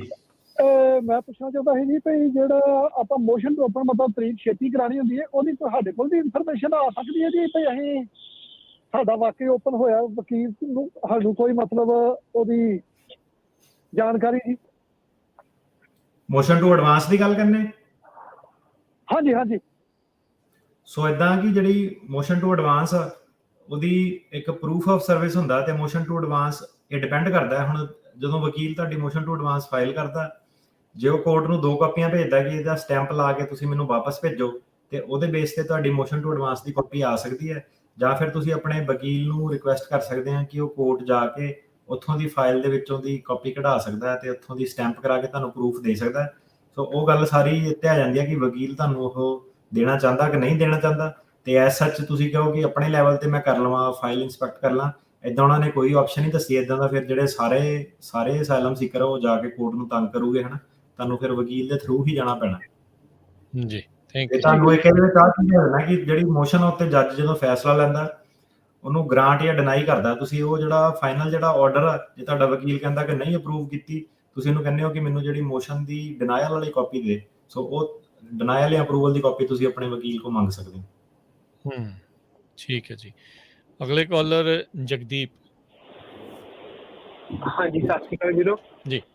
ਮੇਰਾ ਕੁਐਸਚਨ ਸੀਗਾ ਜੀ I-130 ਦੇ ਲਈ, ਦੋ ਮਤਲਬ ਕਿ ਬ੍ਰਦਰ ਸਿਸਟਰ ਨੇ, ਦੋਨਾਂ ਨੇ ਆਪਣੇ ਸਪਾਊਸ ਦਾ ਅਪਲਾਈ ਕੀਤਾ ਜੀ, ਤੇ ਇੱਕ ਜੋ 4 ਮੰਥ ਹੋ ਗਏ ਆ, ਉਹਨਾਂ ਨੇ ਜਦੋਂ ਚੈੱਕ ਕੀਤਾ ਹੁਣ ਆਪਣਾ ਸਟੇਟਸ ਇੱਕ ਦਾ ਦੱਸਦਾ ਵੀ 3 ਤੋਂ 6 ਮੰਥ, ਤੇ ਦੂਆ ਜਿਹੜਾ ਦੱਸਦਾ 25 ਤੋਂ 32 ਮੰਥ ਉਹ ਟੈਕਸਸ ਵਿੱਚ ਆ ਜੀ। ਮਤਲਬ ਕਿ ਇਸ ਬਾਰੇ ਬੜਾ ਵਿਸਥਾਰਪੂਰਵਕ ਦੱਸਿਓ ਜੀ ਕਿੱਦਾਂ ਹੈ ਮਤਲਬ। ਦੇਖੋ ਜੀ, ਇਦਾਂ ਹੈ ਕਿ ਹਰੇਕ ਜਿਹੜਾ ਸੈਂਟਰ ਆ ਉਹਦੀ ਪ੍ਰੋਸੈਸਿੰਗ ਟਾਈਮ ਜਿਹੜੀ ਡਿਫਰੈਂਟ ਆ, ਕੈਲੀਫੋਰਨੀਆ ਦੀ ਡਿਫਰੈਂਟ ਆ, ਟੈਕਸਸ ਦੀ ਡਿਫਰੈਂਟ ਆ। ਕਿਤੇ ਸਰਵਿਸ ਸੈਂਟਰ 'ਚ 2 ਮਹੀਨੇ 'ਚ ਅਪਰੂਵ ਹੋ ਜਾਂਦਾ, ਕਿਤੇ ਉਹ 35 ਮਹੀਨੇ 40 ਮਹੀਨੇ ਲੱਗਦੇ ਨੇ। ਉਹ ਤੁਹਾਡੀ ਕਿਸਮਤ, ਉਹਨਾਂ ਨੇ ਕਿੱਥੇ ਟਰਾਂਸਫਰ ਕੀਤਾ ਤੁਹਾਡੇ, ਉਹ ਕੋਈ ਕੰਟਰੋਲ 'ਚ ਨਹੀਂ ਹੈਗਾ। ਸੋ ਸਾਡੇ ਵੀ ਇਦਾਂ ਦੇ ਬੜੇ ਸਾਰੇ ਕੇਸ ਨੇ, ਸੇਮ ਫੈਮਿਲੀ ਲਈ ਜਿੱਦਾਂ ਤੁਸੀਂ ਦੱਸਿਆ ਕੀਤਾ, ਕੋਈ ਕੈਲੀਫੋਰਨੀਆ ਚਲ ਗਿਆ, ਕੋਈ ਟੈਕਸਸ ਚਲ ਗਿਆ। ਸੋ ਇਦਾਂ ਜੇ ਕੈਲੀਫੋਰਨੀਆ ਫੈਮਿਲੀ ਬੇਸ ਲਈ ਫਾਸਟ ਆ, ਟੈਕਸਸ ਉਹਦੇ ਲਈ ਸਲੋ ਆ, ਤਾਂ ਫਿਰ ਇਦਾਂ ਕਿ ਜਿੱਦਾਂ ਹੋਰ ਕੋਈ ਐਪਲੀਕੇਸ਼ਨ ਦੇਖੋ ਕਈ ਵਾਰੀ ਟੈਕਸਸ 'ਚ ਫਾਸਟ ਆ, ਕੈਲੀਫੋਰਨੀਆ 'ਚ ਸਲੋ ਆ। ਸੋ ਇਦਾਂ ਹੈ ਕਿ ਹਰੇਕ ਜਿਹੜੀ ਐਪਲੀਕੇਸ਼ਨ ਹੈ ਕਿਸੇ ਨਾ ਕਿਸੇ ਸਰਵਿਸ ਸੈਂਟਰ 'ਚ ਤੇਜ਼ ਹੋ ਗਈ, ਕਿਤੇ ਸਲੋ ਹੋ ਗਈ, ਉਹਦੇ ਬਾਰੇ ਤੁਸੀਂ ਕੁਝ ਨਹੀਂ ਕਰ ਸਕਦੇ। ਠੀਕ ਹੈ ਜੀ। ਅਗਲੇ ਕਾਲਰ ਆਪਣੇ ਨਾਲ ਜੁੜੇ ਨੇ ਪਰਮਜੀਤ। ਹਾਂਜੀ ਸਤਿ ਸ਼੍ਰੀ ਅਕਾਲ ਭਾਈ। ਸਤਿ ਸ਼੍ਰੀ ਅਕਾਲ ਜੀ। ਮੈਂ ਆਪਣੇ ਭਾਈ ਹੋਰਾਂ ਨੇ ਇੰਡੀਆ ਦਾ ਨੰਬਰ ਲੈਣਾ ਸੀਗਾ ਜੀ ਇਹਨਾਂ ਦਾ। ਉਹ ਜੀ ਨੰਬਰ ਤੁਹਾਨੂੰ ਦੇ ਦਿੰਦੇ ਆ, ਪਰ ਉਹ ਇਮੀਗ੍ਰੇਸ਼ਨ ਦਾ ਕੰਮ ਨਹੀਂ ਕਰਦੇ ਉੱਥੇ, ਤੇ ਉਹ ਇੰਡੀਆ ਦੇ ਜਿਹੜੇ ਲਾਅ ਆ ਉਹੀ ਕੰਮ ਕਰਦੇ ਨੇ। 98 141 73 402। ਸੋ ਉਹ ਇਮੀਗ੍ਰੇਸ਼ਨ ਤੇ ਵੀਜ਼ੇ ਵਗੈਰਾ ਦਾ ਉੱਥੇ ਕੰਮ ਨਹੀਂ ਕਰਦੇ ਹੈਗੇ ਜੀ। ਅਗਲੇ ਕਾਲਰ ਨਿਰਮਲ ਸਿੰਘ। ਹਾਂਜੀ, ਸਤਿ ਸ਼੍ਰੀ ਅਕਾਲ ਭਾਜੀ। ਸਤਿ ਸ਼੍ਰੀ ਅਕਾਲ। ਸਤਿ ਸ਼੍ਰੀ ਅਕਾਲ। ਇੱਕ ਚੀਜ਼ ਮੈਂ ਐਡ ਕਰੂੰਗਾ, ਫਿਰ ਗੱਲ ਉਹੀ ਆਏਗੀ, ਫਿਰ ਉਹਨਾਂ ਬਾਰੇ ਜ਼ਿਕਰ ਕਿਉਂ, ਉਹਨਾਂ ਬਾਰੇ ਜ਼ਿਕਰ ਇਸ ਲਈ ਕਿ ਜੇ ਤੁਸੀਂ ਅਡੋਪਸ਼ਨ ਵਗੈਰਾ ਉਹ ਜੇ ਕੰਮ ਕਰਾਣੇ ਆ ਉੱਥੋਂ ਦੀ, ਮਤਲਬ ਉਹ ਇਮੀਗ੍ਰੇਸ਼ਨ ਦਾ ਕੰਮ ਨਹੀਂ, ਉਹ ਅਡੋਪਸ਼ਨ ਦਾ ਕੰਮ ਹੈ। ਇੰਡੀਆ ਦੇ ਕਾਨੂੰਨ ਦੇ ਥੱਲੇ ਜਿਹੜੇ ਕੰਮ ਹੋਣੇ ਨੇ ਉਹ ਵਾਲੇ ਕੰਮ ਆਪਾਂ ਤੁਹਾਡੇ ਉੱਥੇ ਕਰਾ ਕੇ ਦੇ ਸਕਦੇ ਹਾਂ। ਜਿਹੜੇ ਇੱਥੇ US ਦੀ ਏਜੰਸੀਆਂ ਨਾਲ ਜਾਂ ਐਮਬੈਸੀ ਨਾਲ ਡੀਲ ਹੋਣਾ, ਉਹ ਤੁਸੀਂ ਸਾਡੇ ਇੱਥੇ US ਵਾਲੇ ਆਫਿਸ ਹੀ ਕਾਲ ਕਰਨਾ। ਤੇ ਜੇ ਤੁਸੀਂ ਫॉर ਅਡੋਪਸ਼ਨ ਵਾਲੇ, ਫੈਮਿਲੀ ਇਮੀਗ੍ਰੇਸ਼ਨ ਵਾਲੇ ਜਿਹੜੇ ਉਹ ਜਿਹੜੇ ਕੋਰਟ ਦੇ ਵਿੱਚੋਂ ਦੀ ਹੈਲਪ ਚਾਹੀਦੀ ਆ, ਉਹ ਡਾਕੂਮੈਂਟਸ ਵਗੈਰਾ ਦੇ ਵਿੱਚ ਤੁਹਾਡੀ ਉਹ ਹੈਲਪ ਕਰ ਸਕਦੇ ਆ ਜੀ। ਤੇ ਨਿਰਮਲ ਸਿੰਘ ਜੀ। ਹਾਂਜੀ, ਸਤਿ ਸ਼੍ਰੀ ਅਕਾਲ ਭਾਜੀ। ਸਤਿ ਸ਼੍ਰੀ ਅਕਾਲ ਜੀ। ਜੀ ਭਾਜੀ ਮੈਂ ਪੁੱਛਣਾ, ਜਿੱਦਾਂ ਮੈਂ OC ਕਾਰਡ ਸਿਟੀਜ਼ਨ ਹੈਗਾ ਜੀ, ਮੈਂ ਜਿੱਦਾਂ 11 ਚ ਇੰਡੀਅਨ USA ਦਾ ਪਾਸਪੋਰਟ ਬਣਾਇਆ ਸੀ, ਨਾਲ ਹੀ OC ਕਾਰਡ ਬਣਾਇਆ ਸੀਗਾ ਜੀ। ਤੇ ਮੈਂ ਹੁਣ ਜਿੱਦਾਂ ਮੈਂ ਹੁਣ ਦੁਬਾਰਾ ਰਿਨਿਊ ਕਰਾਇਆ ਪਾਸਪੋਰਟ ਜੀ, ਤੇ ਉਹ ਮੈਂ ਇੰਡੀਆ ਗਿਆ ਤਾਂ ਉਹ ਕਹਿੰਦੇ ਵੀ ਤੂੰ ਆਪਣੀ ਫੋਟੋ ਚੇਂਜ ਕਰਵਾ, ਤੇ ਕੀ ਮੈਨੂੰ ਦੁਬਾਰਾ OCI ਕਾਰਡ ਬਣਾਉਣਾ ਪਊਗਾ? ਰਾਜਕਰਨ ਜੀ ਤੁਸੀਂ ਦੱਸ ਸਕਦੇ ਆ, ਕਿਉਂਕਿ ਤੁਹਾਨੂੰ OCI ਬਾਰੇ ਜ਼ਿਆਦਾ ਪਤਾ। ਮੈਂ OCI ਦਾ ਕੰਮ ਇਹ ਵਾਲਾ ਤਾਂ ਮੈਨੂੰ ਵੀ ਨਹੀਂ ਪਤਾ ਜੀ। ਸੋ ਆਈ ਥਿੰਕ ਇੰਡੀਅਨ ਐਮਬੈਸੀ ਵਾਲੇ ਜਿਹੜੇ ਤੁਹਾਨੂੰ ਇਸ ਦੇ ਬਾਰੇ ਜਾਣਕਾਰੀ ਦੇ ਸਕਦੇ ਆ ਜੀ। ਸੋ ਬਿਲਕੁਲ, ਸੋ ਬੈਟਰ ਰਹੂਗਾ ਵੀ ਤੁਸੀਂ US ਐਮਬੈਸੀ ਵਾਲੇ ਜਾਂ ਜਿਹੜੇ ਇੰਡੀਆ ਦੇ ਲਈ ਇਦਾਂ ਦਾ ਜਿਹੜੇ ਵੀਜ਼ੇਜ਼ OCI ਦਾ ਕੰਮ ਕਰਦੇ ਆ ਉਹਨਾਂ ਦੇ ਨਾਲ ਸੰਪਰਕ ਕਰਿਓ ਜੀ। ਅਗਲੇ ਕਾਲਰ ਗੁਰਪ੍ਰੀਤ। ਹੈਲੋ, ਸਤਿ ਸ਼੍ਰੀ ਅਕਾਲ ਜੀ। ਜੀ ਜੀ ਪੁੱਛਣਾ ਸੀਗਾ ਕਿ ਇੰਡੀਆ ਪੰਜਾਬ ਦੇ ਵਿੱਚ ਤੁਹਾਡਾ ਕੋਈ ਆਫਿਸ ਹੈ, ਤੇ ਦੂਜੇ ਸੀਗਾ ਕੁਐਸਚਨ ਕਿ ਵਿਜ਼ਟਰ ਵੀਜ਼ਾ, ਨਿਊ ਵਿਜ਼ਟਰ ਵੀਜ਼ੇ ਓਪਨ ਹੈ? ਵਿਜ਼ਟਰ ਵੀਜ਼ੇ ਜੀ ਉਹਨਾਂ ਨੇ ਕਿਹਾ ਨਵੰਬਰ 8 ਤੋਂ ਬਾਅਦ ਓਪਨ ਹੋ ਜਾਊਗੇ। ਸੋ ਪੰਜਾਬ ਦੇ ਵਿੱਚ ਮੇਰੇ ਫਾਦਰ ਦੀ ਲਾਅ ਫਰਮ ਆ ਉੱਥੇ, ਉਹ ਇੰਡੀਆ ਦੇ ਜਿਹੜੇ ਮਸਲੇ ਆ ਉਹਨਾਂ ਤੇ ਹੀ ਫੋਕਸ ਕਰਦੇ ਨੇ। ਤੇ ਜਿੱਦਾਂ ਆਪਾਂ ਦੱਸਿਆ ਕਿ ਅਡੋਪਸ਼ਨ ਵਗੈਰਾ ਜੇ ਕਰਾਣੀ ਹੋਵੇ, ਇੰਡੀਅਨ ਕਾਨੂੰਨ ਥੱਲੇ ਜਿਹੜੇ ਉਹ ਕਰਦੇ ਨੇ। ਇਮੀਗ੍ਰੇਸ਼ਨ ਵਾਲੇ ਮਸਲੇ, ਐਮਬੈਸੀ ਵਾਲੇ ਮਸਲੇ ਸਾਰੇ ਤੁਹਾਨੂੰ ਸਾਡੇ ਜਿਹੜਾ US ਦੇ ਆਫਿਸ ਹੀ ਕਾਲ ਕਰਨਾ ਪੈਣਾ। ਤੇ ਹੁਸ਼ਿਆਰਪੁਰ ਜਿਹੜਾ ਉਹਨਾਂ ਦਾ ਨੰਬਰ ਆ ਉਹ ਹੈਗਾ 98 141 73 402। ਜੀ, ਥੈਂਕ ਯੂ ਜੀ। ਅਗਲੇ ਕਾਲਰ ਸਿਮਰਨ। ਹਾਂਜੀ, ਸਤਿ ਸ਼੍ਰੀ ਅਕਾਲ ਜੀ। ਸਤਿ ਸ਼੍ਰੀ ਅਕਾਲ। ਮੈਂ ਪਤਾ ਕਰਨਾ ਸੀਗਾ ਵੀ ਆਪਣੇ ਕੋਲੇ ਵਰਕ ਪਰਮਿਟ ਐਕਸਪਾਇਰ ਹੋਣਾ ਸੀ 2022 ਤੇ ਆਪਾਂ ਦੁਬਾਰਾ ਵਰਕ ਪਰਮਿਟ ਵਾਸਤੇ ਅਪਲਾਈ ਕੀਤੇ 3 ਮਹੀਨੇ ਹੋ ਗਏ। ਤੇ ਉਹਦੇ ਵਿੱਚ ਮੇਰੇ ਔਰ ਹਸਬੈਂਡ ਦਾ ਤਾਂ ਕੋਈ ਆਇਆ ਨਹੀਂ, ਲੇਕਿਨ ਬੇਟੇ ਦੀ ਫਿੰਗਰਪ੍ਰਿੰਟ ਆ ਗਏ ਨੇ ਜੀ। ਉਹ ਪਤਾ ਕਰਨਾ ਸੀ ਵੀ ਸਾਡੇ ਵੀ ਅੱਗੇ ਆਉਣਗੇ ਜਾਂ ਜੋ ਆਏ ਨੇ ਬੇਟੇ ਦੇ, ਉਹ ਕੀ ਰੀਜ਼ਨ ਹੋ ਸਕਦਾ ਹੈ? ਹਾਂਜੀ ਬਿਲਕੁਲ, ਤੁਹਾਡੇ ਵੀ ਆਉਗੇ। ਤੇ ਬਹੁਤੀ ਵਾਰੀ ਇਦਾਂ ਵੀ ਹੁੰਦਾ ਕਿ ਜਿਹੜੇ ਤੁਹਾਡੇ ਪੁਰਾਣੇ ਫਿੰਗਰਪ੍ਰਿੰਟ ਜੇ ਤੁਸੀਂ ਆਲਰੇਡੀ ਕੀਤੇ ਸੀਗੇ, ਕਈ ਵਾਰੀ ਉਹ ਪੁਰਾਣੇ ਵਾਲੇ ਫਿੰਗਰਪ੍ਰਿੰਟ ਹੀ ਚੱਕ ਲੈਂਦੇ ਨੇ, ਉਹੀ ਰੀਅਪਲਾਈ ਕਰ ਦਿੰਦੇ ਨੇ। ਸੋ ਤੁਹਾਨੂੰ ਉਹਦਾ ਉਹ ਨੋਟਿਸ ਆ ਜਾਊਗਾ ਕਿ ਉਹਨਾਂ ਨੇ ਪੁਰਾਣੇ ਵਾਲੇ ਫਿੰਗਰਪ੍ਰਿੰਟ ਆ ਜਿਹੜੇ ਉਹ ਚੱਕ ਲਏ। ਪਰ ਹਾਂਜੀ, ਦੋਨਾਂ ਤੋਂ ਜਾਂ ਤਾਂ ਫਿੰਗਰਪ੍ਰਿੰਟ ਨੋਟਿਸ ਆਊਗਾ ਜਾਂ ਆਹੀ ਨੋਟਿਸ ਆਊਗਾ ਕਿ ਪੁਰਾਣੇ ਵਾਲੇ ਯੂਜ਼ ਹੋ ਗਏ। ਅੱਛਾ, ਯਾਨੀ ਕਿ ਜੇ ਆਪਾਂ ਵਰਕ ਪਰਮਿਟ ਦੁਬਾਰਾ ਅਪਲਾਈ ਕਰਦੇ ਫਿੰਗਰਪ੍ਰਿੰਟ ਵੀ ਦੁਬਾਰਾ ਆ ਸਕਦੇ ਨੇ? ਬਿਲਕੁਲ ਆ ਸਕਦੇ ਨੇ। ਠੀਕ ਹੈ, ਓਕੇ, ਥੈਂਕ ਯੂ, ਸਤਿ ਸ਼੍ਰੀ ਅਕਾਲ ਜੀ। ਜੀ, ਆਪਣੇ ਅਗਲੇ ਕਾਲਰ ਨੇ ਗੁਰਚਰਨ। ਹਾਂਜੀ ਭਾਜੀ, ਸਤਿ ਸ਼੍ਰੀ ਅਕਾਲ ਜੀ। ਸਤਿ ਸ਼੍ਰੀ ਅਕਾਲ। ਸਤਿ ਸ਼੍ਰੀ ਅਕਾਲ ਭਾਜੀ। ਸਤਿ ਸ਼੍ਰੀ ਅਕਾਲ ਜੀ। ਮੇਰੇ ਕੋਲ ਜਿਹੜਾ I-864 ਆ, ਉਹਦੀ ਲਾਇਬਿਲਿਟੀ ਕੀ ਹੈਗੀ ਆ? ਉਹਦੀ ਜੀ ਲਾਇਬਿਲਿਟੀ ਇਹ ਹੈਗੀ ਕਿ ਜੇ ਕੋਈ ਵੀ ਮੀਨਸ ਟੈਸਟਡ ਪਬਲਿਕ ਬੈਨੀਫਿਟ ਲਏ ਬੰਦੇ ਨੇ, ਸੋ ਪਹਿਲਾਂ ਤਾਂ ਇਹ ਲਾਇਬਿਲਿਟੀ ਕਦੋਂ ਤੱਕ ਹੈਗੀ? 10 ਸਾਲ ਤੱਕ ਲਾਇਬਿਲਿਟੀ ਹੈ ਤੁਹਾਡੀ, ਜਾਂ ਫਿਰ ਜਦ ਤੱਕ ਬੰਦਾ ਸਿਟੀਜ਼ਨ ਨਹੀਂ ਬਣਦਾ, ਜਾਂ ਫਿਰ ਜਦ ਤੱਕ 40 ਕੁਆਲੀਫਾਈਂਗ ਸੋਸ਼ਲ ਕ੍ਰੈਡਿਟਸ ਨਹੀਂ ਉਹਨੇ ਕੰਪਲੀਟ ਕੀਤੇ। ਸੋ ਮੈਕਸਿਮਮ ਇਹਦੇ ਵਿੱਚ 10 ਸਾਲ ਤੱਕ ਤੁਹਾਡੀ ਲਾਇਬਿਲਿਟੀ ਰਹੂਗੀ। ਲਾਇਬਿਲਿਟੀ ਇਹ ਹੈਗੀ ਆ ਕਿ ਜੇ ਬੰਦਾ ਕੋਈ ਵੀ ਇਦਾਂ ਦੇ ਬੈਨੀਫਿਟ ਲੈਂਦਾ ਹੈ ਜਿਹੜੇ ਪਬਲਿਕ ਚਾਰਜ ਕਹਿਲਾਉਂਦੇ ਨੇ, ਉਹਦੀ ਡੈਫੀਨੇਸ਼ਨ ਘੱਟ ਦੀ ਵੱਧਦੀ ਰਹਿੰਦੀ ਹੈ ਸਰਕਾਰਾਂ ਦੇ ਨਾਲ। ਟਰੰਪ ਹੁਣੀ ਜਿੱਦਾਂ ਉਹਨੂੰ ਵਧਾਉਣਾ ਚਾਹੁੰਦੇ ਸੀਗੇ ਤੇ ਡੈਮੋਕ੍ਰੈਟਸ ਨੂੰ ਰਿਸਟ੍ਰਿਕਟ ਕਰਨਾ ਚਾਹੁੰਦੇ ਆ। ਸੋ ਜੇ ਉਹ ਮੀਨਸ ਟੈਸਟਡ ਬੈਨੀਫਿਟ ਕੋਈ ਵੀ ਇਦਾਂ ਦੇ ਲੈਂਦੇ ਨੇ ਤੇ ਉਹਦਾ ਜਿਹੜਾ ਬਿੱਲ ਆ ਉਹ ਤੁਹਾਨੂੰ ਭੇਜਿਆ ਜਾ ਸਕਦਾ। ਤੇ ਇਦਾਂ ਹੋਏ ਆ ਵੈਸੇ ਅਟਰਨੇਟਿਵ? ਜੀ ਬਿਲਕੁਲ। ਉਹਦੀ ਲਾਇਬਿਲਿਟੀ ਹੁਣ ਇੱਕ ਆ ਵੀ ਸਭ ਤੋਂ ਜਿਹੜਾ ਮੇਨ, ਆਪਾਂ ਸਰਕਾਰਾਂ ਦਾ ਕਈ ਵਾਰੀ ਚਲੋ ਢਿੱਲੀਆਂ ਮੱਠੀਆਂ ਹੁੰਦੀਆਂ, ਆਉਂਦੀਆਂ ਨਹੀਂ, ਇਨਫੋਰਸ ਨਹੀਂ ਕਰਦੀਆਂ। ਪਰ ਜਿਹੜਾ ਮੇਨ ਆਪਾਂ ਦੇਖਿਆ, ਜਿਹੜਾ ਫੈਮਿਲੀ ਕੋਰਟ ਹੁੰਦਾ ਤੇ ਮੇਨਲੀ ਜਿੱਦਾਂ ਤੁਸੀਂ ਕਿਸੇ ਨੂੰ ਸਪਾਂਸਰ ਕੀਤਾ, ਘਰ ਵਾਲੀ ਦਾ ਝਗੜਾ ਹੋ ਗਿਆ, ਤੇ ਅਵਲ ਤਾਂ ਕਈ ਜਿਹੜੇ ਫੈਮਿਲੀ ਲਾਇਰ ਆ ਥੋੜੇ ਜਿਹੇ ਕਈ ਵਾਰੀ ਇਨਕੰਪੀਟੈਂਟ ਹੁੰਦੇ, ਉਹਨਾਂ ਨੂੰ ਇਮੀਗ੍ਰੇਸ਼ਨ ਦਾ ਪਤਾ ਨਹੀਂ। ਪਰ ਜੇ ਕੋਈ ਥੋੜਾ ਜਿਹਾ ਤੇਜ਼ ਆ, ਉਹਨਾਂ ਨੂੰ ਪਤਾ ਹੈ ਕਿ 864 ਵੀ ਕੋਈ ਚੀਜ਼ ਆ, ਉਹ ਜਿਹੜੇ ਫੈਮਿਲੀ ਲਾਇਰ ਆ ਉਹ ਕੀ ਕਰਦੇ ਆ ਕਿ ਫੈਮਿਲੀ ਕੋਰਟ ਦੇ ਵਿੱਚ ਜਾ ਕੇ ਜੱਜ ਨੂੰ ਕਹਿ ਦਿੰਦੇ ਨੇ ਕਿ ਇਹਨਾਂ ਨੇ 864 ਜਿਹੜਾ ਉਹ ਸਾਈਨ ਕੀਤਾ ਤੇ ਉਹਦੇ ਥੱਲੇ ਜਿਹੜੀ ਘਰ ਵਾਲੀ ਨੂੰ ਖਰਚਾ ਲੱਗ ਜਾਂਦਾ $1000-1200 ਦਾ ਪਰ ਮੰਥ ਦਾ। ਸੋ ਜ਼ਿਆਦਾਤਰ ਆਪਾਂ ਇਹ ਦੇਖਿਆ ਕਿ ਜਿਹਨਾਂ ਨੇ 864 ਕੀਤਾ ਹੁੰਦਾ ਤੇ ਡਿਵੋਰਸ ਦੇ ਸਿਨੈਰੀਓ 'ਚ ਬਹੁਤ ਪ੍ਰੋਬਲਮ ਆ ਜਾਂਦੀ ਉਹਨਾਂ ਨੂੰ। ਜਿੱਦਾਂ ਮੰਨ ਲਓ ਕੋਈ ਘਰ ਵਾਲੀ ਸੀਗੇ ਤੇ ਉਹਨਾਂ ਨੇ ਕਿਸੇ ਦੋਸਤ ਤੋਂ ਹੈਲਪ ਕਰ ਲਈ ਕਿ ਤੂੰ ਮੇਰਾ 864 ਭਰ ਦੇ ਨਾ। ਉਹ ਦੋਸਤ ਨੇ ਕੋ ਸਪਾਂਸਰ ਕਰਤਾ ਤੇ ਵਿੱਚੋਂ ਘਰ ਵਾਲੇ ਦੀ ਜਿੱਦਾਂ ਲੜਾਈ ਹੋ ਗਈ ਤੇ ਘਰ ਵਾਲੀ ਨੇ ਆਪਣੀ ਕਿਹਾ ਕਿ ਮੈਨੂੰ ਪੈਸੇ ਚਾਹੀਦੇ ਆ ਤੇ ਹਸਬੈਂਡ ਕਹਿੰਦਾ ਮੈਂ ਤਾਂ ਕੰਮ ਨਹੀਂ ਕਰਦਾ, ਮੈਂ ਤੈਨੂੰ ਦੇਣੇ ਨਹੀਂ। ਤੇ ਫਿਰ ਉਹ ਜਿਹੜਾ 864 ਜਿਹੜਾ ਦੋਸਤ ਸੀਗਾ ਜਿਹਨੇ ਸਪਾਂਸਰ ਕੀਤੇ ਸੀਗੇ ਉੱਤੇ ਜਾ ਕੇ ਉਹਨਾਂ ਨੇ ਖਰਚਾ ਲਗਾਇਆ ਜਿੱਦਾਂ $1000-1200 ਪਰ ਮੰਥ ਦਾ। ਜੀ ਜੀ। ਸੋ ਵੈਸੇ ਚਲੋ ਜਿਹੜੇ ਆਉਂਦੇ ਆ ਭਾਈ ਉਹਨਾਂ ਨੂੰ ਵੀ ਬੇਨਤੀ ਹੋਏ ਵੀ ਤੁਹਾਡੀ ਕੋਈ ਮਦਦ ਹੀ ਕਰ ਰਿਹਾ ਇੱਥੇ, ਇੱਦਾਂ ਦਾ ਕੰਮ ਨਾ ਕਰੋ ਵੀ ਜਿਹੜੀ ਤੁਹਾਡੀ ਹੈਲਪ ਕਰ ਰਿਹਾ ਵੀ ਉਹਨਾਂ ਸਿਰ ਬਾਅਦ ਦੇ ਵਿੱਚ ਜਿਹੜੇ ਉਹ ਬਿੱਲ ਜਿਹੜੇ ਉਹ ਭੇਜੇ ਜਾਣ। ਇੱਕ ਦੋ ਜਿਹੜੇ ਆਪਾਂ ਸਵਾਲ ਆ ਉਹ ਫੇਸਬੁੱਕ YouTube ਤੋਂ ਲੈਂਦੇ ਆ। ਰਣਵੀਰ ਲਾਇਲ ਪੁੱਛਦੇ ਨੇ ਵੀ ਉਹ US ਸਿਟੀਜ਼ਨ ਨੇ, ਉਹਨਾਂ ਨੇ ਆਪਣੀ ਭੈਣ ਦੇ ਲਈ ਅਪਲਾਈ ਕੀਤਾ ਸੀ 2014 'ਚ। ਉਹ ਹੁਣ ਵਿਆਹ ਕੇ ਕੈਨੇਡੀਅਨ ਸਿਟੀਜ਼ਨ ਨਾਲ ਉਹਨਾਂ ਦਾ ਵਿਆਹ ਹੋਇਆ ਆ, ਕੈਨੇਡਾ 'ਚ ਰਹਿ ਰਹੇ ਆ। ਕਿ ਉਹਨਾਂ ਨੂੰ ਉਹਨਾਂ ਦੇ ਘਰ ਵਾਲੇ ਬਾਰੇ ਵੀ ਉਹਨਾਂ ਦੀ ਫਾਈਲ ਦੇ ਵਿੱਚ ਦੱਸਣਾ ਪਊਗਾ ਜਾਂ ਆਟੋਮੈਟਿਕ ਹੀ ਆ ਜਾਂ ਕਿੱਦਾਂ ਆ? ਨਹੀਂ, ਇਸ ਵੇਲੇ ਕੋਈ ਫਰਕ ਨਹੀਂ ਪੈਂਦਾ ਕਿਉਂਕਿ ਤੁਸੀਂ ਭੈਣ ਵਾਲਾ ਜਿਹੜਾ ਕੇਸ ਲਾਇਆ ਸੀਗਾ ਉਹ ਅਜੇ 2005 ਵਾਲੇ ਦੇ ਹਿਸਾਬ ਨਾਲ ਚੱਲਦੇ ਆ। ਸੋ ਮੈਂ ਹੁਣ ਇਹ ਨਹੀਂ ਕਹਿਣਾ ਕਿ ਉਹਨਾਂ ਦਾ ਡਿਵੋਰਸ ਹੋਊਗਾ, ਪਰ ਜਿਹੜਾ ਇਮੀਗ੍ਰੇਸ਼ਨ ਪਰਪਸ ਦੇ ਲਈ ਸਪਾਊਸ ਉਹਨੂੰ ਮੰਨਿਆ ਜਾਂਦਾ। ਜਦੋਂ ਉਹਨਾਂ ਦੀ ਵੀਜ਼ਾ ਇੰਟਰਵਿਊ ਆਊਗੀ ਉਦੋਂ ਉਹ ਕਿੰਨਾ ਮੈਰਿਡ ਨੇ, ਜਦੋਂ NVC ਤੋਂ ਤੁਹਾਨੂੰ ਪੇਪਰ ਵਰਕ ਆ ਜਾਊਗਾ ਉੱਥੇ ਤੁਸੀਂ ਜਿਹੜਾ ਸਪਾਊਸ ਆ ਉਹ ਐਡ ਕਰਨਾ ਜਿਹੜਾ ਵੀ ਉਸ ਟਾਈਮ ਤੇ ਹੈਗਾ। ਤੇ ਜਿਹੜੇ ਵੀ ਬੱਚੇ ਉਸ ਟਾਈਮ ਤੇ ਫਿਊਚਰ ਰਿਕਵਾਇਰਡ ਬੱਚੇ ਵੀ ਜਿਹੜੇ ਹੈਗੇ ਉਹ ਸਾਰੇ ਤੁਸੀਂ ਫੈਮਿਲੀ ਮੈਂਬਰ ਉਦੋਂ ਐਡ ਕਰਨੇ ਜੀ। ਜਸਵੀਰ ਸਿੰਘ ਧਾਲੀਵਾਲ ਪੁੱਛਦੇ ਨੇ ਅਮਰੀਕਨ ਸਿਟੀਜ਼ਨ ਨਾਲ ਵਿਆਹ ਤੋਂ ਬਾਅਦ 'ਚ 130 ਪਾਸ ਹੋ ਚੁੱਕੀ ਆ, 2019 'ਚ ਸਟੂਡੈਂਟ ਵੀਜ਼ੇ ਤੇ ਕੈਨੇਡਾ ਵਿੱਚ 20 ਘੰਟੇ ਤੋਂ ਵੱਧ ਕੰਮ ਕਰਨ ਦੇ ਕਰਕੇ ਡਿਪੋਰਟ ਹੋਣ ਬਾਰੇ ਸੰਬੰਧਿਤ ਐਫੀਡੇਵਿਟ ਦੇਣ ਦੀ ਮੇਲ ਮਿਲੀ ਆ ਵੀ ਉਹ ਵੀ ਉਹਨਾਂ ਨੂੰ ਇੱਕ ਹਿਸਾਬ ਨਾਲ ਦੇਣਾ ਪਊਗਾ। ਪਤਾ ਨਹੀਂ ਹੁਣ, ਇਹ ਤਾਂ ਬੜੀ ਐਕਸਟਰਾ ਇਨਫੋਰਮੇਸ਼ਨ ਹੈ। ਜਿਹੜਾ US ਦੇ ਇਮੀਗ੍ਰੇਸ਼ਨ ਸੈਪਰੇਟ ਆ, ਕੈਨੇਡਾ ਦੀ ਸੈਪਰੇਟ ਆ। ਹੁਣ ਜਿੱਦਾਂ ਕੈਨੇਡਾ ਤੋਂ ਜਿਹੜੇ ਡਿਨਾਈ ਕੇਸ ਡਿਪੋਰਟਡ ਕੇਸ ਆਏ ਨੇ ਉਹਨਾਂ ਦੇ ਇੱਥੇ ਆ ਕੇ ਕਈਆਂ ਦੇ, ਸੋ ਇੱਦਾਂ ਕੋਈ ਫਰਕ ਨਹੀਂ ਪੈਣਾ ਚਾਹੀਦਾ। ਹੁਣ ਮੈਨੂੰ ਪਤਾ ਨਹੀਂ ਕਿਉਂ ਮੰਗ ਰਿਹਾ, ਪਰ ਹਾਂਜੀ ਤੁਸੀਂ ਦੱਸ ਦਿਓ ਉਹਨਾਂ ਨੂੰ ਕਿ ਜੇ ਡਿਪੋਰਟ ਹੋਇਆ ਉਹ ਕਿਸੇ ਹੋਰ ਕੰਟਰੀ ਤੋਂ ਡਿਪੋਰਟੇਸ਼ਨ ਇਮੀਗ੍ਰੇਸ਼ਨ US ਦੀ ਨੂੰ ਨਹੀਂ ਇਫੈਕਟ ਕਰਦੀ। ਸੋ ਹਾਂਜੀ ਉਹਨਾਂ ਨੂੰ ਪੂਰਾ ਦੱਸ ਦਿਓ ਕਿ ਕੀ ਸੀਗਾ ਕਿੱਦਾਂ ਸੀਗਾ। ਜੀ। ਸੈਮ ਹੁਣੀ ਪੁੱਛਦੇ ਨੇ ਵੀ ਉਹਨਾਂ ਦੀ ਵਾਈਫ ਦਾ 3 ਸਾਲ ਵਾਲਾ ਗ੍ਰੀਨ ਕਾਰਡ ਐਕਸਪਾਇਰ ਹੋ ਗਿਆ, 18 ਮਹੀਨੇ ਵਾਲੀ ਐਕਸਟੈਂਸ਼ਨ ਉਹ ਵੀ ਐਕਸਪਾਇਰ ਹੋ ਗਈ। USCIS ਵਾਲੇ ਕਹੀ ਜਾਂਦੇ ਵੀ ਇੰਟਰਵਿਊ ਸਕੈਜੂਲ ਕਰਾਂਗੇ, ਪਰ 1 ਸਾਲ ਹੋ ਗਿਆ ਅਜੇ ਉਹ ਵੀ ਇੰਟਰਵਿਊ ਨਹੀਂ ਆਈ। ਜੀ, ਤੁਸੀਂ ਕੀ ਕਰੋ ਕਿ ਦੁਬਾਰਾ ਜਾ ਕੇ USCIS ਆਫਿਸ ਦੇ, ਪਹਿਲਾਂ ਵੀ ਆਪਾਂ ਦੱਸਿਆ ਕਿ ਠੱਪਾ ਲਵਾ ਲਓ, ਦੁਬਾਰਾ ਉਹ ਤੁਹਾਨੂੰ ਜਿਹੜੀ ਹੈਗੀ ਆ 1 ਸਾਲ ਦੀ ਜਾਂ 18 ਮਹੀਨੇ ਦੀ ਐਕਸਟੈਂਸ਼ਨ ਹੋਰ ਦੇ ਦੂਗੀ ਕੰਡੀਸ਼ਨਲ ਗ੍ਰੀਨ ਕਾਰਡ ਦੀ, ਵਿਚ is same as a green card. ਉੱਤੇ ਵੀ ਤੁਸੀਂ ਟਰੈਵਲ ਵਗੈਰਾ ਕਰ ਸਕਦੇ ਹੋ। ਤੇ ਇੰਟਰਵਿਊ ਕਿਉਂ ਨਹੀਂ ਆਈ ਇਹਦਾ ਪਤਾ ਨਹੀਂ ਹੁਣ ਕੀ ਰੀਜ਼ਨ ਹੋ ਸਕਦਾ। ਕਈ ਵਾਰੀ ਇਹ ਵੀ ਹੁੰਦਾ ਕਿ ਉਹਨਾਂ ਨੂੰ ਸ਼ੱਕ ਹੋਵੇ, ਉਹ ਇਨਵੈਸਟੀਗੇਸ਼ਨ ਕਰਨੀ ਚਾਹੁੰਦੇ ਆ, ਦੇਖਣਾ ਚਾਹੁੰਦੇ ਆ ਕਿੱਦਾਂ। ਜੀ।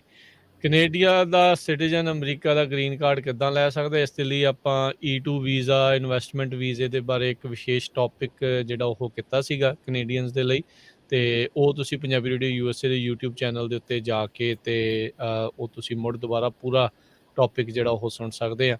ਤੇ ਫਿਰ ਤੁਹਾਡੇ ਜਿਹੜੇ ਸਵਾਲ ਆ ਉਹ ਪੁੱਛੇ ਹੋਪਫੁਲੀ ਤੁਹਾਡੇ ਸਵਾਲਾਂ ਦੇ ਜਵਾਬ ਉਸ ਦੇ ਵਿੱਚ ਮਿਲ ਜਾਣਗੇ।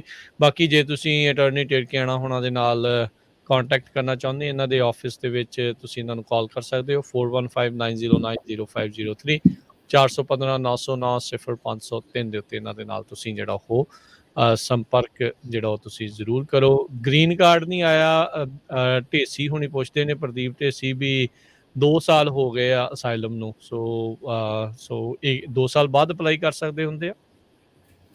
1 ਸਾਲ ਬਾਅਦ ਤੁਸੀਂ ਅਪਲਾਈ ਕਰ ਸਕਦੇ ਹੋ।